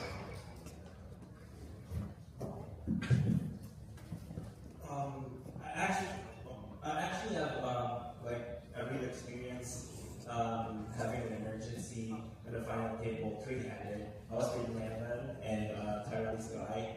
So my question is, am I allowed to ask the floor or the organizer to pause if it's we're playing for $1 million? If it's only a $21K, it's okay. But if we are playing, let's say, WSOP main event, and I need to be Russian hospital for a relationship, so am I allowed to request to pause or whatever? You can always request. The players don't have to agree to it. The other players have the full decision on in that situation. We've had this happen again where the player had a seizure. He was going to be back, and we knew he was going to come to within a certain amount of time. The players at the table all agreed that they would pause, they would take a dinner break, and then come back. When this player had all the senses with them. So it's the nice thing to do. You can suggest it as an operator. The other players don't have to agree to it. It just depends on how they're feeling. Maybe they have something to do later that day, and they can't pause. So no, I need to play right now, or they just want to be that way and say, no, let's continue to play. Now, if that's a situation, I'm going to, as an operator, give them a little more time, make sure the situation is clear, and then I will start dealing again. Yeah, yes, if we are talking about the fairness of the game, of course, those 2 players won't agree to pause the game, right? Because they're definitely they're guaranteed second place. Yeah. Dave, you'd be surprised. Players have actually paused it. Yeah, I've seen that. You'd be surprised. Yeah. Players are good. Players are good. Yeah. Thank you. Online, they're clicking raise right here. Well, they gotta look at you. It happened in Korea.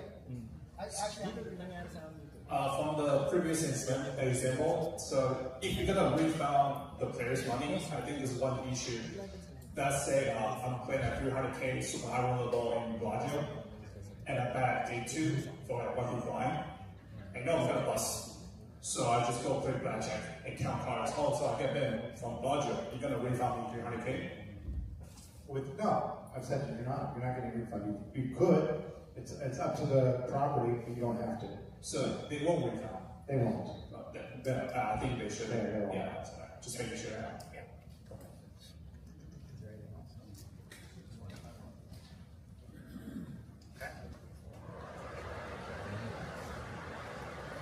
Okay, so we're on the same, yeah, so we're on the same page on various rare scenarios. I want to do with disqualified players or players need to not be in the tournament. Oh, sorry, just real quick. Does anybody know, I asked Mylene briefly, does anybody know if their regulatory body has any rules on any of that? In your jurisdiction? 这在比如说台湾有这种规则啊，就是因为我们需要允许一个玩家的话，我们一定要规范他的参赛费嘛。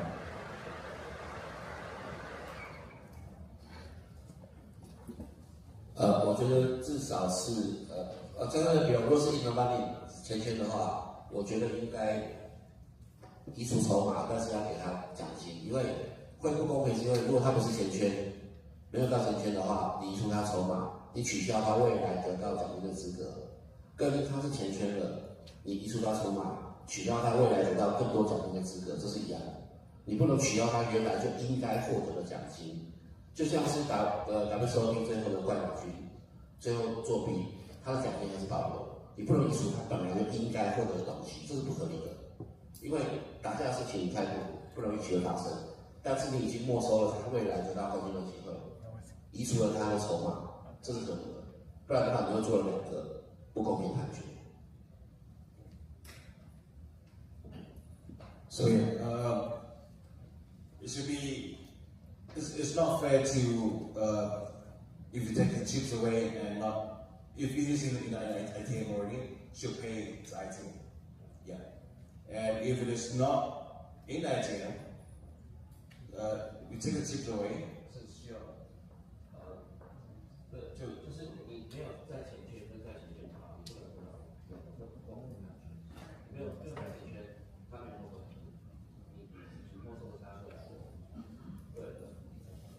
但进入前圈之后，你也是没收他的未来的他之前至少在。So the message is we should pay even though if you remove the chip, we should pay whatever he is getting if he is already in ITM. Is that your recommendation as an operator, or is that the law in Taiwan? Not the law. It's recommendation as well. 他刚刚梅少在问的是是否有什么政府组织是一个规定是必须要违反的 that's not. The only reason I bring that up is I know there's not as many, like having worked in Europe, there was regulators everywhere, as well as in Nevada, New Jersey, and some of those places. We recommend a number of things, but you always need to make sure that that's what you can actually do in your country.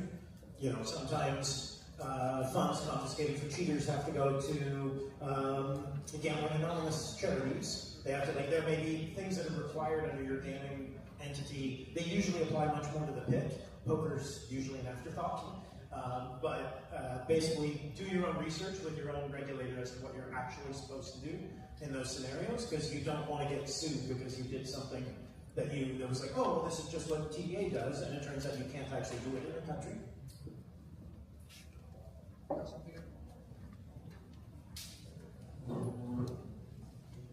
Yeah, I am Karan from India. So something like this has happened in the past, right? And as per the All India Gaming Federation, which is the Indian regulatory body, in this case the player is not given any refund back. He's been asked to leave the venue in case he's found cheating, or even if he's playing in the casino and there's a problem, the casino has the right to confiscate all the winnings and the player balance, and the player is supposed to be out of the venue. How about the chips? They're out of the play. The money goes into the prize pool, the player is out of the play, and in case of an ITM, in the money stage, even then the player does not receive any money, and he's permanently banned from the casino. That's the India? Yeah, that's an Indian. Yeah, so in cases like this, and like what happened at Thunder Valley, it's up to the casino. The casino overrules the poker boys in these situations. So yeah, I understand that. That makes a lot of sense. So everybody good with all those? Are there some other scenarios you want to talk about? Disqualifications, players voluntarily leaving? I just think it was important because these situations come up, and I've had these happen over time. So. Electronic devices. You may or may not be aware of certain situations that have happened recently where players have electronic devices on the table and they actually have cameras to watch the pitch. And they get earpiece and they can let the person that's watching off-site lets the players know who has what, and it was a big scandal. Cash games, not so much in tournaments. You have to be seated in a tournament. You have to be seated, in like a 1 or 2 seat to see that pitch or whatever there is if they're, in a dealer, or on the other side if they're right-handed dealer. So, electronic devices have been a major topic for the TDA for many years. I said last summit that we were going to be talking about it this summit, next summit, and everyone going forward. Technology is keeping way ahead of what we're doing around the world, and will continue to do so. There's Google Glass, there's all of these different eyewear that you can actually videotape and send, transmit things, and things can be transmitted back to you. So it's super important that we have strict rules on electronic devices.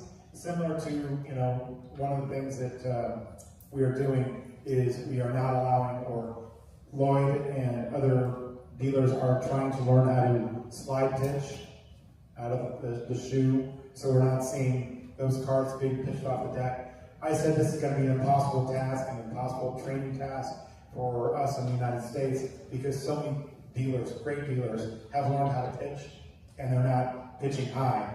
But as we know, a lot of the dealers that we had during the summer were not as good as skilled, and we had these issues again. People are seeing these cards come off the deck, so it's just one of those things that even with electronic devices, it's becoming more and more vital that we have highly skilled dealers, and like they're doing, or they were doing on the APT, maybe still be doing, and on the EPT, they are teaching their dealers how to pitch out of the shoes.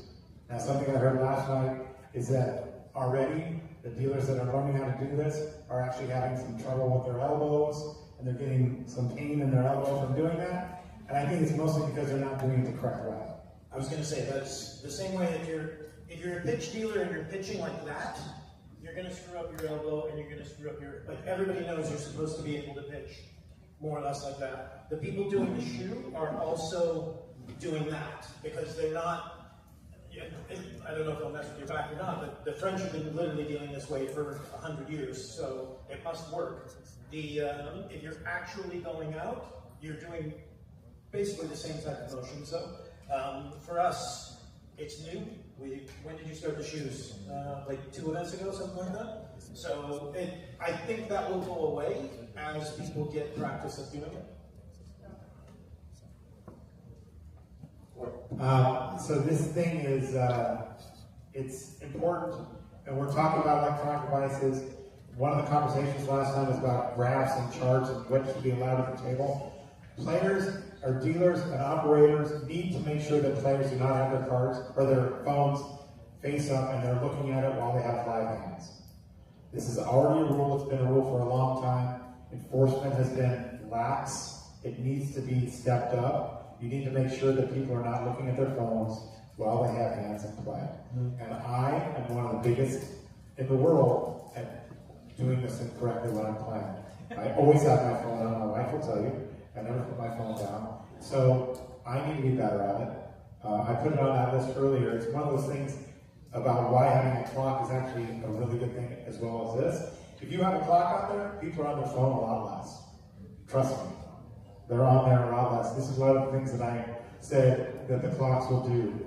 Not only does it add strategy that players that play fast are rewarded, players that play slow are penalized, those that save their time extensions benefit. Facing the raise, you actually have more time because dealers should count and announce the raise amounts, and players look at their cards right away, which is another thing that players never used to do in the past. Players pay more attention, and they're on the phone less. So those are all things that I think the clock adds to the game. But definitely, you as operators need to make sure that the players are not on their phones and looking at their phones while cards are in play. I also suggest, also in the rules, that cards should, or the phone should not be on the table. They shouldn't be on the table. You don't want them on the rails either? No. Yeah, they should not be on the rail. Because the rail is just as good for seeing a pitch come off as it is as being on the felt. So you shouldn't have phones on the table at all. I think WSOP was the last 3 tables, no cell phones at all. Yeah, and yeah, we do that at the Win, we do that, they did that at the WSOP. I'm not sure it was followed all the way through as much as it should have been, but they were not allowing phones on the final 3 tables.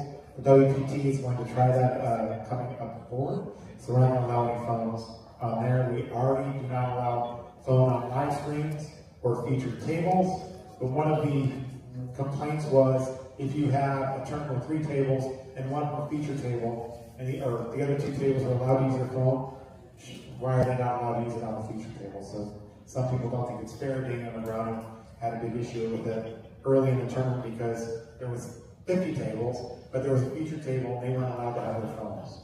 So he feels like that's unfair, that everybody should be playing with the same rules at the same time.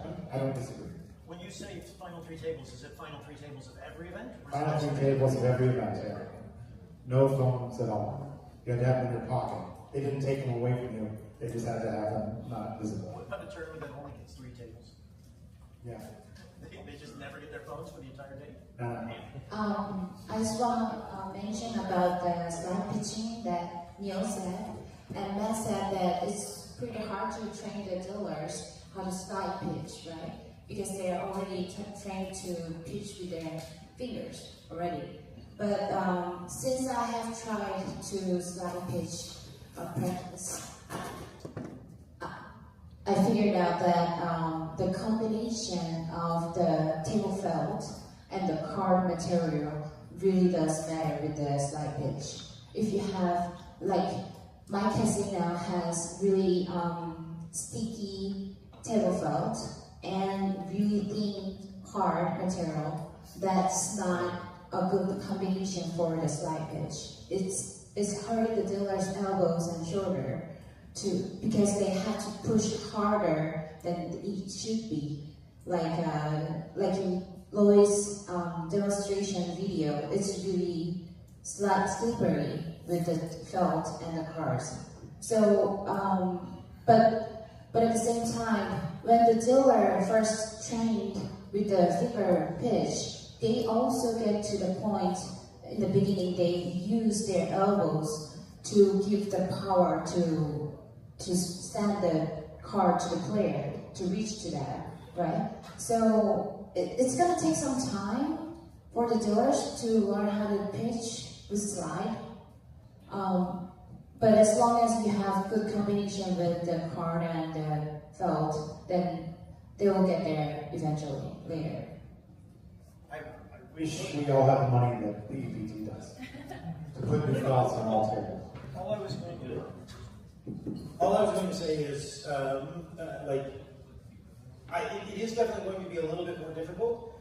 Lloyd did a fantastic job with the 2 or 3 events of teaching the dealers to slide pitch. Like, it's not, if you can pitch regular, you can slide pitch. You just have to actually take time to learn it again. You know, the only real, when we were here in Taipei, the only real questions I had from a couple of dealers were like, do I really have to, was on triple board games and a lot of draws and stuff, because you're sliding 4 cards out and sending them over, you're sliding multiple boards. In the interest of speed, I think we let a few of them go back. Just basically slide pitch the deal, but then go ahead and flop it. Normal, all of that type of stuff. But I think we did it in the Philippines one of the first times when you taught the slide pitch. And those guys picked it up quite easily, in my opinion. I mean, I don't know how you do. I should say probably, the simplest thing, anybody, if you can pitch regular, you can slide pitch. You just have to actually take some time to learn it. Or somebody at your operation has to take some time to teach it. It's not that hard, realistically. Just going back to the mobile phones, last November when we ran one of our series, we introduced no phones at all at the tables.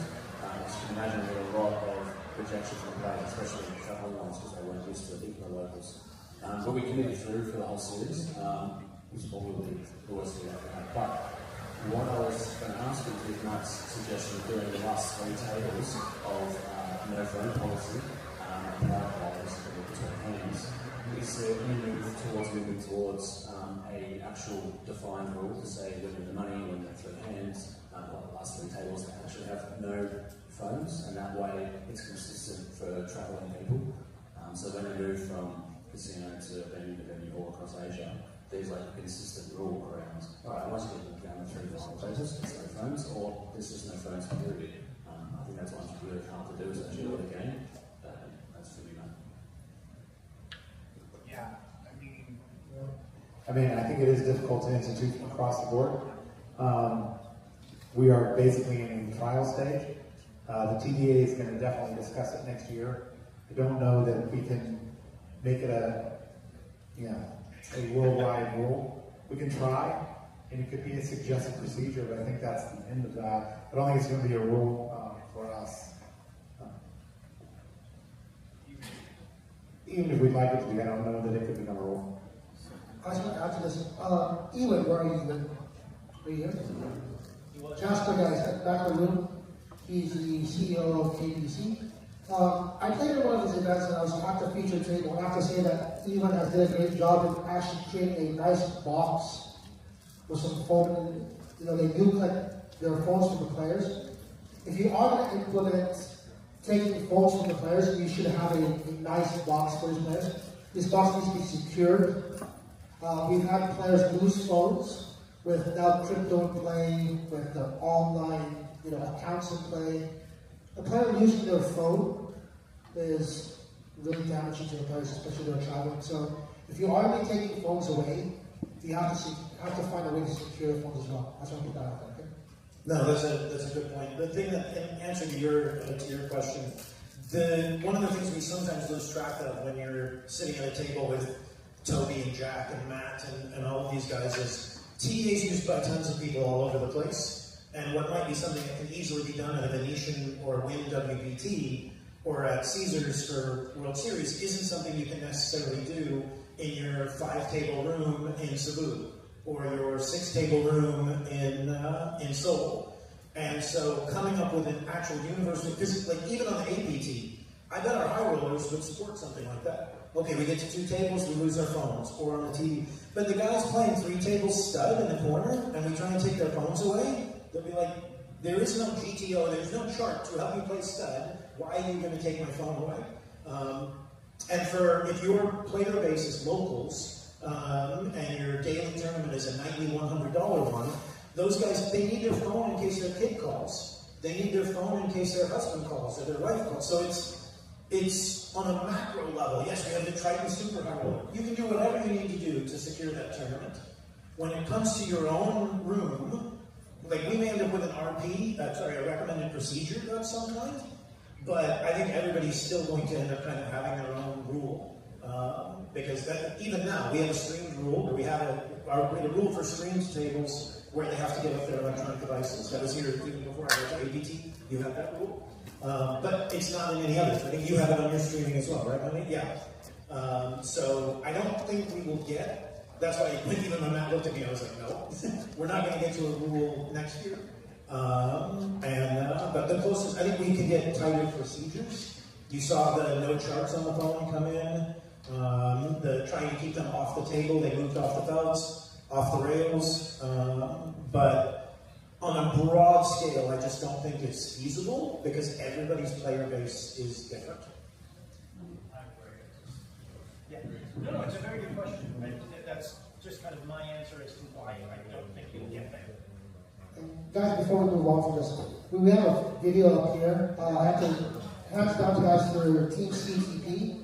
That's currently running at TMT right now. I understand it's not used in the sliding deck, but the APT that ran here a few months back actually had 121 tables in play, correct? 121. And each and every table was used in the sliding.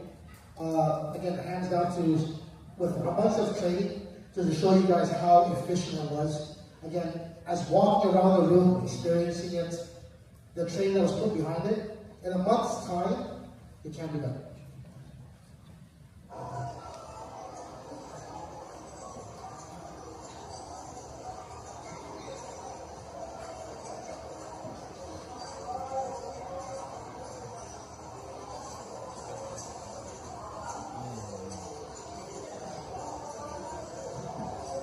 So as you guys can see, it's not that hard, right? Again, but it is a combination, as Donald said, put it out. You have to have the proper felt to do it, the proper cards to do it, so it's not applicable for every single room.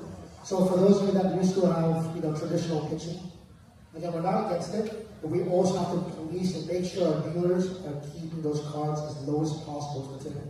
Because I play a lot of events now, and it's a habit, right? The dealers are still rolling the decks, which all of us here hate, but they still continue to do it.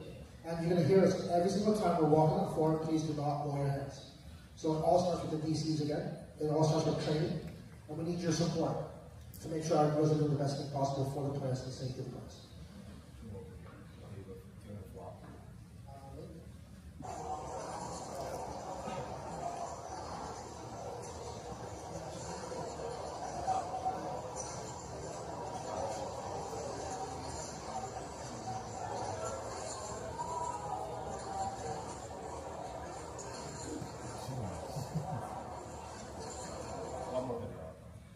Alright guys, as you guys can see, there's a little box there, guys. So that's a box that I designed. It allows the dealers to have both of their hands free, which I believe that dealers love. They're able to reach in, buck cards with both hands. There's no crossover, makes it easier to cut chips as well. I believe that the dealers are also able to rest. But if you are going to apply French dealing or slide dealing without a box, please do tell your dealers, do not release the deck. Right, that deck needs to be protected. That's what the box is made for.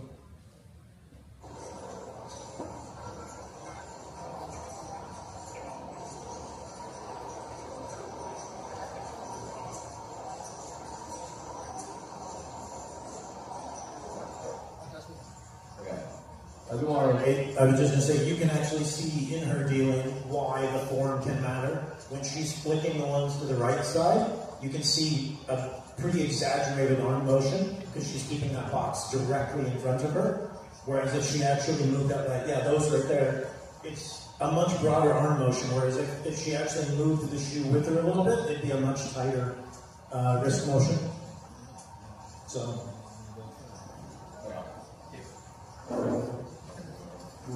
Moving on. Yeah,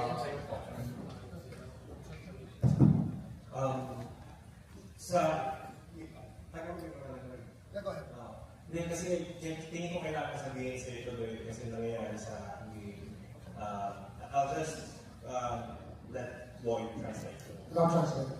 Kasi nakalaro ko yung cheater mismo sa PNPA. And alam ko paano sila mag-cheat. And meron din simpler way na paano mag-cheat, even sa tournament, na influence yun sa ginagawa nila. Actually, I can literally show you guys how and kung paano yung simpler way to cheat, which is, I agree with Sir Neo that we need to change how the different pitch.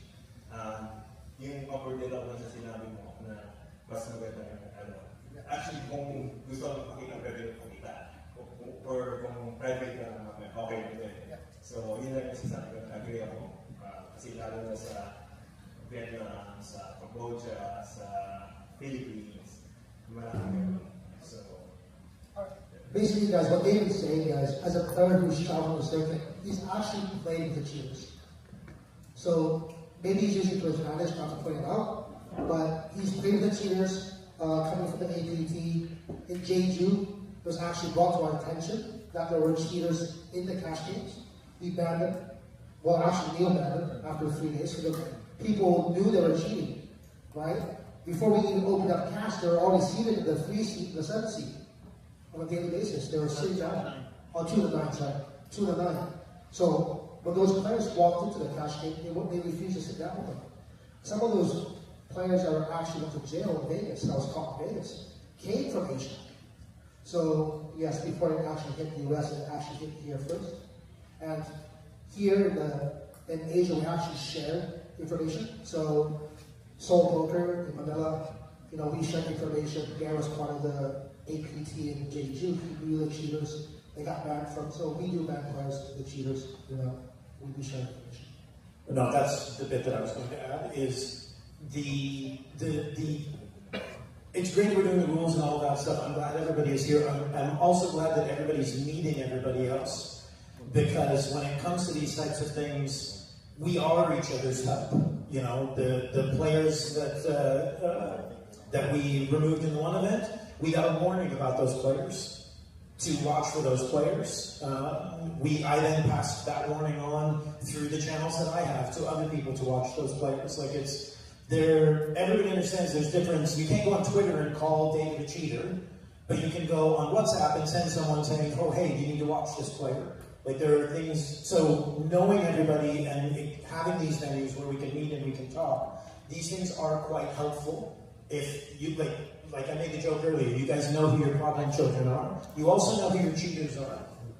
And if you share that information with everybody around, nobody wants cheaters or angle shooters or any of this stuff in our game. We want a clean game because the game thrives when we have new people playing the game and new people experiencing it. There's not a single individual in the world who is more important than a poker tournament that we're all running. There's not, like, from a good side, I can say it from a good side, how many people here have ever had Phil or Daniel or somebody like that at their event?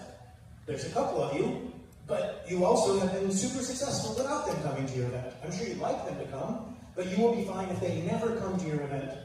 You will still run a successful event. It's the same with a cheater, or with someone you're like, oh, well, he has these friends. It's like, no, you can ban anyone, and your event will go on fine. So passing that information amongst everybody, as carefully or legally as you have to do, that's something that is really huge that comes out of these, is meeting the other people in the area and being able to potentially pass that information on.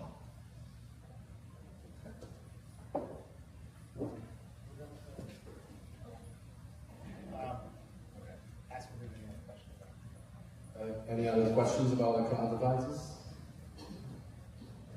Players that were cheating were actually using a ring. Sorry? They were using a ring or a phone. I think this is important that I translate a little bit. So early, so over this whole 这个整个讨论就是一开始就是说有一些作弊的玩家，使用手机放在桌上面，然后如果dealer 是用就是 pitch， 就是 slide 的办法去发牌的话，他们可以用手机去拍到所有的手牌，然后他们附近的同伙就可以使用电脑还是什么去分析出所有其他玩家的手牌，就是作弊。在亚洲不同的地方，也是美国都有发现这个状况，所以为什么现在就是也有说过，其实没有很容易去使用这种法式的发牌办法，让我们整个业界还是开始去转用这种发牌的方法。So I do want to point out that I used that in my club in Hong Kong, pro club in Hong Kong, and I actually have to replace all my table files. It is a cost involved, but it is important for the detective. It's cheaper than one cheater. Yep. Who cleans up your cash games. Okay, so release forms, specifically players' release form, and how many of you have players sign a waiver or release form when they join tournament? By show of hands? Not more. Okay, so yeah, so. Sorry, Ray. How many people have the release inside their registration? Like when people sign up to play APT, they're giving us those rights by signing into the event as part of K-Holder, part of signing up. So. The rules on the website, right? Okay, so yeah, the release forms usually pertain to the use of their likeness, basically, image likeness. There's also like whether or not they're allowed to film one another. Because recently something that happens.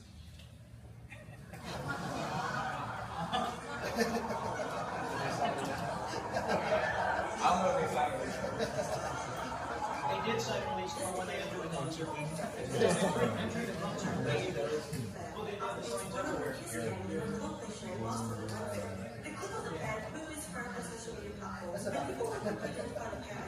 The guy is claiming he was doxed, but they gave permission when they entered the concert. So I think the point here is that release forms, use of the player's likeness as well as some kind of media set to sign up. Basically, they're so that you can have them sign agreements of what kind of restrictions you have on their living. With the WPT, not only do we have a kind of release form, but we also have a board in the review entering this room gives us the you're now liable to be on camera, all those things. Same thing with that video there on the ticket, back of the ticket. I'm sure there is some kind of disclaimer saying you could potentially be on a screen or something like that. But he is in fact suing Coke.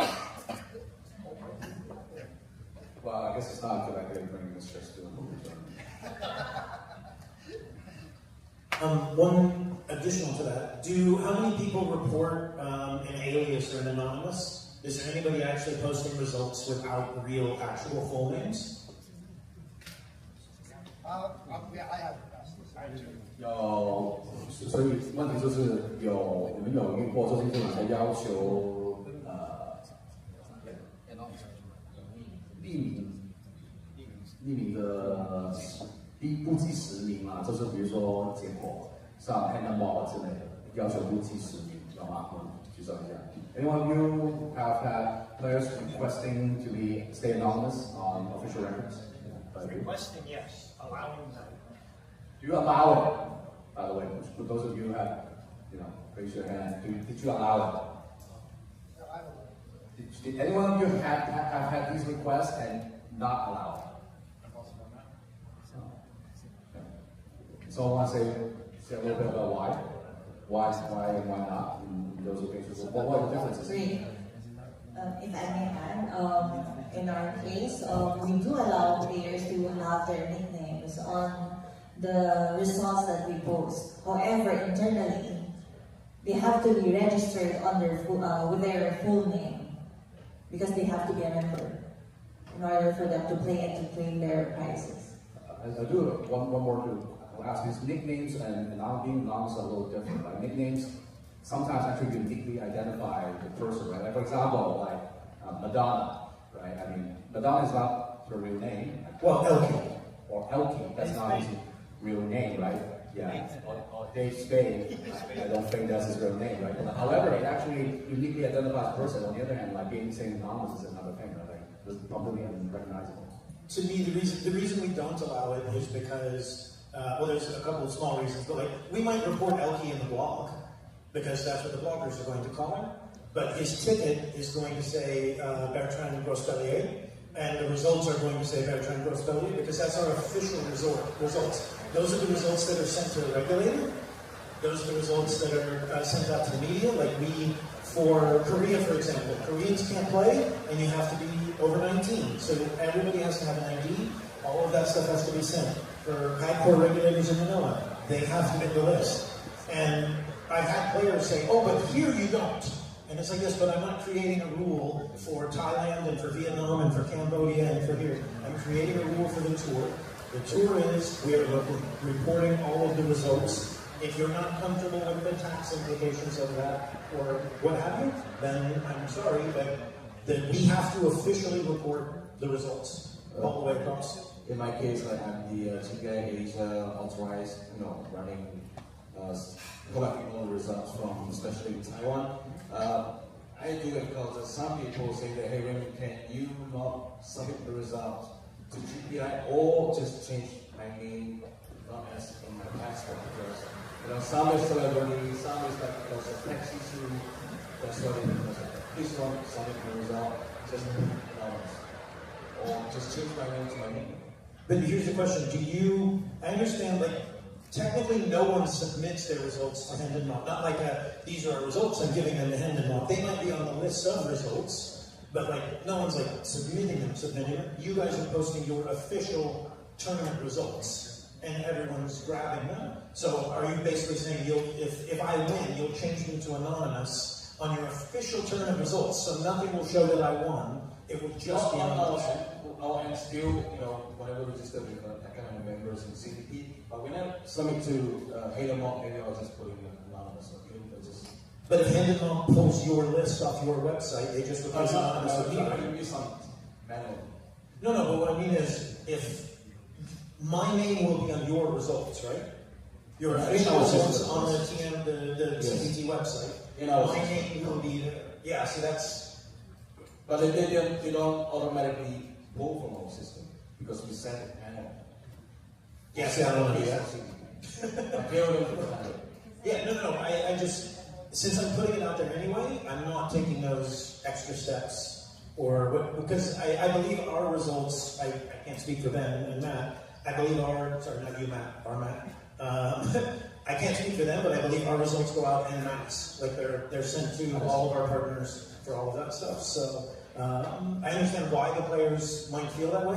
I literally had someone blind out a main event because they could not be on the stream. They were like, you can't pick that table. I'm like, Daniel and Phil are on that table. I'm not picking it for you. And he's like, well, I can't play. I'm like, well, then you're getting blinded out. He's like, well, I have to be blinded out. I'm like, then I'm sorry. And he blinded himself out of the main event. I don't know why he couldn't be on the stream and on TV, but it was obviously a very serious reason. There was nothing I could do, and that's just what happened. But yeah, for us, we have an official result, and that way we don't have to have any second guessing. But I mean, it's a very nice service. Special request from the players. Can you do me a favor? Just write off my name.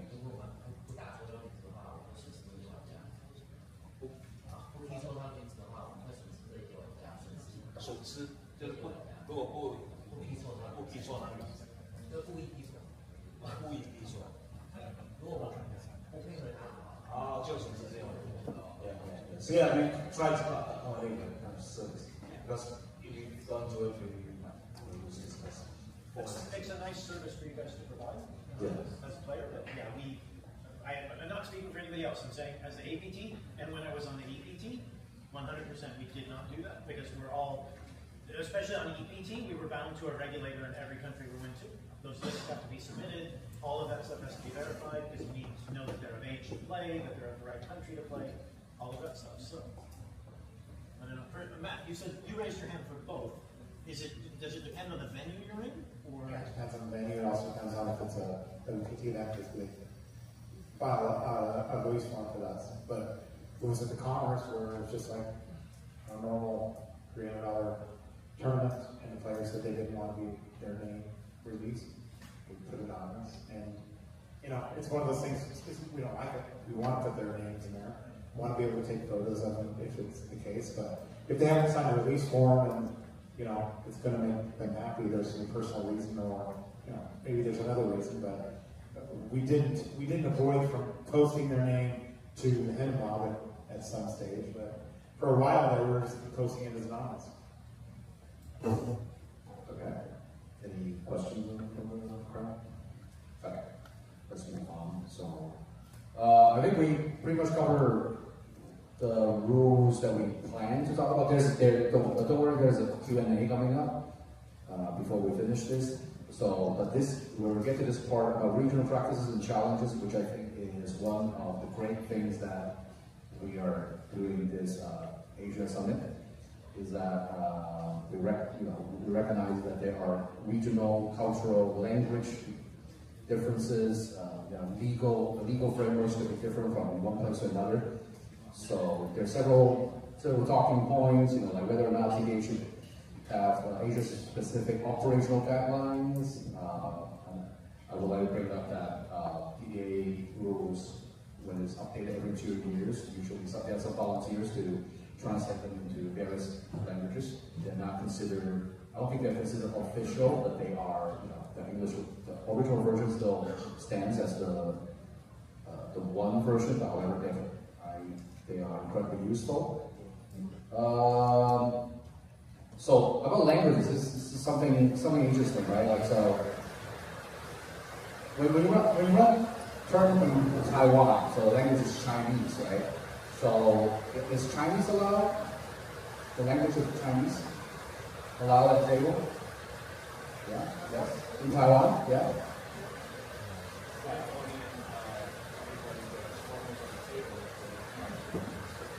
Okay, yeah, do you restrict it when there are non-Chinese speakers at the table, or Chinese still allowed?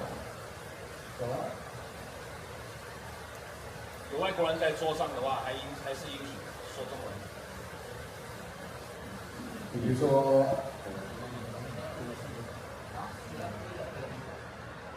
So David just made a very good point. Like, if the dealer can understand the language, then it serves as basically like a backstop, I guess, to protect the players who cannot understand the language, even though they couldn't understand. So, for example, someone couldn't understand Chinese.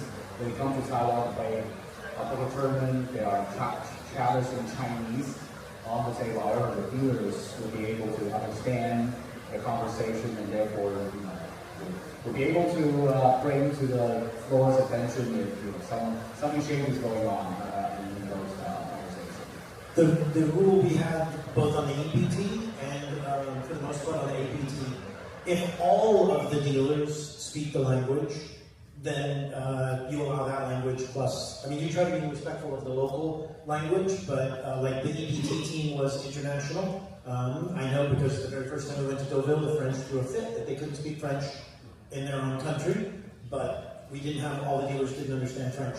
So my rule has always been, if all the dealers understand the language, then I'm happy to have that language spoken in the tournament because I can trust the dealers to know what's going on.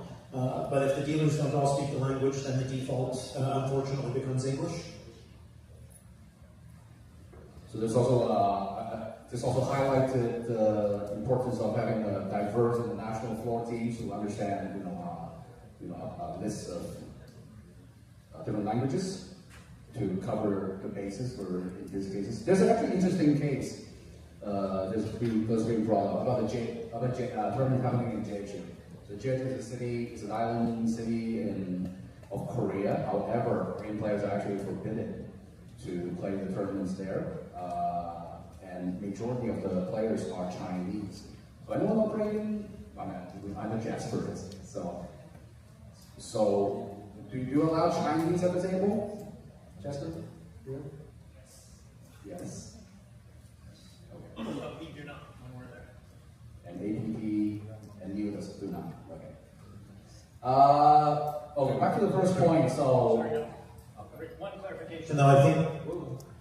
Jasper, I think like 95% of your players are Chinese for KPC, right? Was it 95%? Is it not that high? Okay, I was gonna say, for the one Jeju we've done, our player base was like 50% Chinese. And our dealers were from all over Asia, so that's why we didn't allow it. And ironically, this is in the vein of what we spoke about controlling your tournament. By enforcing the no Chinese for the first 2 days, the same way with the smoking issue that Landing had, by enforcing the no Chinese, we won that battle in the first 2 days, and the players understood. It's like, oh, we have to wait till they're not dealing, and then we can speak Chinese. So if you have scenarios like that, if you get your dealers to enforce it in the first day or two, you can win that entire war in the first 2 days. If your dealers don't enforce it, then you will never win that war, and they will just speak the other language throughout the entire festival. So it's not great when more than 50% of your field is from a country and you don't allow that language, but I honestly, from a game integrity standpoint, I can't let players speak a language at the table that my dealers don't understand. Well, here's what I'm going to do. Just add to this, because to be fair to myself, I did win that event in Jeju.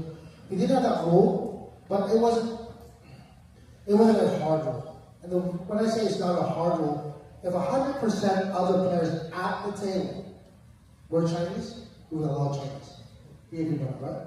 100% of the players at the table? Yeah, so they all my players.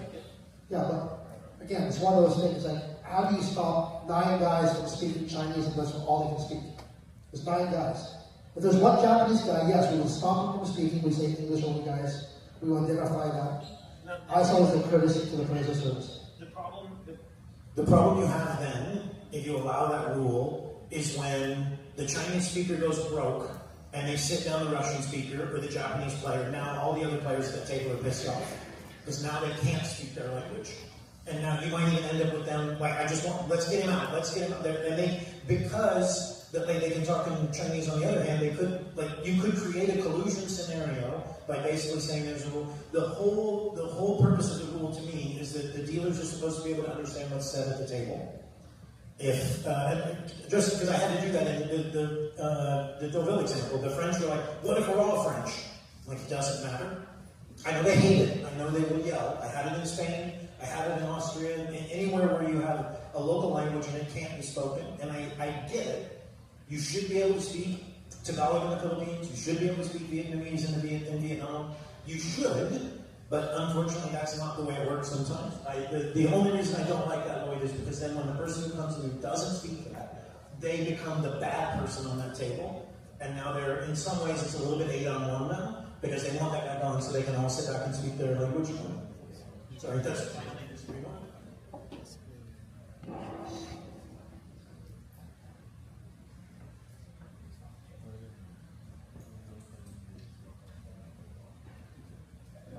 So back to the first point. So I think this also, by the way, what makes the summit great is, any of you have like something you want to see, like Asia specific or regional specific for your country, like Japan, perhaps Korea, Vietnam, Thailand, Philippines?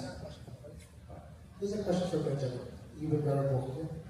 Now that you've traveled from Australia, running events in Vietnam, very recently, right? Yeah, very recently. What's the experience that you're experiencing now in a field full of a language that you can't control or understand?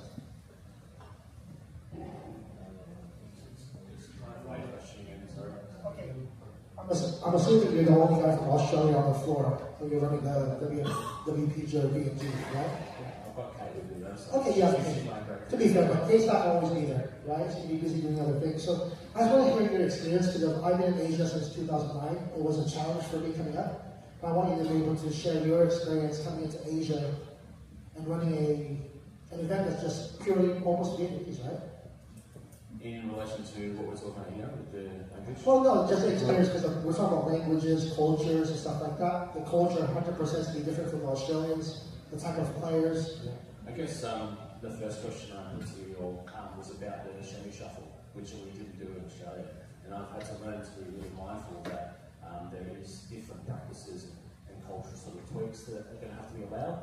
Like for me, back in Australia, that's not what we do, we just want to get clients out. So I had to clarify with that at the time. I mean, minimise it so it was still sort of included, but it was minimised to move more towards like a global stance, which is what our company wants to be doing. So yeah, just trying to be mindful of like from what the world is wanting to be looking like and what like the local culture is like. So that's something there. With the language barrier, there were a couple of rulings that need to be made where I couldn't understand either of the players. They were having a problem. So I had to lean on Kate and also another couple of TDs on the floor. You know, what I've noticed as well is a lot of players have, and dealers and TDs have a lot of English in them to be able to speak it. So that makes it a lot easier, but it's challenging to try and navigate through that. But you know, I think especially once we get doing more of these, I'm going to learn, you know, who to listen to, who to speak to, who to trust, in order to make the right rulings. And I think, like I said before, the biggest feedback I had from our November series was the phone policy, which is what I brought as well. But other than that, our rulings, we got through them, it was fine, but that was obviously great thanks to Kate and the other people at the Taiwan Poker who could speak English and get me through that. But yeah, it's been enjoyable so far, and looking to come back here later in the year to run our series with WPG. So thank you. Good. Thanks.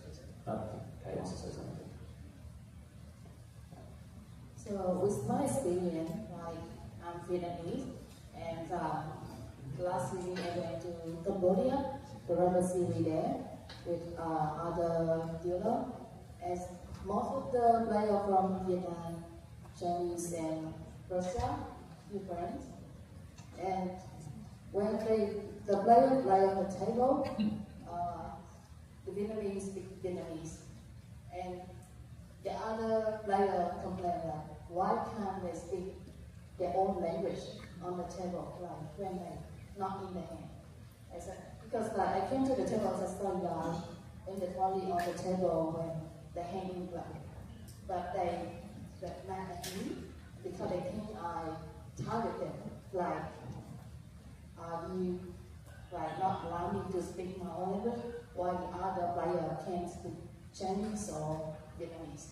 And I explained to them like, because my dealer can understand Vietnamese, Chinese, and English. So, but all those three languages, like, my dealer understand, and if any chicken like to talk about the hand, the dealer know and notice and let the TV know. Other language we don't understand, so we not allow they to speak on the table. But yeah, still concerning about the language, like suggestion like maybe put on the rule, like when you on the table while the hand play, so does not speak other language because it's confusing other people as well. That is the rule. What's allowed in Cambodia, by the way? So Cambodia is dominated by the US dollar. Is there a lot of Cambodians? I don't know if the language. I don't know. It's Chinese. They don't have the, I don't see the Cambodian player come to play, but like all my dealers from Vietnam, all the dealers from Vietnam. So like the dealer can speak Vietnamese, some of them speak Chinese and English, so that those three languages we know and we allow them to talk on the table. No, but my question is for the players, what's the language allowed in Cambodia? Is it English only? English only on the table. Supposed to be English only. But everybody's staff in Cambodia is Vietnamese. Everybody with Stars, WPT, everybody's staff is, all their dealers in Florida are Vietnamese, I think, right? Yeah, correct. Yeah. They're saying 95% of the players are Chinese, so it's very challenging. I do not know like that. In Naga, WPT, I think there's a mix, but not Cambodian. Mostly Chinese and more foreigners coming in, Vietnamese. Yeah. I'm sure the Cambodians can legally play. Are they legally? Okay, I met one. You've met one? Yeah, one. Actually, you're a seasoned player, Raymond, even though you're a fish. But, you know, you play a lot of events. When your experience, when you're going to like, full of Chinese, where it's not allowed, right? Are you speaking Chinese at them? I don't normally talk. I just listen. But they are speaking Chinese. They're speaking Chinese, so I don't care. And nobody's policing them, right? Nope. Unless there is an argument, yeah. Unless there's like an English speaker, they don't understand Chinese, yes, maybe you speak out like, hey, why are they speaking in Chinese? Like, you know, then floors will come and let them know when you're in the hand, you need to speak English. And then most of the case, like this case will happen in Jeju because most Chinese players will be playing in Jeju as well. And yeah, but for me, because I understand both, so I don't really care for my point of view. This to me is a little bit about the dealer training as well. We talked earlier about calling the clock. It's considered very inappropriate to call. Like, I never understood it. I used to call the clock all the time when I was a player. You're wasting my time and my money. I will snap call the clock on somebody, but it's considered rude by a lot of people, and then you end up in a retaliation thing, you end up stuff like that. When you, as a foreigner in pretty much every country over here, when you go to somebody else's house and then you demand them to do it the way you want it done, you feel rude. If I come to Taiwan, I can't complain that the tournament is speaking in Chinese, but I should be allowed to complain if there's 6 players at the table speaking Russian. But there's a lot of players who won't because you don't want to be the target. You don't want to be the one going, please call the floor. They won't stop speaking Russian, or they won't stop speaking Vietnamese. We're in Taiwan, Chinese I accept. You don't want to be targeted that way.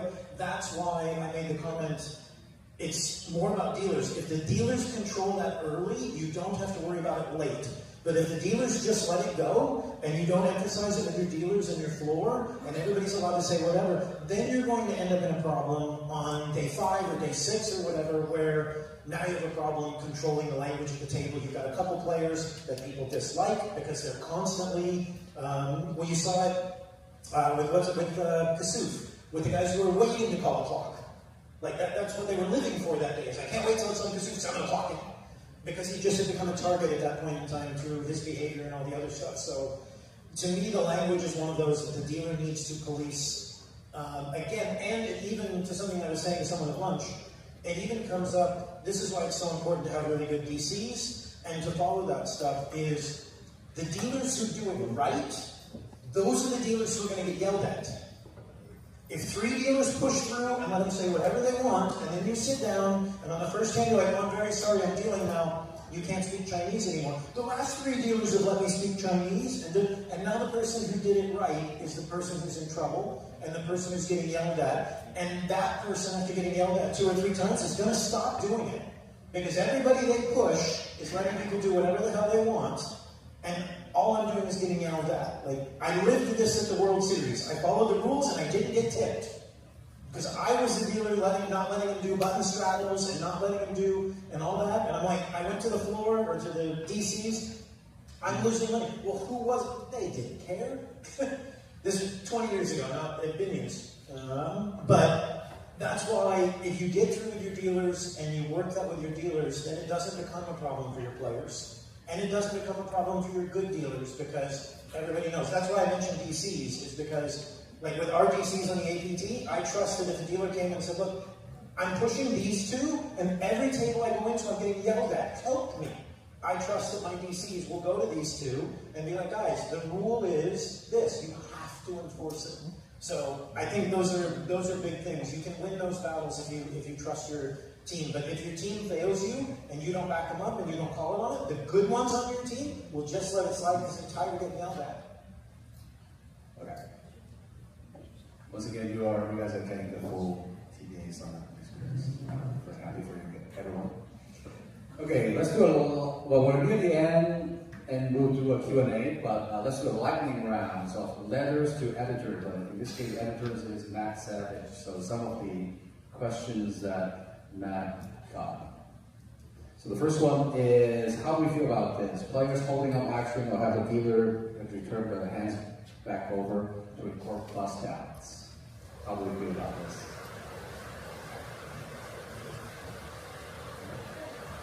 I mean, everybody does it, right? Everybody, when they bust out of a hand, they have to say, hold on, dealer, hold on, don't kill those hands, I gotta take a picture of it, right? The phone has to see everything.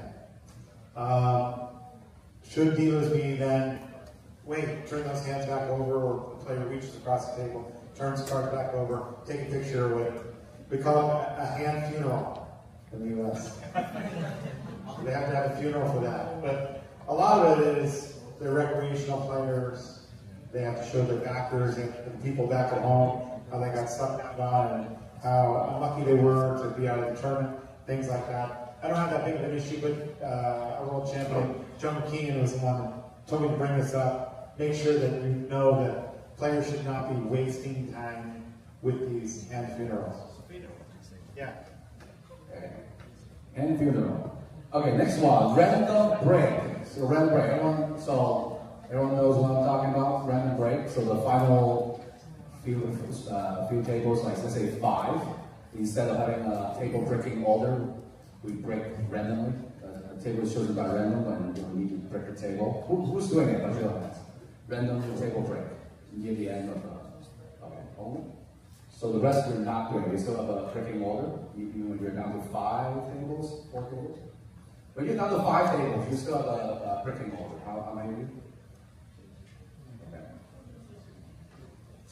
And this is something I don't want to say stole it, but rather learned from. We heard it from Paul Campbell last year, and then Paul eyes lit up and said, "Oh, that's a great idea," and many of us are doing it.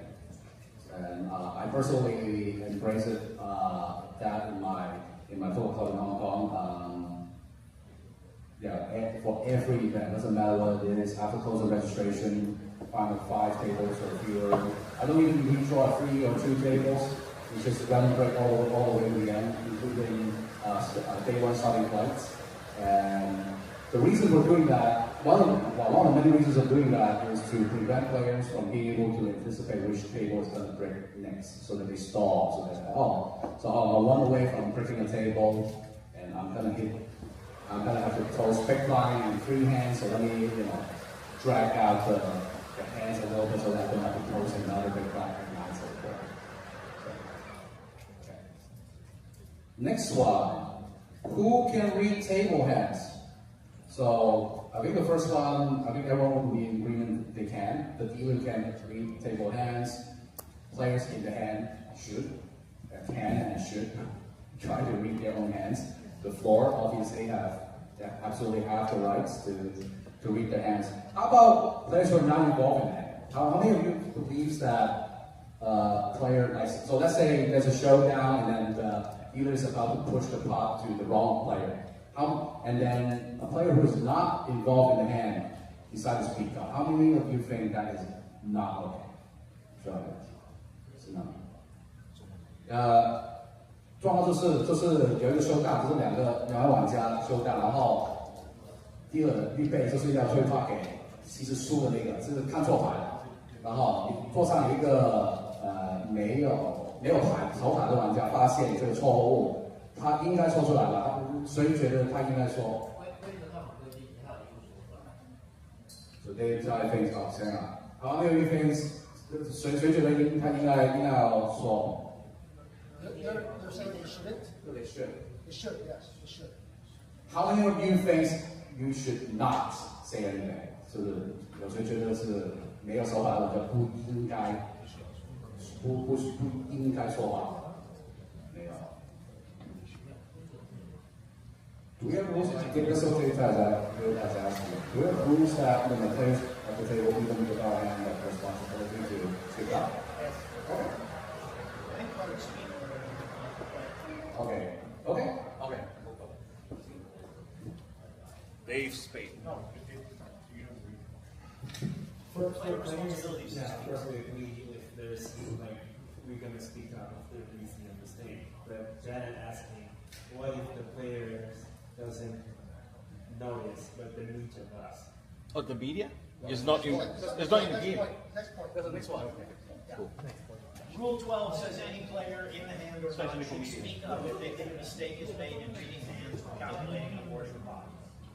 So, according to rule number 12, as you pointed out, players who are not in the hand should speak up. Now, the last one is probably a controversial one. How about media personnel that happen to be at the table?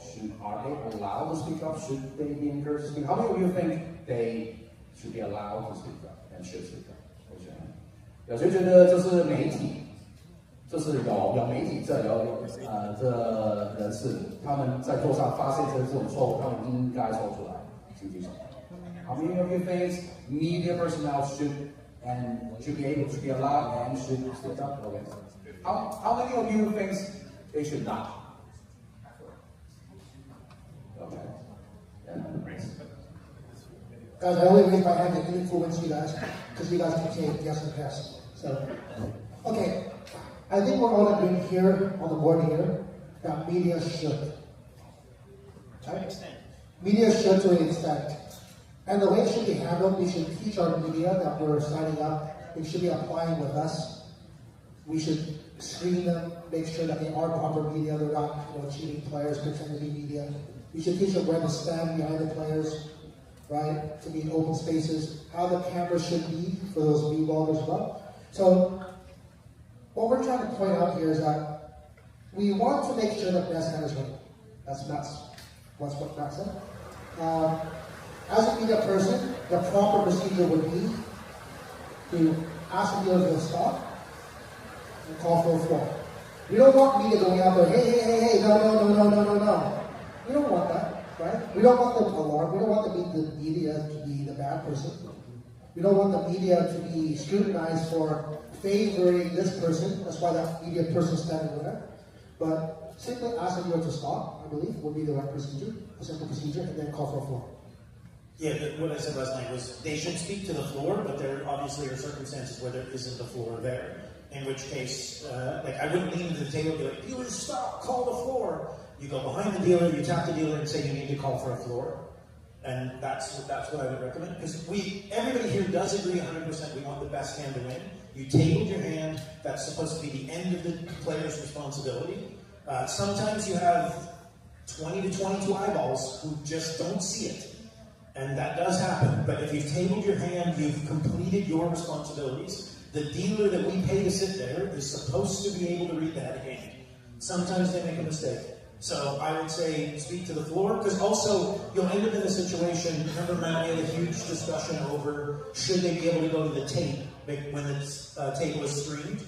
Should you be able to look at the tape to see what happened? Because the argument from some players is if there's 4 tables in the tournament, only one of them has a camera on it, those players are at a disadvantage, or I guess advantage, depending on how you want to view it, compared to the other 3 tables. You know, there might have been a photographer watching Lloyd's table because Lloyd was there, and they wouldn't have seen the error on a different table because they're not watching that table. So we don't want the media exposed to any favoritism. To me, my media training to those guys would be find the floor, tell them there's about to be an error, or go to the dealer, tap the dealer, and say you need to stop and call the floor. There isn't time for that. Sure. All right, let me set this up. 3 players left. In a championship event, no floor present at the table, only the dealer. Roll the tape. And the media, who has this on video. Queen 10.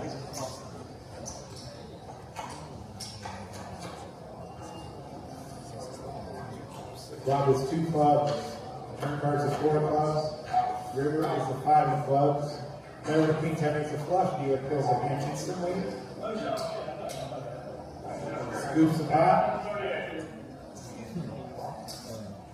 Pays the other player. 3 players left. Championship event of the festival. No floor present. 2-round penalty for the dealer. And where the hell's the floor? The media has it on tape. Should the media person say something at that time? These guys say no. I say absolutely yes. I said you should have asked the dealer to But there was no, the dealer killed the hand like almost instantly. I understand, but media should say something, yes, 100%. Stop. Watch how fast the dealer kills the hand.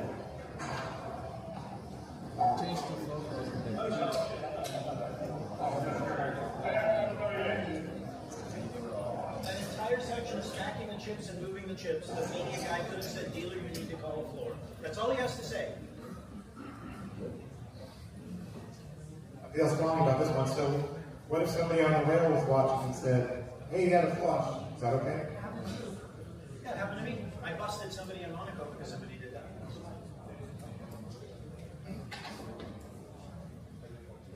Sorry, this was years ago, 2007, 2008, 2009, something like that. I got called to a table in Monaco. The chips were sitting in front of the player. It's a 10-handed table because we were tight for space. The chips were sitting in front of the player. I asked the dealer what happened. The cards are gone. Everything's done. I asked the dealer what happened. They said, we dealt it out. This guy won. I put the cards in. The guy over there pointing to a rail up the steps. The guy in the rail yelled out, hey, didn't that guy have a flush? Because there was a 4 flush on the board. I looked at everybody and we all missed the flush. And I said, was there a flush? The whole table agrees. I looked at the player who lost. I said, did you have a flush? Yes. I looked at the player who won. Did he have a flush? Yes. I said, so everyone agrees he had a flush? Yes. I said, well, then he wins the pot. And the guy said, but then I'm out. I said, but you just told me he had the winning hand. He says, what about that guy? I said, I'll move the rail if you want to, but that won't change the scenario. The guy had the winning hand, and we want the best hand to win. So, because to Matt's thing, whether the guy should yell on the rail or not is a separate issue, but once it's been yelled from the rail, now the floor has to do something. In that scenario, everybody at the table, including the dealer, agreed there was a 4 flush, so I had to eliminate the guy. Yeah, I have no issue with anybody getting pushed the correct hand on a call, or anybody speaking up to say something. So I want that player to win the call. I think yesterday David shared a story about Tesla. There's a winner win the event, he won it, he took a picture, he went home, he posted Facebook, the loser posted Facebook or moments, and his friends found out that, hey, you are the winner, but eventually he didn't the second place. But the event's already over. How can we do it? Just finish over. So I mean, Oh, they're still here. They're still in the venue. They're still in the venue. But the losing players, and actually it's the winning player, but he got a second place. So was he supposed to go the first place guy was supposed to go broke on a hand to the second place guy, yes, and ended up beating him later because the hand was awarded wrong? Yeah, so, but the game is already over, but they're still in the venue. Should we correct it? The rules say that your ability to complain ends at the next riffle, right? Like that's the rule. But to me, that's a rule one scenario. It depends on what you guys want to do, who those people are in your club, how it matters. Like, that's rule one to me. I say reconstruct right away. Make them play it over. But here's a question right off the bat. I know that Matt's very passionate about what happened here. I totally agree that the media should say something. But my question to Matt is, what if it happened so fast, it was right off the rail, would you actually go back to a player who has taken the video and review the video to make a right decision? Would you actually go to video? Would I actually go back? Yes, I would, depending on the situation. And in this situation, there's 3 players left. We know exactly how much was in that pot. It could be corrected. So I'm going to go back, not long after, but right after, before that player goes. If the media person had said something, even though the hand was killed, obviously they corrected it then. If the next hand got dealt, I would still correct it. If there was chips moved in that situation, likely not. But definitely I would correct it for as long as I could. And I'm the same way, guys, before taking rules. Just to share with you guys, this happened actually in Manila, and I walked into the table with Ray there. I was called over by one of our lead floors, and what happens at the table, the dealer has put out 4 cards and 4-card flop by mistake. And we know 100% the rule is supposed to be those 4 cards get shuffled, one of them become the burn. It was fortunate where it was an all-in call situation, there's no more action. And the floor, that was a little bit inexperienced, came over to the table and asked the dealer to take those 4 cards and reshuffle the whole thing. Right? And I got to the table, I was called to the table because of, for some reason, all the cards in the stub now was face up. It doesn't make any sense, right? What made sense, Ray, there's a player that was all in, was taking actual video of what was happening. We were able to identify the 4 cards that was reshuffled in. So again, there's no more action. The dealer has been asked to spread the deck face up. We've pulled the 4 cards out, because we have it on video. Reshuffled the 4 cards, made one of them the burn, took the rest of it. Reshuffled, put out turn. So again, using video, in my opinion, it should be used. It is a tool to us if it is available. I don't know, I understand that the complaints we have at the TDA of having media here, having something on stream. If we see it on stream there is a mistake, we should correct it. And what happened to David's scenario, if the players were here, we can always go back and say, oh, repeat the hand, or whatever it is, or, you know, reconstruct it. You're supposed to win, you have a little bit more left, okay, let's continue on. I don't think it's a bad thing. Again, at the end of the day, we have proof to fix the situation, and if we have that proof, we should. Sorry, you're giving first prize back a day later? No, no. If you come to me and say, oh, we looked at video and you actually weren't supposed to win. First prize is 200 grand, second prize is 100 grand. You're going to convince me that I got to go back and play at a different disadvantage for 100 grand? I don't like it. I mean, depending on how big that prize is, I might just say, David, I'm sorry, I'm never playing with your club again, but I'm keeping my 100 grand. Like, that's a tough ask to go to a player and say, we screwed it up. You didn't win. You have to play heads up again. I mean, you're more of a player than I am, David. So as a Russian, we have 4 players playing to the river. Like on the river, everyone check, right? And the board is a full house. And then 3 people showing the cards. The last person say that they just like put the card over, write it down. And the other players are like, oh, it's still playable full house. There's the other player not in the hand, allowed to say so. And if he say that, do we warning him or is that like It's certainly a warning. It's probably a penalty, right? Okay, what's happening? She's saying Another player there's just a board in a full house. The guy's about to fold, and somebody nodded the hand said, "Don't just play the board. You get a full house." Yeah, in that situation, you definitely want to perhaps talk to, warn, penalize the other player, but also give the pot to both players if he still has his hand in his card, the cards in his hand, because he could have come to that realization on his own, even though the other player said something. But I'm still giving him half the pot. Again, I want the best hand in called pots to win always. But that's also why players are supposed to turn their cards over. If that guy pushes him through and the dealer kills him, and then he turns it over and starts splitting it 3 ways to the other guys, and goes, wait, we all had a full house of that. You have one responsibility. Turn your cards face up and let the dealer read it. So by the way, like part of the full TDA Summit experience is Neil saying rule number 1 over and over again. So rule number 1 says, just remind you guys, common sense decisions takes priority over technical rules, which is in the fairness agreement.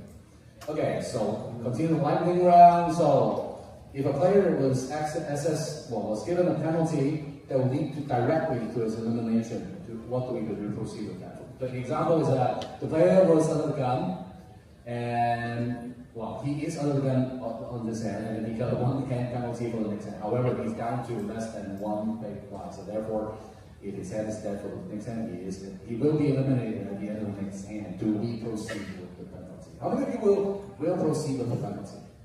Assuming the penalty is legit. Would or would not?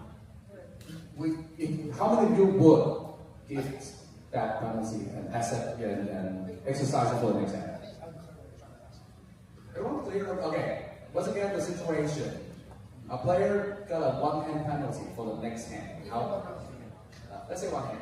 1-hand penalty. But next hand he's big blind and he has fewer than 1 big blind in his hand. Therefore, if we continue with the penalty, he will for sure be eliminated at the end of next hand.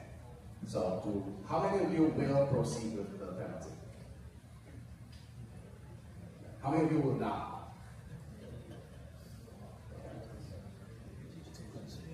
So, how do we go?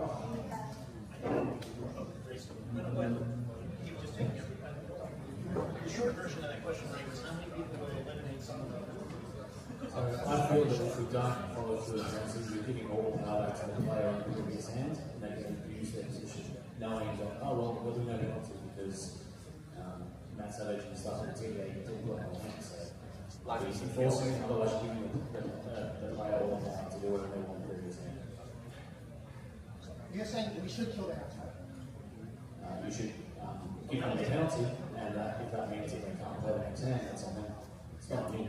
The reason that came up is there was a discussion around should you allow a penalty to eliminate someone from a tournament. The discussion point was, would you, let's say somebody gets in orbit and they only have the 1 limit, would you basically keep them on penalty until they got to that big blind and allow them to play that hand? So at least that hand had a chance of doubling up. It wasn't very popular, I don't think, I can't remember who was bringing that forward, but I think the majority of the room, as the majority of this room, said that if whatever you did earned a penalty, and the penalty eliminates you from the tournament, that's just unfortunate. But I don't think anybody's giving out penalties super easy. So well, I think the confusion comes with the rule that's in place where all in call must show. Right? I've heard this from players being eliminated from a tournament. I've eliminated players from a tournament before, and they say that they try to shove the ball in my face, right? Saying that in all in call situation, you can't throw my hands. But there's also a rule, if you're not at your seat when the last card hits the button, your hand is dead as well. And technically, when they're on a penalty, they shouldn't be at the table. So that overrules that. If you try to make that debate, for those of you trying to make that debate with the players, that's just, it's a priority that when you're not at the table, your hand is dead. So if it's a penalty situation, the hand is dead. Just one quick one. You mentioned the players are not supposed to be at their seat when they're serving a penalty. Is that true for everyone? Like when you give out a penalty to a player, the player is is supposed to not be a dead seat. How many of you force the player to be out of their seat during a penalty? Are you talking orbits or just that one hand? One hand. One hand. If it's a one-hand penalty, do you ask the player to please stand up and move away from the seat? How about if it's a one-round penalty? How many of you will ask the player to walk away? Or quite a few more.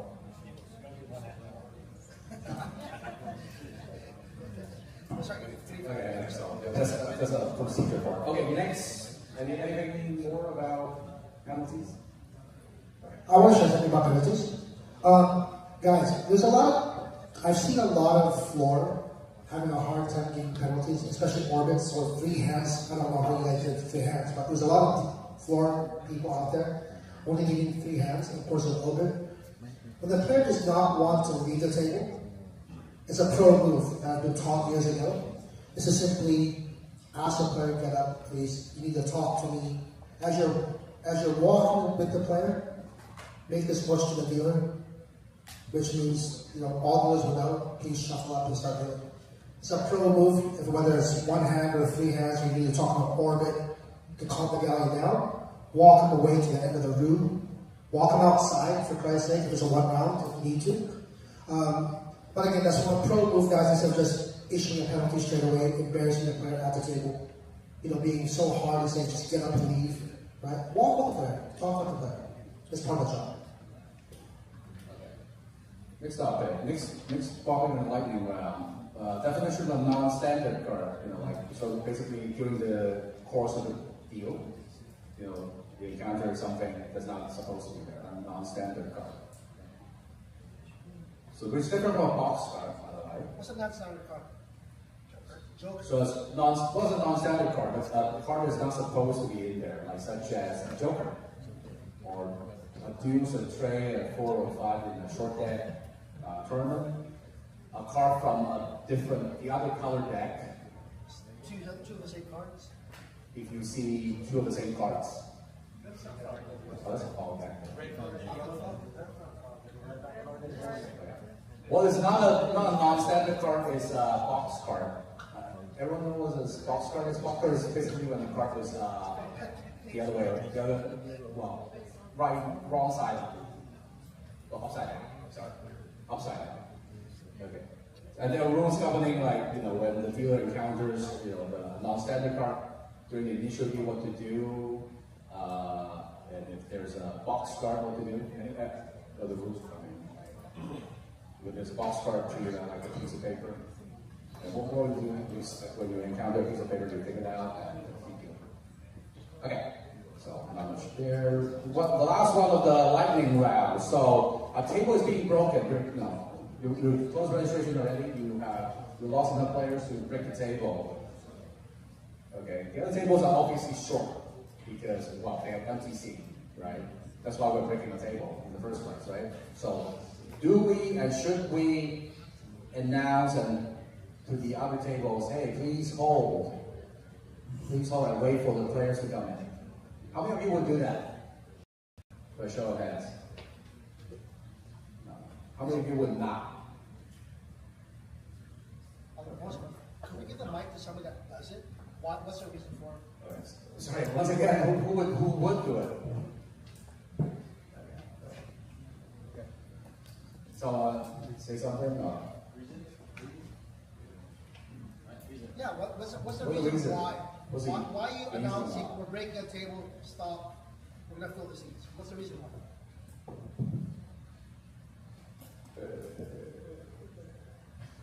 Maybe the balance, more than 3 euros. Table A, 6 people, and table B is 9 people. We have to break this table.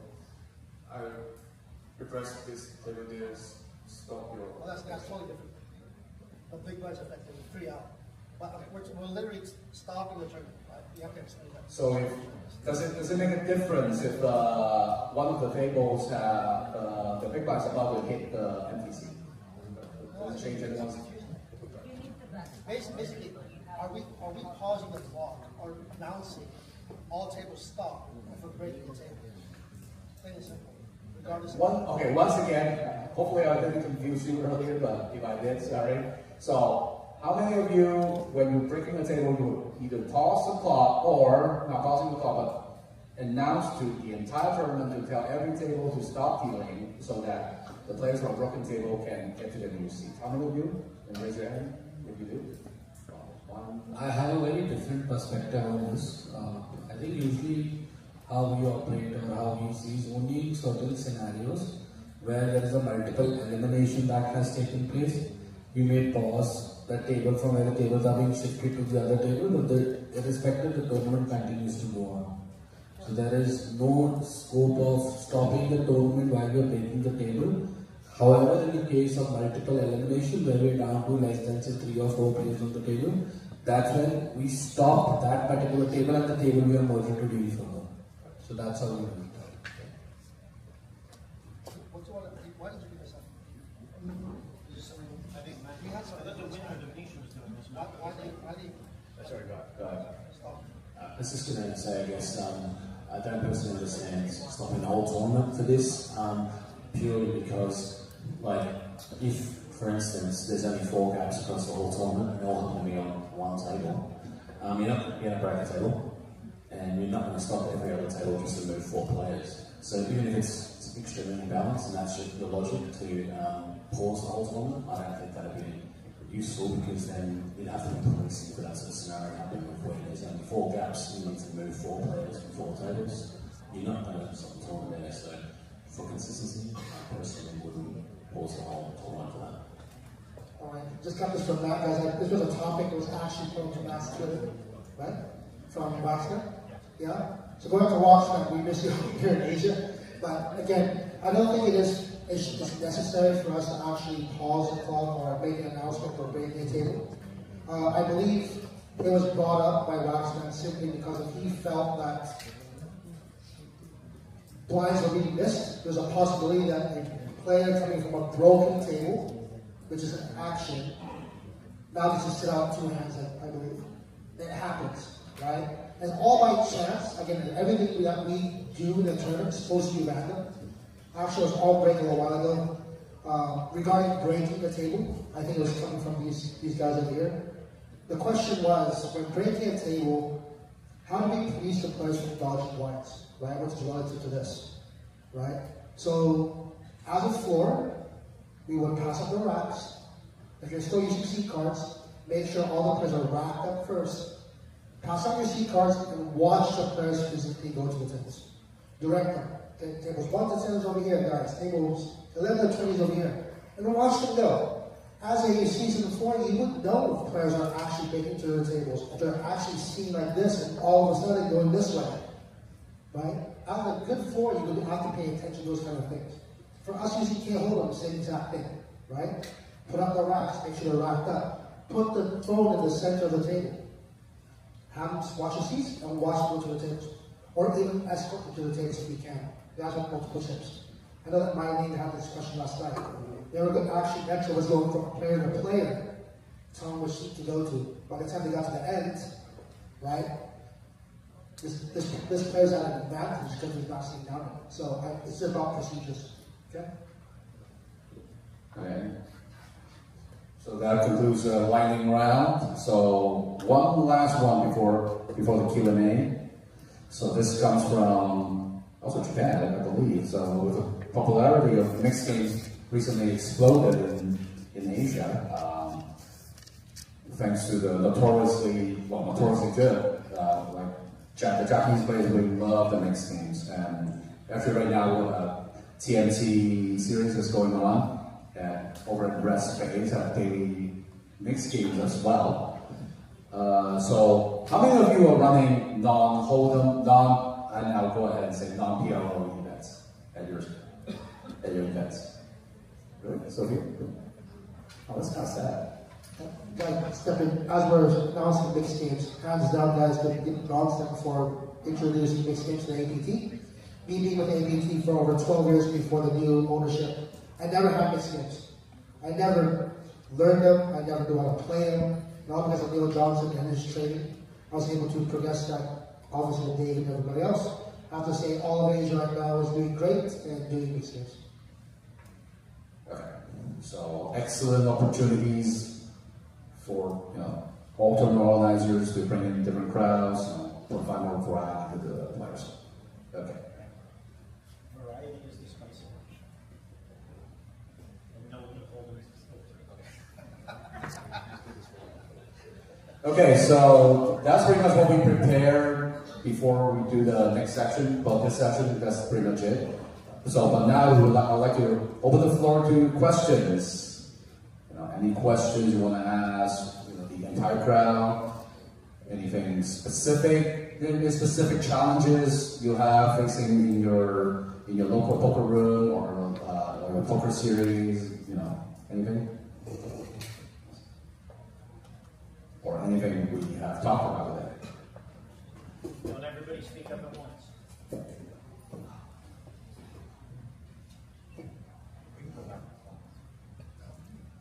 大家对于今天早上到现在为止有没有什么任何的疑问或者希望 TDA 能够听到你们声音的一些问题，我们也可以来，不用太含蓄，不要开始客气，想有问题的就问。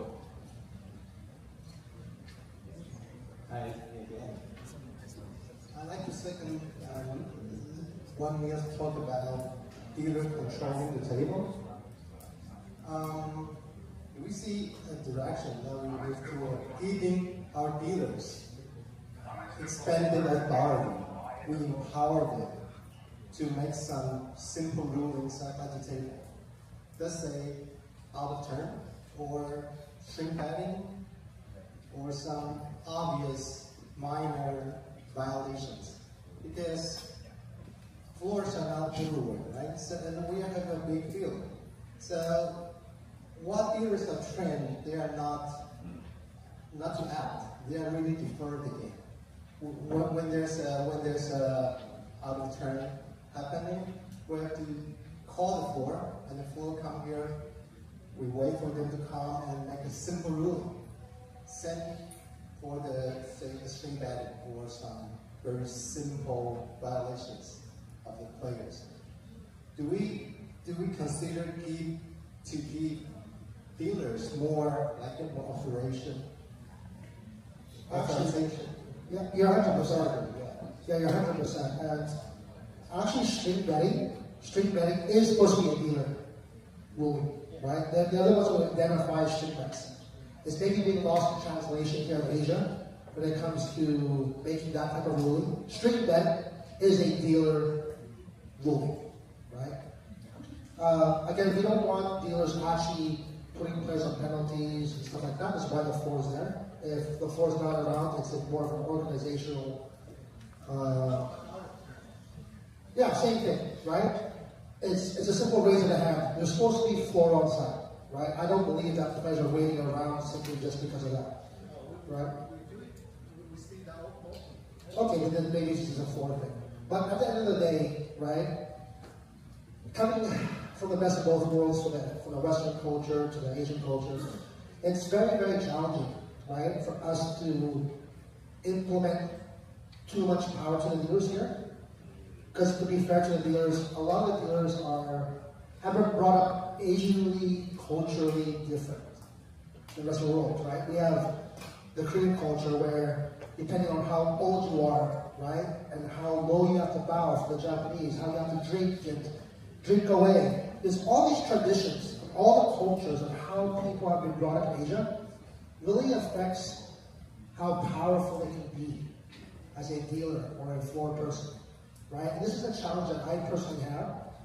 I believe that Benjamin is trying to raise his hand. This is one of those things that we're trying to teach to our staff. We're trying to teach the dealers, but because of we do know there's more dealers than us as floor, it's about organizations actually implementing, putting more floor out there to better run the events. Sorry, no, go ahead. You go first. But well, this is a different topic. So I was just wondering when you were saying that if the previous topic when you said you used a video that was filmed to correct a hand.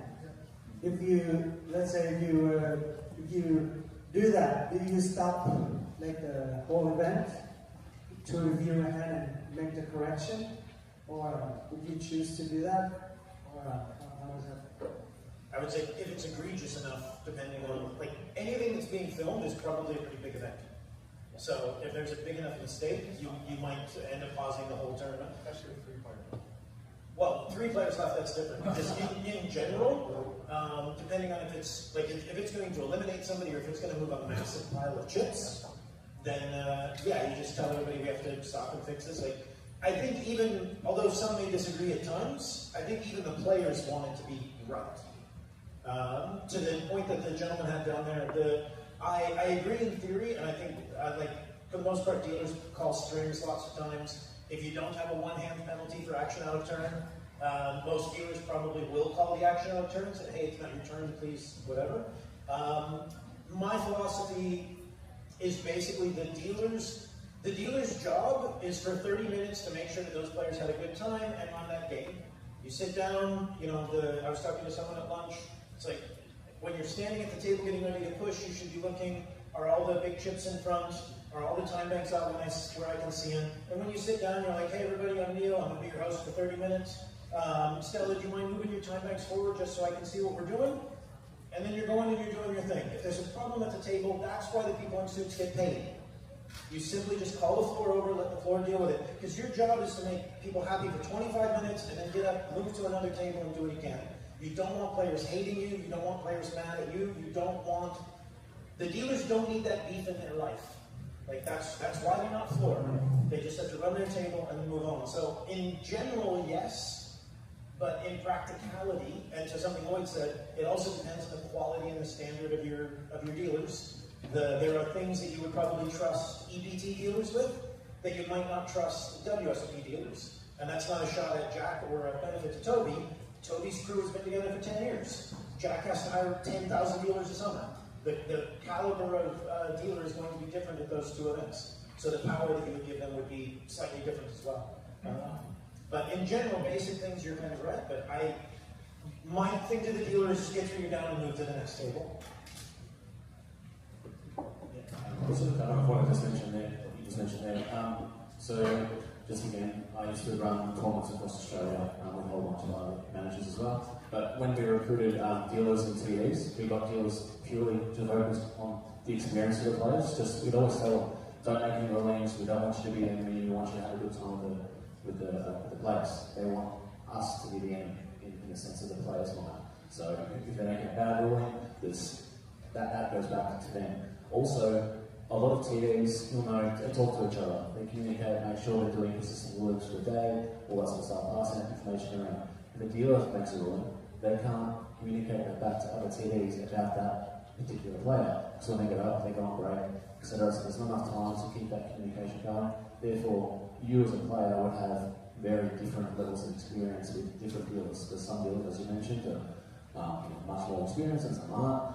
And then, yeah, you're basically going to end up having a much poor experience as a player if dealers have been making rulings. Because also, as you mentioned, like 10,000 dealers in the summer, you know, when we train dealers how to deal, they go through the process of some of the rules, how to handle chips and technique, and how to deal. So their dealing process is a lot shorter than what a TD might have. So we would get them to focus on the experience, the technique, making the right chip stacks, and not being overwhelmed with all the, you know, is this the right rule, etc. And some of them aren't as equipped to deal with that sort of confrontation that a lot of TDs and ATDs have. So that would be my answer to that. So I was going to ask another question as well, that's alright. With Asia, I heard, well, obviously there's ATDs, TDs, and DCs. Is that the most common structure, or is there anyone here who's experienced playing in other areas? What sort of structure of the TD blocks are? The structure's pretty common. Team on the leagues, don't you know, the DCs and CCs? Yeah, I think the structure is pretty common, Benjamin. There's usually ATD, that's the face of the, like my Jack or myself, that used to be part of ATD. But there's a top guy that most players would respect that demand if they're not happy with the decision on the floor. And you have your leads that's actually helping begin in the eyes because of one person can't see it all. And then there's the so-called, I still call them TDs because at the end of the day, if you're capable of running your own event, I call them a TD, not just a simple floor. And the ATDs are usually to assist the floor, right? Because I don't need two great guys in a single 500 event when I can have a TD and a great team that I call that can run an event. So it's all about manpower. I believe it's a balance with what you're trying to achieve. I understand that for a lot of tournaments, local tournaments, especially that have lower buy-ins, having 2 or 3 bodies on a 60-man tournament, I guess, is not, feasible or doesn't make any sense financially. That we understand, but we do what the best we can. Again, it's all about, helping each other, I guess, in terms of, the dealers and actual floor stuff as well. I was going to say, just to add to that real quick, like in the US, most casinos have something they call dual rate, which basically means you're a dealer, but you have to, when you come to work, you bring a suit jacket, and if they have to stand you up to work the floor, then you get stood up and you work the floor. When I was with EBT, Toby has a classification called senior dealer, which is basically the same thing. If we need extra floor, they run a jacket to work, they put the jacket on, and they do floor work until they're not needed anymore, and then they go back to the DC and go back into rotation. Lloyd did something similar with assistant TDs, ATDs, on the APT. It's a great way to get someone who wants to be a floor experience. Well, I think we're about to say the same thing, right? Same thing. I think this brought up the thing is that whether the dealers can rules anything on the table, right? If there is a senior dealer, so ATD, or a TD that is suit up, is filling on the table, is this dealer, this TD, can he rule at the same time? I would say that. There is can, we can train.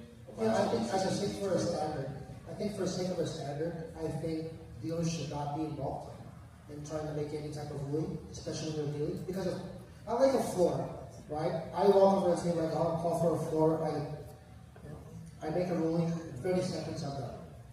Right? As a dealer, you're obligated to sit there, whether at the beginning of your rotation. Sometimes I see you guys keeping the dealer in the box an hour long because you don't have enough dealers, which is a possibility. Or you're doing what Matt mentioned, a 10-game push, which is outrageous, will never happen.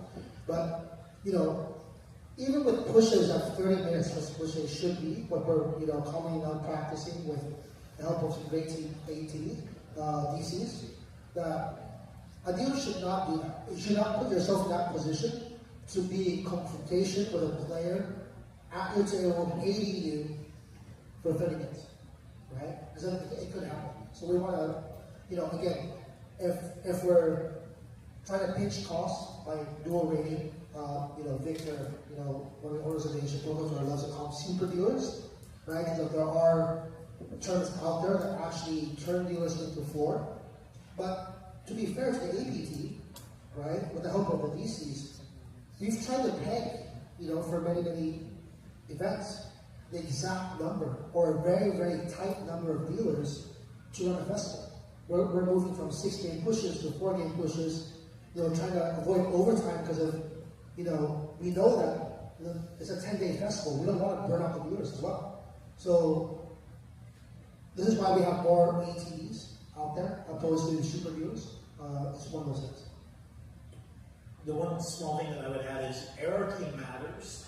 If you go play a WPT and you don't like the ruling that you get from Lloyd or from Raymond or something like that, you know that you can go to Matt because he's there. And at the end of the day, it's Matt's. You can't call Adam, you can't call any of the people that are technically higher than Matt within the WPT because Matt is the tournament director on the floor. It's the same as true on APT. When yes, Lloyd worked for me in the hierarchy of the APT, I would never overrule Lloyd on the floor. Lloyd is the tournament, or was, the tournament director of the APT. When he makes the ruling, that's the ruling. If I had a problem with it, you might go off to the side or talk about it later, and I'd be like, okay, explain to me how that happened, what was going on. But the players need to know who the ultimate authority is. Whether you like it or not, the final word on the EPT is Toby Stone. In the World Series, it's Jack. In the WPT, it's Matt. On the APT, for the longest time, it was Lloyd. That matters to the players who are coming to play with you over and over. They start to understand who that is. So to the point that you made, even if for some odd reason, like Bear is our assistant TD, even if for some reason Bear had to deal, then I don't want Bear ruling on that table because he's now in a different spot. He should be able to provide tons of information to the floor who does rule it, but he's now in a different spot. The hierarchy really matters to players in trusting your event, in my opinion. I think Matt has something to get to the mic. If anybody's hiring, Lloyd means a job. I was going to say, I thought Lloyd had a job. And just going back to David's idea, I understand where David's coming from, but imagine, David, if you did this, if you put some certain dealers in suits to make rulings, you're going to run into a problem where you're going to have tables saying that, hey, I want that dealer at my table. Right? I know that's a better deal. We don't want to identify this. You know, we want to be able to move them up as they progress. Again, we can pull them out, change them. But again, if they're not on the floor, they should be different rulings. All right, I'm going to preface this ruling with, we do have a rule that you cannot abandon your hand. Your hand may be killed if you abandon your seat. But I've been arguing with the floorman that made this ruling for a couple hours. You guys want to see this rule? I'd like to know your opinions on the way this went down. It happened just a couple of weeks ago. You hit the floor, I hit the floor.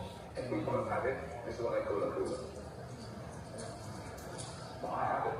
So if I have it, you can't have it. If you have it, I don't have it. And we both have it. This could be enough. How much is that? There is. I'll accept it. I'm not holding. Not folding, he says.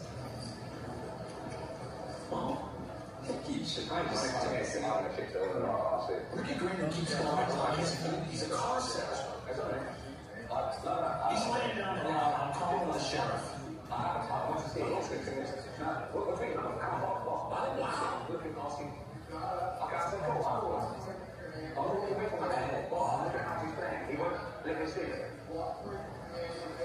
on 1 second. They call you. When they call you for the top, they didn't call me because I walked out. I'm just seeing how much he's got behind, that's all. I already announced, I'm not bothered. All I want to say is, all you getting there, I announced, I'm not bothered, I'm either calling or reading. That's what I said, I'm calling or reading. So can I just call? I say call. I call it right. But why? My hand is not. I just want to see how much he's playing, that's all. I was doing it to see how much he's playing. But before we do that, my hand is dead. What, so I can't see how much he's playing? Your hand is dead. Right, so how far can I go to see his bet? He's hiding his chips. He's hiding his chips in the right. Well, how does it feel? I can't see how much he's playing. His stats, 4 chips in a row. He doesn't say, he's not telling me how much he's playing. He's got 4 stats in a row. I can't see if he's got 1, 2, 3 or 4 stacks of greens. I'm not being funny, look. He's got 4 stacks. I understand, but I'll just look and see how much he's playing. That's all. What's called the... Go away.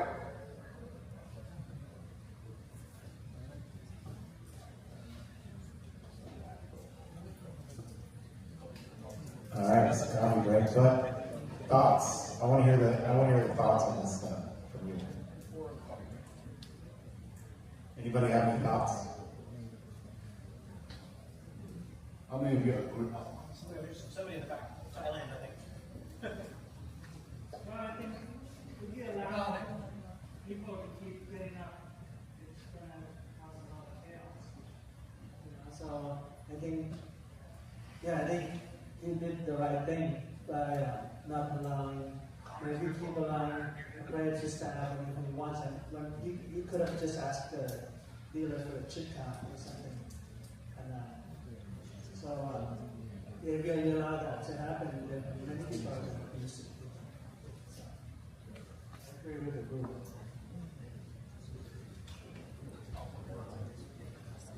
I actually think it was a bit too harsh. I think he should be given a warning first, because I think he wasn't really shooting anything. If the guy was purposely stacking the ship, like which is hard to identify by the other players, I think that would be fair. The tournament director should consider that. the fact that two brothers disagree on the same ruling is a pretty good one.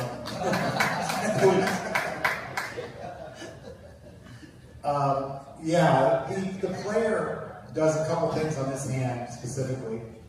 The player says, one, I'm not folding, okay? And as a tournament director, you have the right to say, okay, he's not folding. He says, I'm not folding. Then he stands up, goes behind the dealer, and is looking at the other player's stack. And as that is happening, the floorman comes up, stands at his seat, and he gets back in the seat, grabs his cards, and the floor says, your hand is dead. He said, well, wait, I said I'm not folding. I call, right? And then the floor says, no, your hand is dead. I want your thoughts. I think what I saw at that was not so much about the ruling that happened, but just more the way it was approached.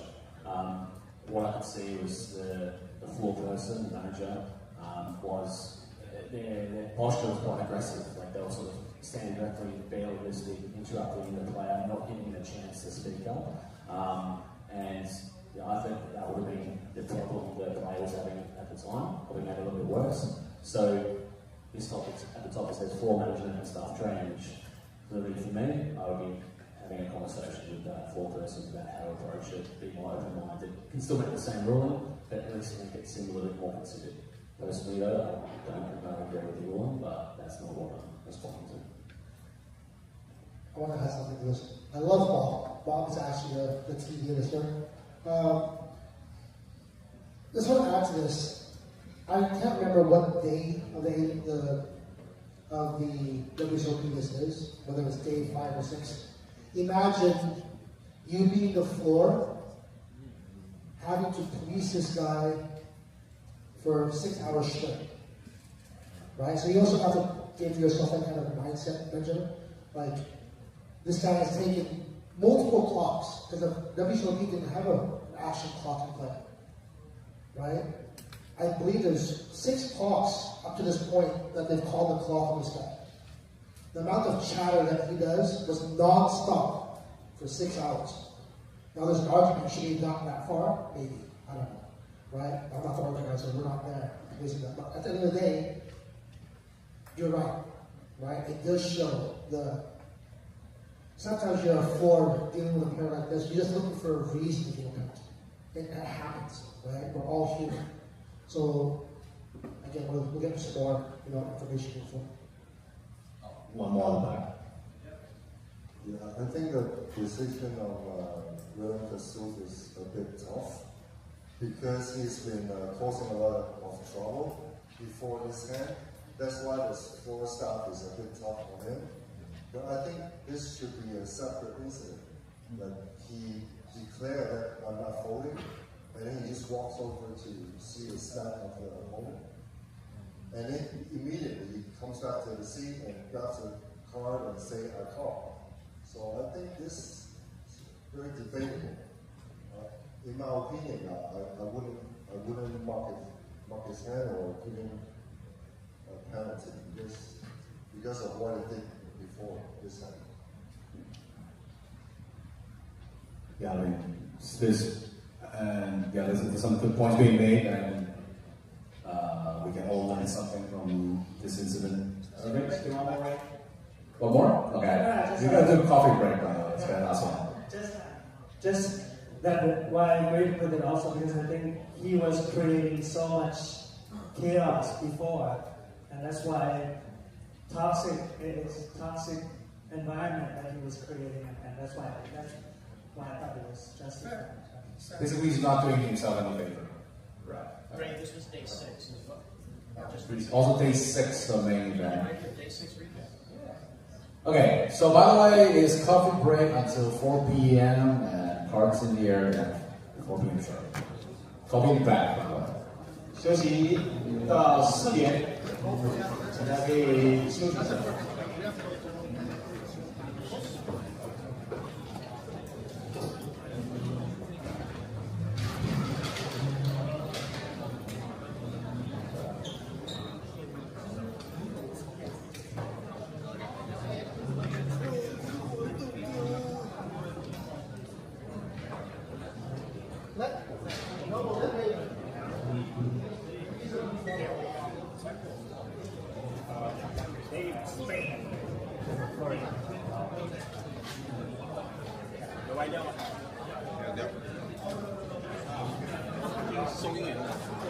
Very good.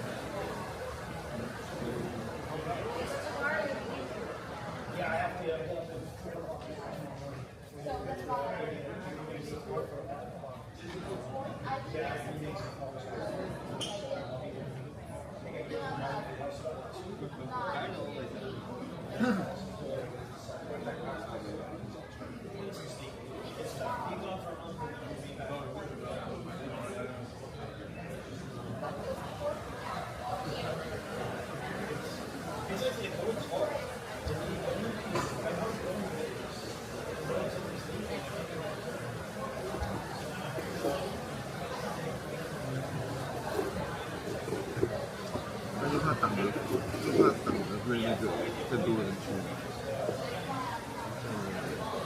就是你这样看小猪排队，接受我的朋友排队，这个朋友也走了。妈太近了，还好我蛮晚的。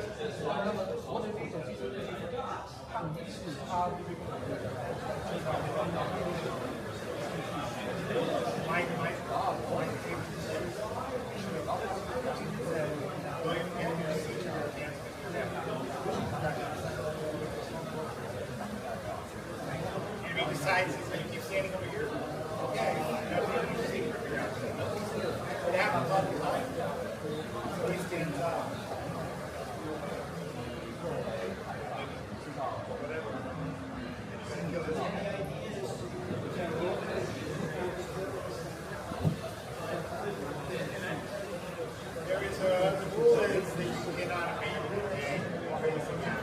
You did not abandon. This is better.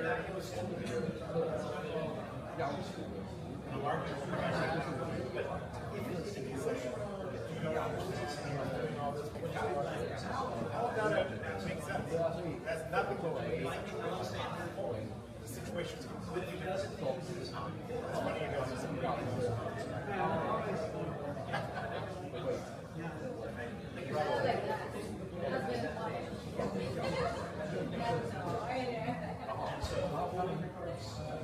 yeah, I agree with that.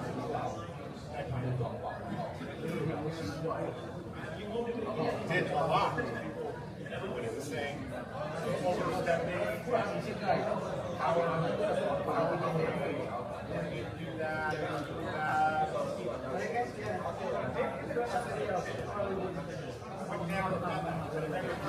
That's the problem. He's going to do even of everybody.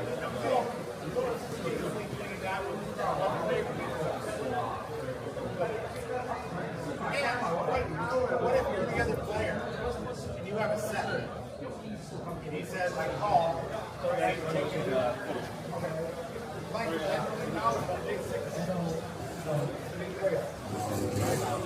You want to take the phone or it has the photo, take it and then send it to you?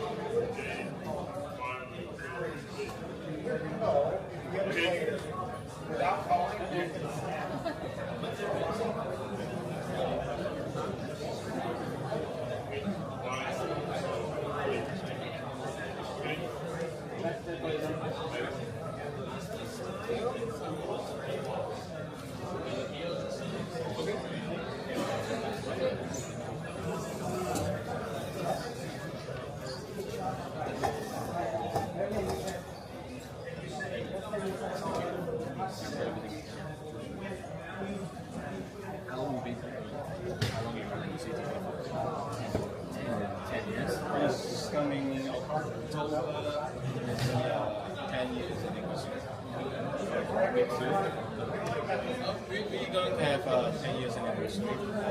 This year we're joining TDA because they have 10 years as well. We have a break, right? So 10 years as well. So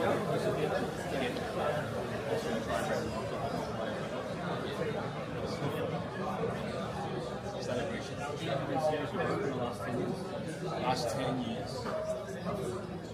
How much? 10年做了多少？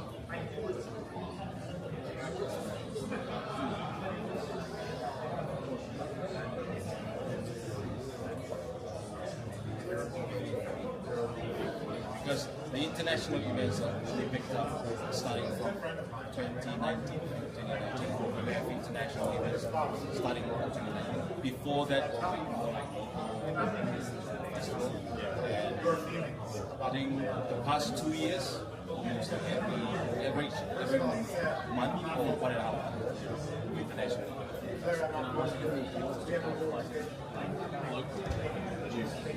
For room permanently, maybe they have like 15 to 20, but when we have festivals, we can recruit up to 100 to 120.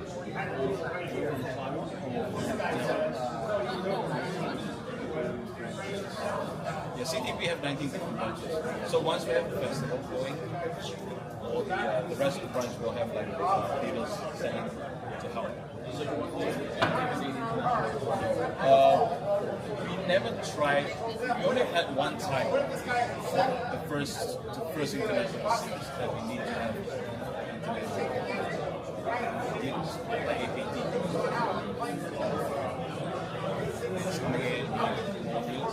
But after that, we're getting more and more, and because there is a lot more other schools going on as well in Taipei, there's a lot more part-time because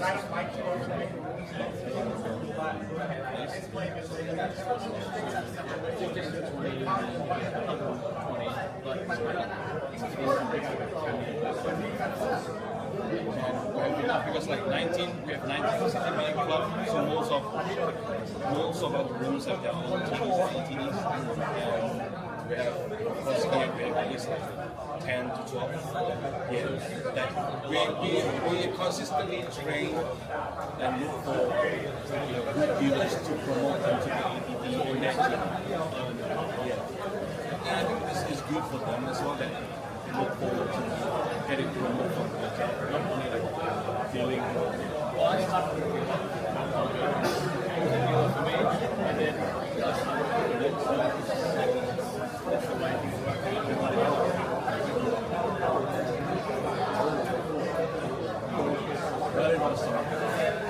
legalize poker in Taiwan, the long story, a lot of funds, like always get, actually legalize CTP in Taiwan, legalize, really we are hoping to group with tournaments, I think 5 years ago, starting 5 years ago.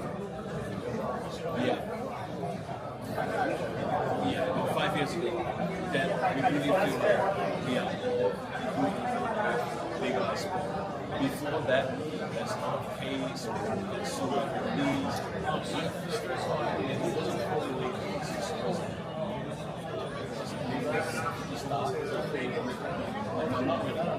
association. CTP start with associations.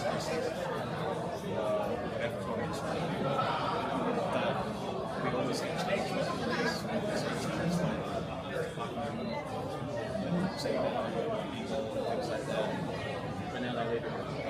Because we have a lot of cases that have already been up to the Supreme Court. Cases. It's all yeah,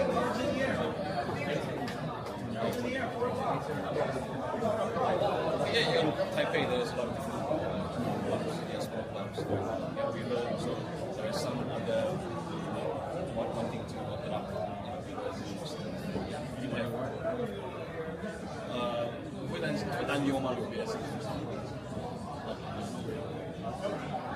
I think David believes business, you won't be just doing it yourself, so there will be opportunities. I think for us, we only working so hard to be so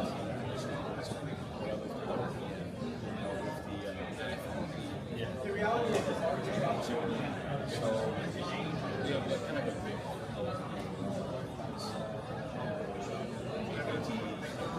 most of the big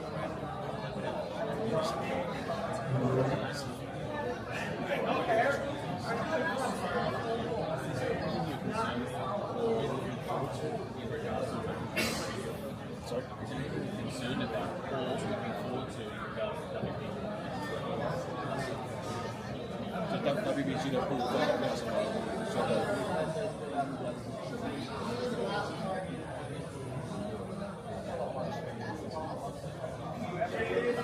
I think most looking forward is that we're looking forward for the collaborations and also probably international. This is always the objective. CTP is one of the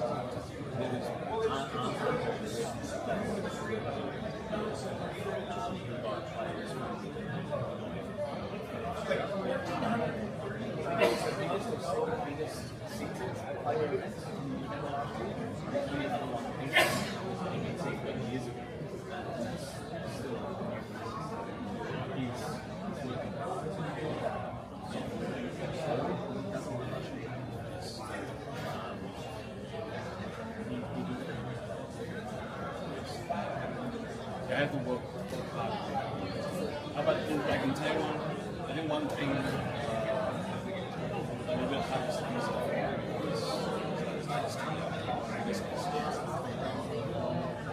but we can provide invitation.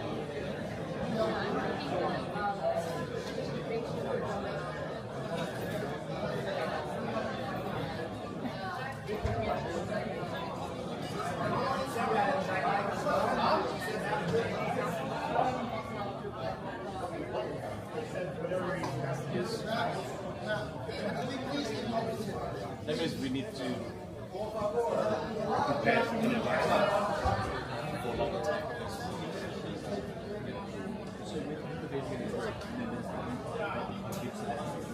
The fix is issued by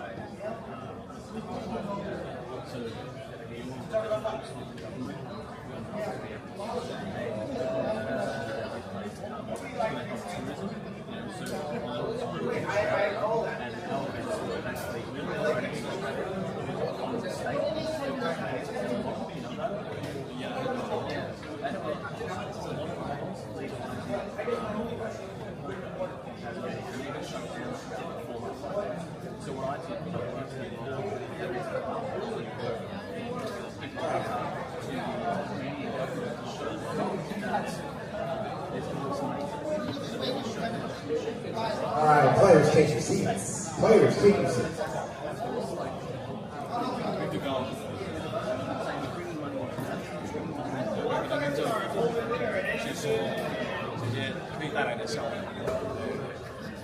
Yeah, there's a possibility that we can talk to like tourism board. All right, everybody, take your seats. All right, Mr. Noble here would like a couple minutes to talk about mixed games. Now, I know that there's not a lot of mixed games played in Asia yet, but that doesn't mean there shouldn't be. There is a lot of interest in this game. I have a lot of interest in it, Neil does as well. And in Japan, it's becoming more and more popular. So that means if it's becoming popular in Japan, it's going to be becoming more popular in Asia. So he wants to bring up a couple things about mixed game tournaments. Answer. Thank you, man. Well, first of all, I know this is not a big priority on TDA members, but there's definitely a lot of questions that being asked if people like you guys will standardize protocols and procedures when reshuffles happening in different streets. They want different certain way of procedures, the right way to do it. I believe there's different recognition from not knowing the right way to do it. So I've been getting called with a lot of brands, and what's the question? Go. Okay, the question is, first one, how to handle when a dealer exported a card in a change round or initial deals. What's the question? What do you do when there's an exposed card trading? What game? In a draw. Draw game. Go ahead. Yeah. Mr. Mixed game. I don't write the rules, I just put them in a schedule. I don't know. I'll be very honest. The 99% of our mixed game rules are taken from the World Series cash game rules. No one does more and bigger mix than Jack at the World Series. They also have to spell every single thing out for the Nevada Regulatory Commission. So I literally would Google Jack's rule right now if you actually want me to make a rule on that, because that's like they're the most regulated place in the world, and they also play these at the highest stakes. When you're into these more kind of when you're away from Nolan and Hold'em, you tend to go to the people who are playing big to understand what those rules are. So the short answer is I don't know what the rule is because I have to look it up on Jack's rules. Finish the wheel, and then give him another card. Doesn't matter if it's a wheel card or anything. Would you shuffle it back in? Yeah. When I shuffle it back in, no, I use it as a burn card. In the change round? In what? In the change round. Change rounds. After So the initial. they're changing cards. So you're changing cards, right? So it's draw. Go around. First draw. First draw. I release 2, release 3. Draw. Go ahead. Triple. 5 cards Triple draw. draw. Low ball. Do 7. Use a 7. I'd still become a burn card. Yes. You already burned 1 to give the next change card. The next burn card. Yeah, it's no different than flipping one up in a whole. Well, what if you expose 3 cards? How are they dealing the game? It can't be pitching the card. But it could accidentally happen. No, wait, this is my first time, right? They expose 2 cards, rule number 1. Yeah. And swap the dealer out if they literally can't. I don't understand this, guys. Again, I'm fairly new to mix, and I have been creating a lot of rules to help support the floor staff based on what Neil created here, the monster he's created. So I believe, because of RTC, it is a draw card that was supposed to be delivered. We would complete the delivery of cards, take that card, and shuffle the rest of the deck, and ask for the next draw. Because technically, there might not be a burn card for the next draw. If there's a bet and everybody just throws their hand away. So take the exposed card, which was supposed to be out there. There's no need for a burn card, and it's still there's still no draw. Yeah, say there's triple draw. So first draw, I've exposed the card. Instead of making the burn card, could we propose that that one card gets shuffled in? The card should be able to be dealt back. Well, that's what I'm trying to debate, right? As a standard, you're trying to standardize this. And based on what everybody's saying right now, instead of shuffling it back in, it will be the next burn card. And it is what it is. It's still RTC, right? It's still random. So, as a standard, I propose for the players of Japan, supporting Nobu, if there's an exposed card on the draw, that we take that card, make it the next burn card, complete the draw for the next one. If there's 2, then you shuffle the 2, make one of them the burn, and then, I don't know what to do the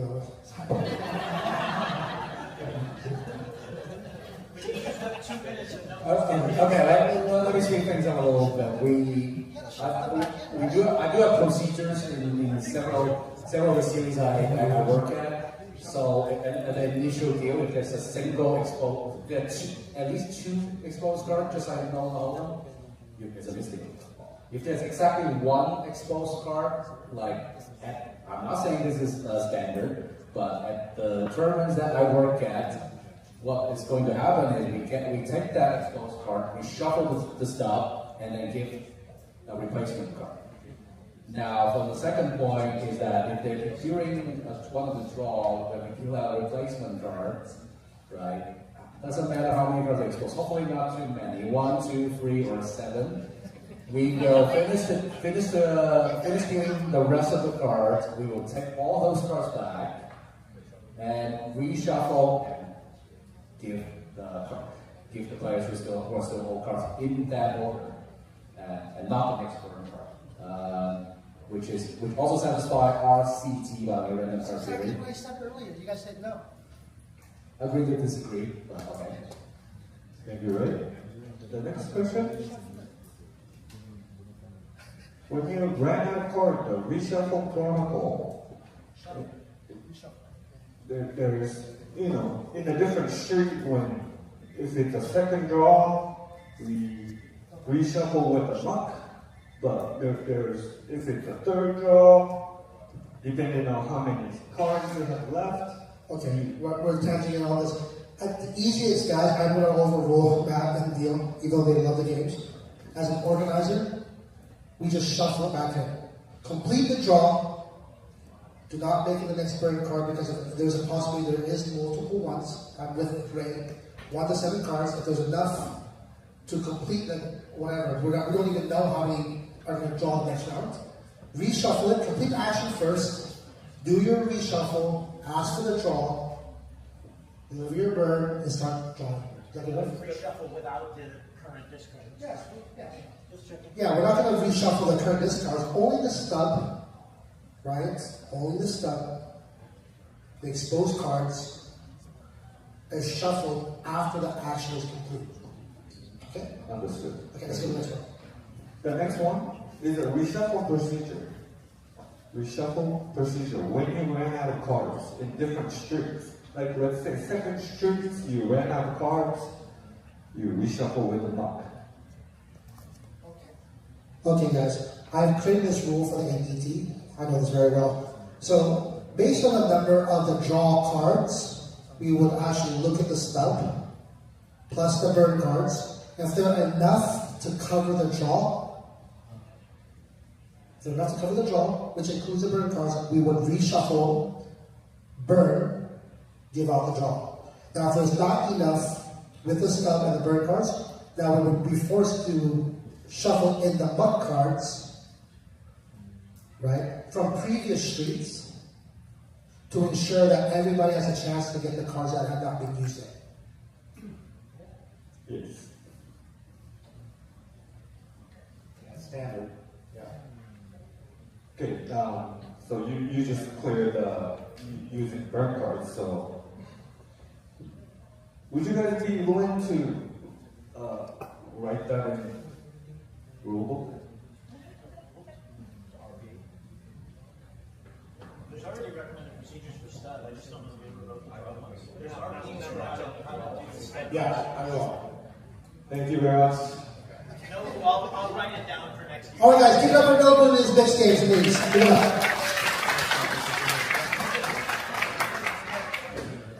Please put them in their schedules. I'm not allowed to play the APT.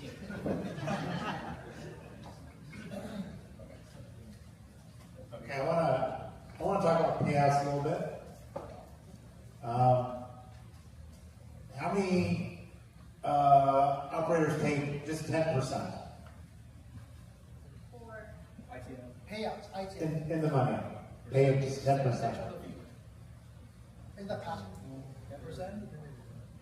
Does anybody take different amounts for like how many of you are running mystery bounty now? Mystery bounties? Okay. There's a lot of trend for mystery bounties to pay less percentage, so that more of the money would go to the mystery bounties. I know they were using that if they want to coming up, they're going to pay 10%. In a mystery bounty, outside of that, we pay 1 and 8, 12.5%. How many are paying 12.5%? 12.5%.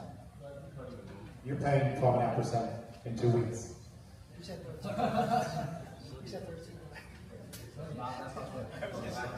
Sounds like you two might need to have a conversation. David didn't know. Play 18 holes. And how many are paying 15%? Actually, Neil, you're between 12 and 15. But the ceiling is 15%. Yeah, so 12. We would never pay 1501, but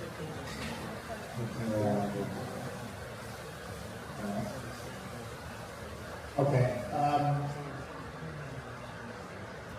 All right. I just think there's a lot of different payouts out there, and I wanted to know because I saw that you're paying 15% here, and I wanted to know if that was an Asian standard or if it was just something you're doing versus others. So looks like it's most everybody's between 12.5% and 15%.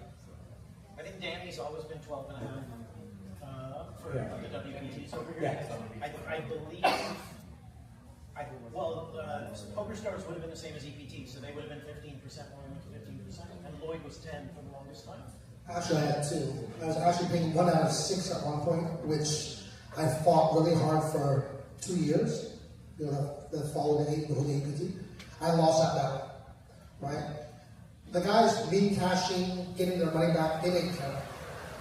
As much as I wanted to give that money back to the players so they can pump into another event and experience cashing, they didn't want it. The dream of a traveling player is to win more money, so I lost the battle there. I made the main event 10%, the high roll was 10%, everything else was 1 out of 6, which is like 16%. So I lost the battle there. It's unfortunate, you know, again, as an organizer, we want to pay out more players, but the players don't want it. I paid 20% for one festival, and the players almost killed me. We paid 15 to 20% was your money back. Thanks for trying, here's your money, try again. And you would not believe how many times I was arguing with a player. This min cash sucks. You're supposed to have 0. This min cash sucks. You're fine. I tried. We were trying to help the ecology of poker and give them the chance to play again. No, they could not see what it was. So we moved right back down to 15% after just one festival. We used to have 10% of the deal, and it's something. Here's the thing, and then we move on. Or to something. This is my question, I guess, for everyone else that's here. With Asian poker players, what is the feeling of the minimum cash being acceptable? Neil says that money back's no good, they're going to kill him. So when I was doing BBG in November last year, some of the players was somewhere between 90 and 110%, so double, or just under or just over. Is that what is normal across Asia, or what's the normal feeling for minimum cash at the moment? We're set at 1.7x the net buy-in.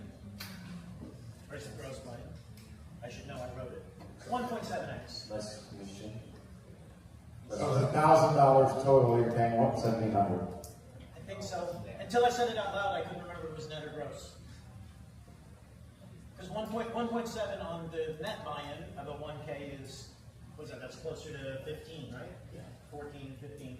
I'm 90% sure it's on the gross buy-in.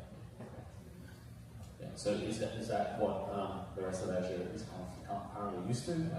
For the most part, I'm hearing 2x, but for us on the World Poker Tour, it is 2x the amount that's going to the prize pool. So if it's 1,000 plus 100, that's 1,100 is a total buy-in. We would pay 2,000 at the bottom spot. At 12.5%. So it doesn't count the staff tax or the deal. Correct. Okay. Yeah. I know from looking at it, I don't know if it's in every event, but I know the World Series, they might have done it last year, I didn't look at last year's, they switched to 2x. No, it's 15,000 on that. Okay, then it's not for all of them, for a lot of the sides. I'll say because I play. Yeah. All the events. Please do. WSOP this year, they paid 2x. Except the main event. So only main event is 15,000 because they want top. Because they want top heavy, because they want to pay 10 million for the first place. So that's the only event they pay 1.5x, and the rest of the events always 2x, which is, I think, is really good. And How long ago did that start? Was that new this year? New this year, I believe, because players just discuss about it. Yeah. And they pay 15%, 2x. I think they're still paying 15% though, right? Every event's to 15%. I'm not sure about heads up, but all the foreign payments, 15%. Yes. Okay. Did you, as playing it, did you notice much of an impact to the top prizes? Because obviously that money's got to come from somewhere. If you 2x at the bottom, you're moving up from 2x, not moving up from 1.5 or 1.7. So it has to impact the final two tables. I'll say, players, people care about cash a lot because usually it's at 1.3, 1.5x, but now, even I have a short stack, I know I fold, I may get 2x. So people play like more care about money. I think it's good, 2x and 15%. 10 is too tough for players to get money back. And you're not worried about any impact on the final table then? Because the player pool is too big, so no one really cares about like that 500k or 600k. It's the same. So that guy does. No, that's fair. Their prize pools are so big because they have so many entries, it doesn't actually matter what they're doing. Unless they start paying 5x on the bottom, it's not actually impacting their table the way it would impact ours. We can also stretch the min cash as well. we're going to instead of paying 9 places per million, you can pay, so we'll still move that money up. Yeah, that's one of them. I mean, everybody's payouts are their own. You'll never come to an agreement. We did a survey before we changed them on the EPT like 11 years ago. We surveyed, I don't know, it was a couple thousand players, and we asked them, what do you want, 10, 12 and a half, or 15? I kid you not, it came down virtually exactly 33, 33, 33. So we then made the decision that we thought was in the best interest of the tour and our events, because there was no winner. No matter what we did, we were going to piss 2/3 of them off. So we chose what we thought would be right. And just to give you guys a heads up, we discussed this last TDA in Vegas. You know, there was a demand from a lot of the newer TVs, because we understand that in order to run a successful tournament or a series, if you're an upcoming organization, you want that information. You want it to have a standard across. It's something that unfortunately can't be standardized, in my opinion. It goes from brand to brand. There's other brands trying to make a guarantee. There's different brands, like if there's a bounty event. I really think we can't standardize this as much as we would like to across the board, but I think it's just, it can't be done. Another thing about mystery bounties is, does anybody, and this is a very rare situation, but Jesse Hollander in Jacksonville is not doing an ante on the very first hand of the tournament, because if the person in the big blind busts somebody else, they don't have enough to cover that play. Mystery bounty? Yes. No, it doesn't make any sense. Does it make any sense? I mean bounty tournaments. Okay, the regular bounty tournament makes Yeah. sense. But the mystery bounty, obviously, you've gotten ITM here, right? So they, regular bounty, they don't have ante on first hand. Because if you're in the big blind and you bust somebody, you don't cover them. I think that's something we can easily standardize for bounty events. Right? So, just so you guys understand, right? In a regular bounty event, not a mystery bounty. TKO. Yeah, TKOs, whatever you know, headhunter events, right? I bust back the very first hand. If I'm in the big blinds with the current situation right now, I can't win the bounty because I put in an ante first, right? So my effective stack is actually less than max. So if we can come up with a standardization for that specific event, I think it is should be a rule that I can agree to, that the very first hand of the event, any KO, headhunter, bounty event, to not have an ante. I don't know if you'll get a rule out of it. You're going to recommend Doesn't your regular bounty event put without ante? I'm sorry, Nina, I can't hear you. What Nana is saying, sometimes events, the very first level of the event does not have an ante. That's another way to fix it, I guess. So if a tournament does have an ante, the recommendation would be not to have an ante, the first hand, or create a structure where level 1 does not have an ante at all. To be fair to everyone. Yeah, I love that structure. Thank you, Nana. Thank you. Thank you.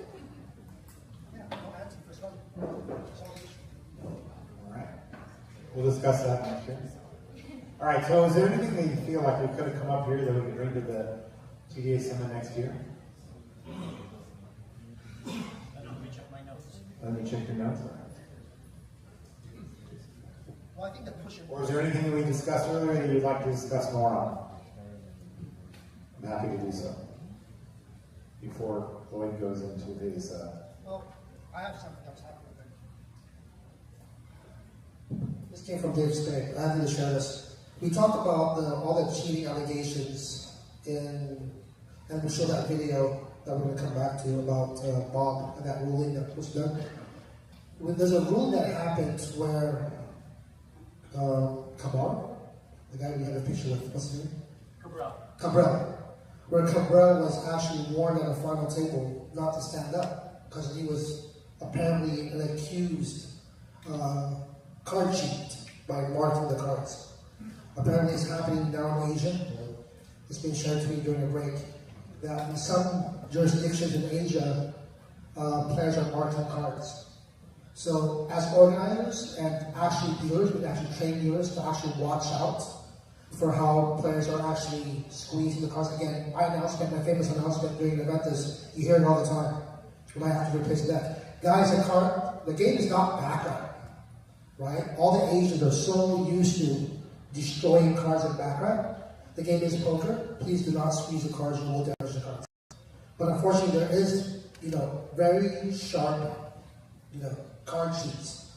And one of the identifiers is a player standing up constantly, right? He's trying to look at the angle, how the light hits the cards, right? We can share that, in our trainings with our dealers to kind of look out for things. Right? If we put that word out there, be aware. Come to me on a break, come to any form of break or whatever. We're not asking anybody to be back in that spot to accuse or cheat.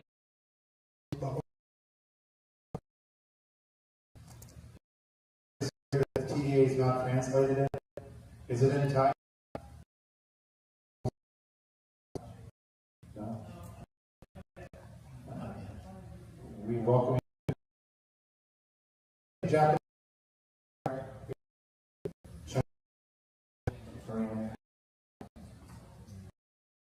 Cantonese. Cantonese is not really.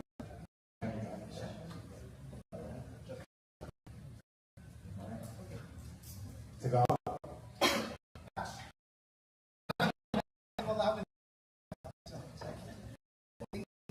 Okay.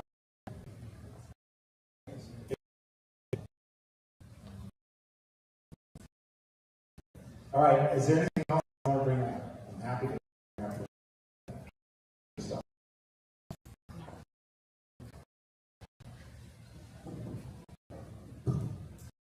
Technologies in this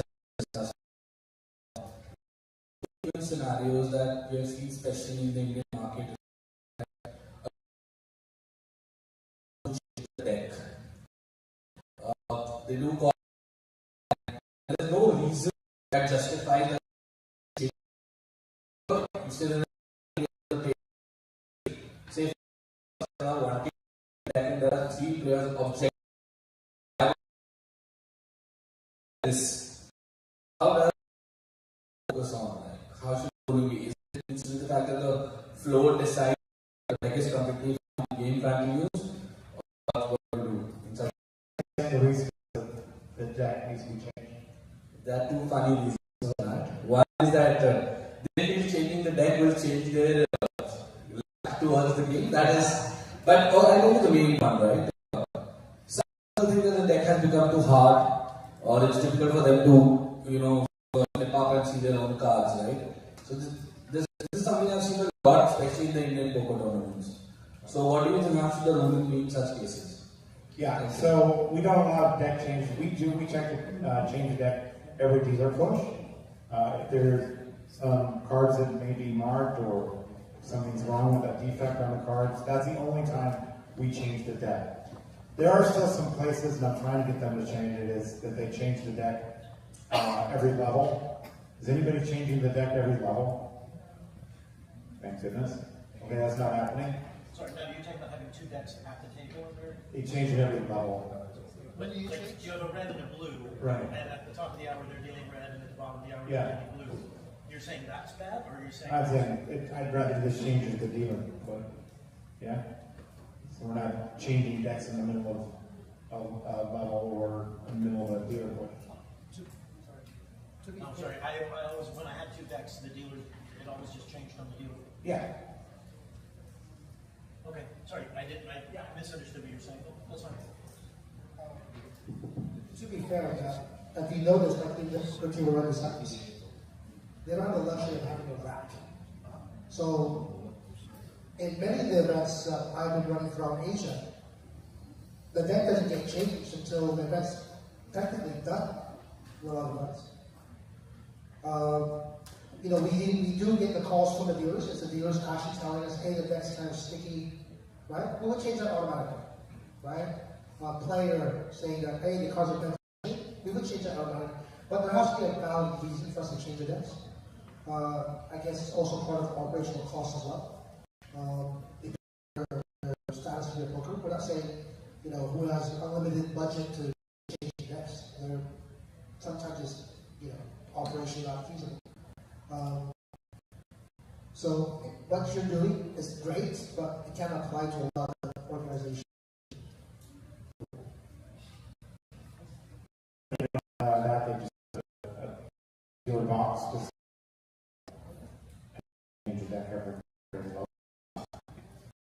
Anything in the TDA recommended, but I understand, especially in India where they're at that was the case. We used to be able to do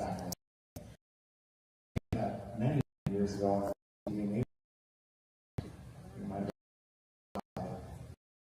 First brand did not ask for it, and it just makes it easy. It's just a procedure. I saw their hand over here. Yes. Okay.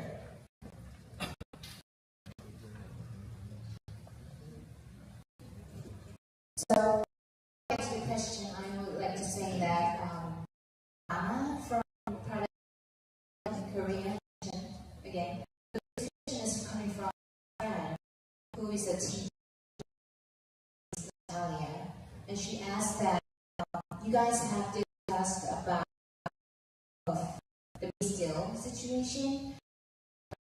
The TDA is saying that the things they cannot get the cars. The price was already putting it on the table, but they were there at the moment. The original ones, but they still can't get the cars.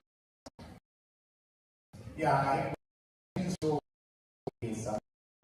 was always thinking, and still, that if you're not at the table, but that you would not get, you would have to sit out the next. But now it's changed. That if you that you know,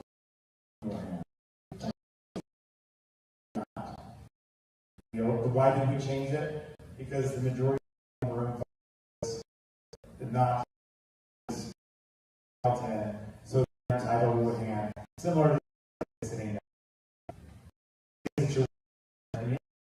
Even though that it would be one player that proceeded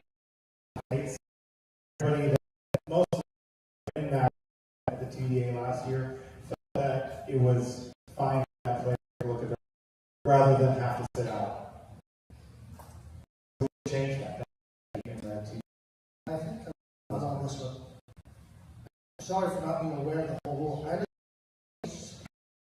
knew that the new player should be built in. Argument of the new player not dealing about that. Because the new player was not entitled to a hand that round. They were not entitled to a hand. Therefore, they're not entitled to a hand on this game. He was dealt in. But he's not a seat, but he was dealt in. So he was entitled to a hand. The new player was not entitled to a hand. But do we live with putting the player in? Like, Just for the sake, okay, and we go back to late registration as well, right? Not only on the pass. If we're going to sit him down, if the guy wants to play, or just look for a broken table, just deal with it. Is there an issue with that? Yes. Okay. I was only facing 7 players, now I'm facing 9. But you're also facing 6 players without the guy there, now you're facing 7. But I was dealt in, I was entitled to a hand. And now I'm not. Thank you for your explanation. Thank you. Come on, I got another somebody. Somebody in the back. I think there's somebody in the back. Anyone? Questions? New rules? Anything?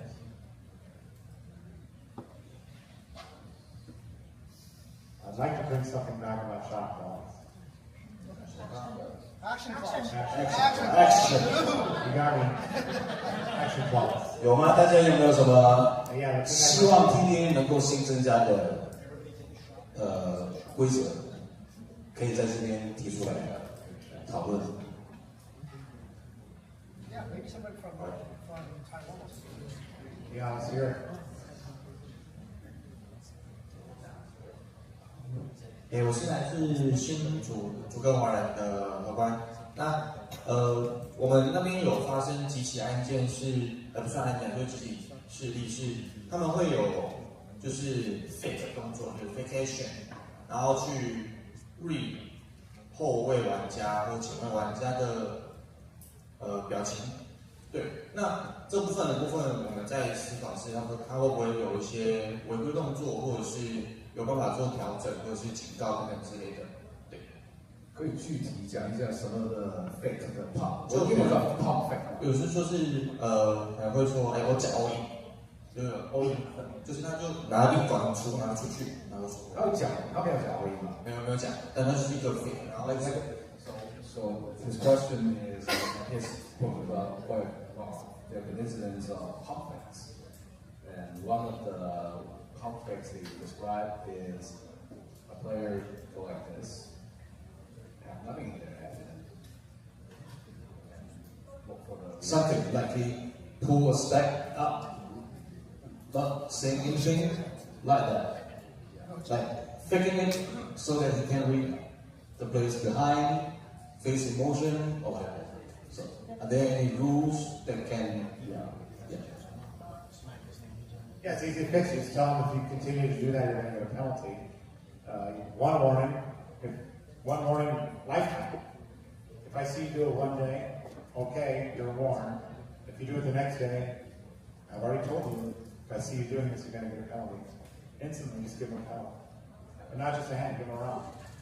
Give the dealer a ruler. Like the old days.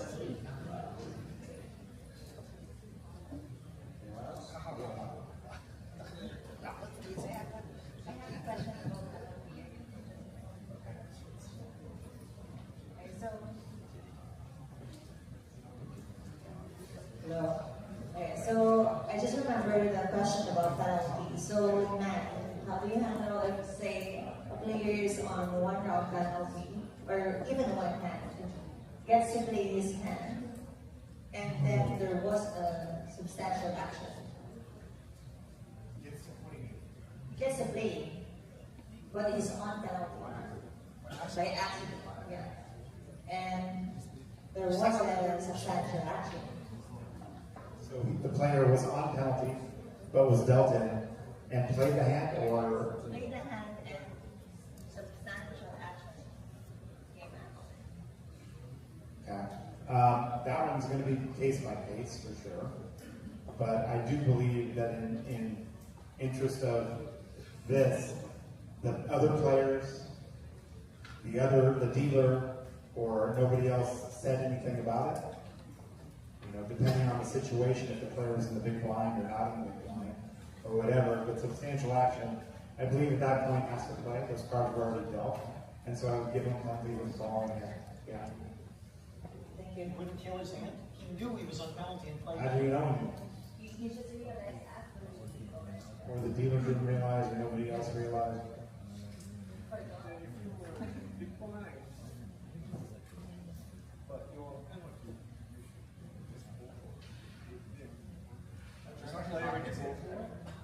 The dealer's not supposed to control that at that time, or the floor, or somebody else. Yeah, he should have blocked. If he's on penalty, I mean, one hand penalty, I know we don't do a ton of those, or we do, but most people don't. They're not supposed to be at the table anyway, so.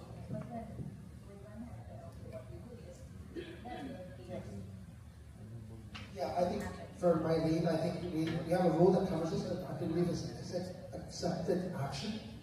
I think, equally, not only player on penalty should know, the dealer should know, the other players should have known, right? This guy's acted, everybody's acted on that. Unfortunately, we can't do anything about that. Again, like Matt said, we just move on from that hand. If we want to escalate it, because the guy's taking a shot, he's supposed to be a 1 round, issue a 2 round penalty afterwards for taking a shot. So, just one of those things. It does make it, if they know that's the rule, it makes it perfectly, if I'm about to be on a one-hand penalty in my big blind, I should absolutely try to play it. Because if I get the hand through, then I'm just going to get a penalty on the small blind and I could win a really big pot. And if somebody says, oh, you're supposed to be on a penalty, oh, okay, sorry, no problem, and get up and walk away from the table. If they know that there's no downside to playing that angle, somebody will play that angle. Or can we, instead of the say it's just one hand penalty, give me a red, I'll give you one round. No, but at a certain point in a tournament, winning the hand is worth it. No, I think as pointed out, I think it's still a case-to-case basis. In your situation here where the guy's all in, substantial action, by all means, I'm killing this hand.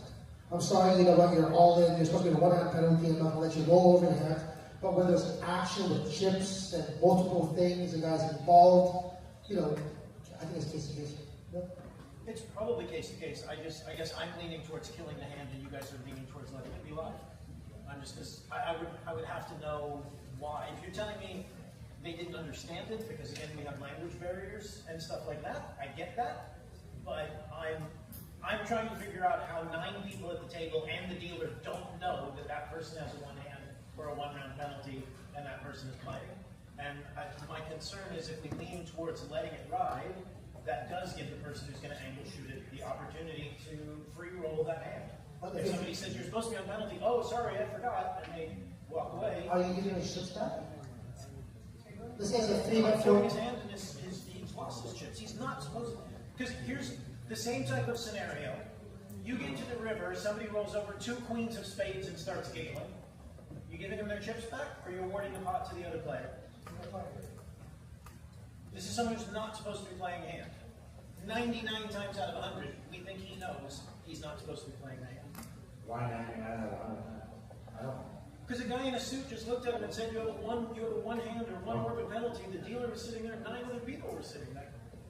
99% of the world does not get one penalties. We're more than 99% of the world. If you combine us all together against the USA, we're a lot more than you guys. Just got one here. This was what we're saying here. For Carson Mindspace earlier in the afternoon, we were talking about if you give a penalty that would cause them to get out of the tournament, would we enforce it? And I think the consensus was yes, give them the penalty, it's on them. So in the light of that thought process, shouldn't we just mark their hand? Because they're going to try and get out of that. So maybe they were about to be eliminated, and that's why they played it. The point is, at what point? Is it it's on the flop, and there's been some raises and calls, and other things? Yes, because See, I'm right. The answer is rule 1. Oh, that's rule 1. So I had another question about the timing. So everyone's like every tournament now we only have timing, but somehow when the players sit down on the table, the dealer forget to give the timing, or when they break the table, the player also collect the chip and forgot about the timing. Now they got to play for a while, and then they involved to the hand where they need more time to think about it. And they realize, they look around, hey, I don't have timing, or I'm breaking table and I forgot to bring my timing. So would you allow them to get their timing back, or just like unlucky guys because the timing is like your chip. So if you're not collecting your chip, this is not in play, you cannot get your timing back. Well, first, I would hope that the dealer at the other table or the floor would say, you know, this player's time backs are still here. So that itself should correct itself. But if it doesn't, yeah, I'm not going to allow the player to play at that hand. I would say you have to play this hand under these conditions. If it is in fact proven that you don't have any time banks, or that you have time banks that are owed to you or are supposed to be yours, we'll go get them for you. But I'm not going to let the table see the condition that he doesn't have any time banks and then do something different. Does that make sense? Yeah, this actually happened to me in an APT event where a player has forgotten their time banks on the table. You know, I don't know.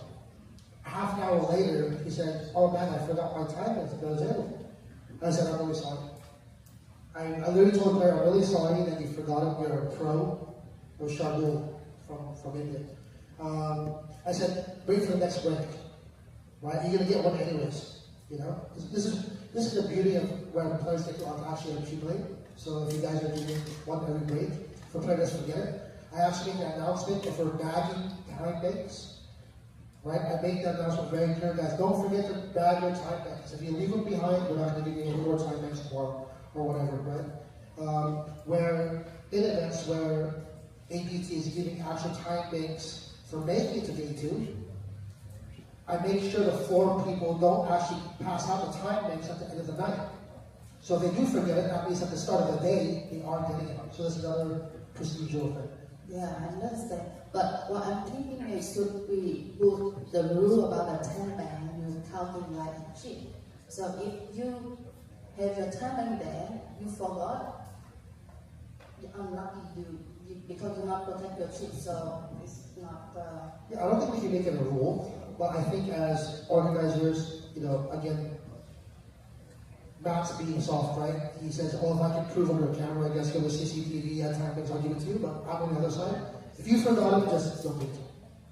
Yeah, because I want to appeal from the player, like they said.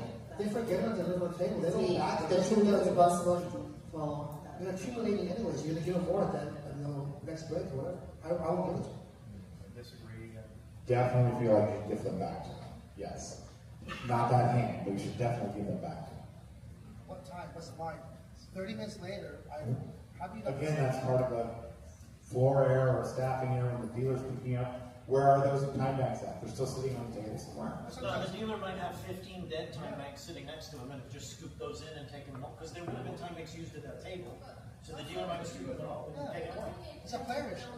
It's about the player responsibility for their chip and then don't cut whatever. Yeah, but if the player leaves chips behind, we're going to give them the chips, right? Or we not? Yes.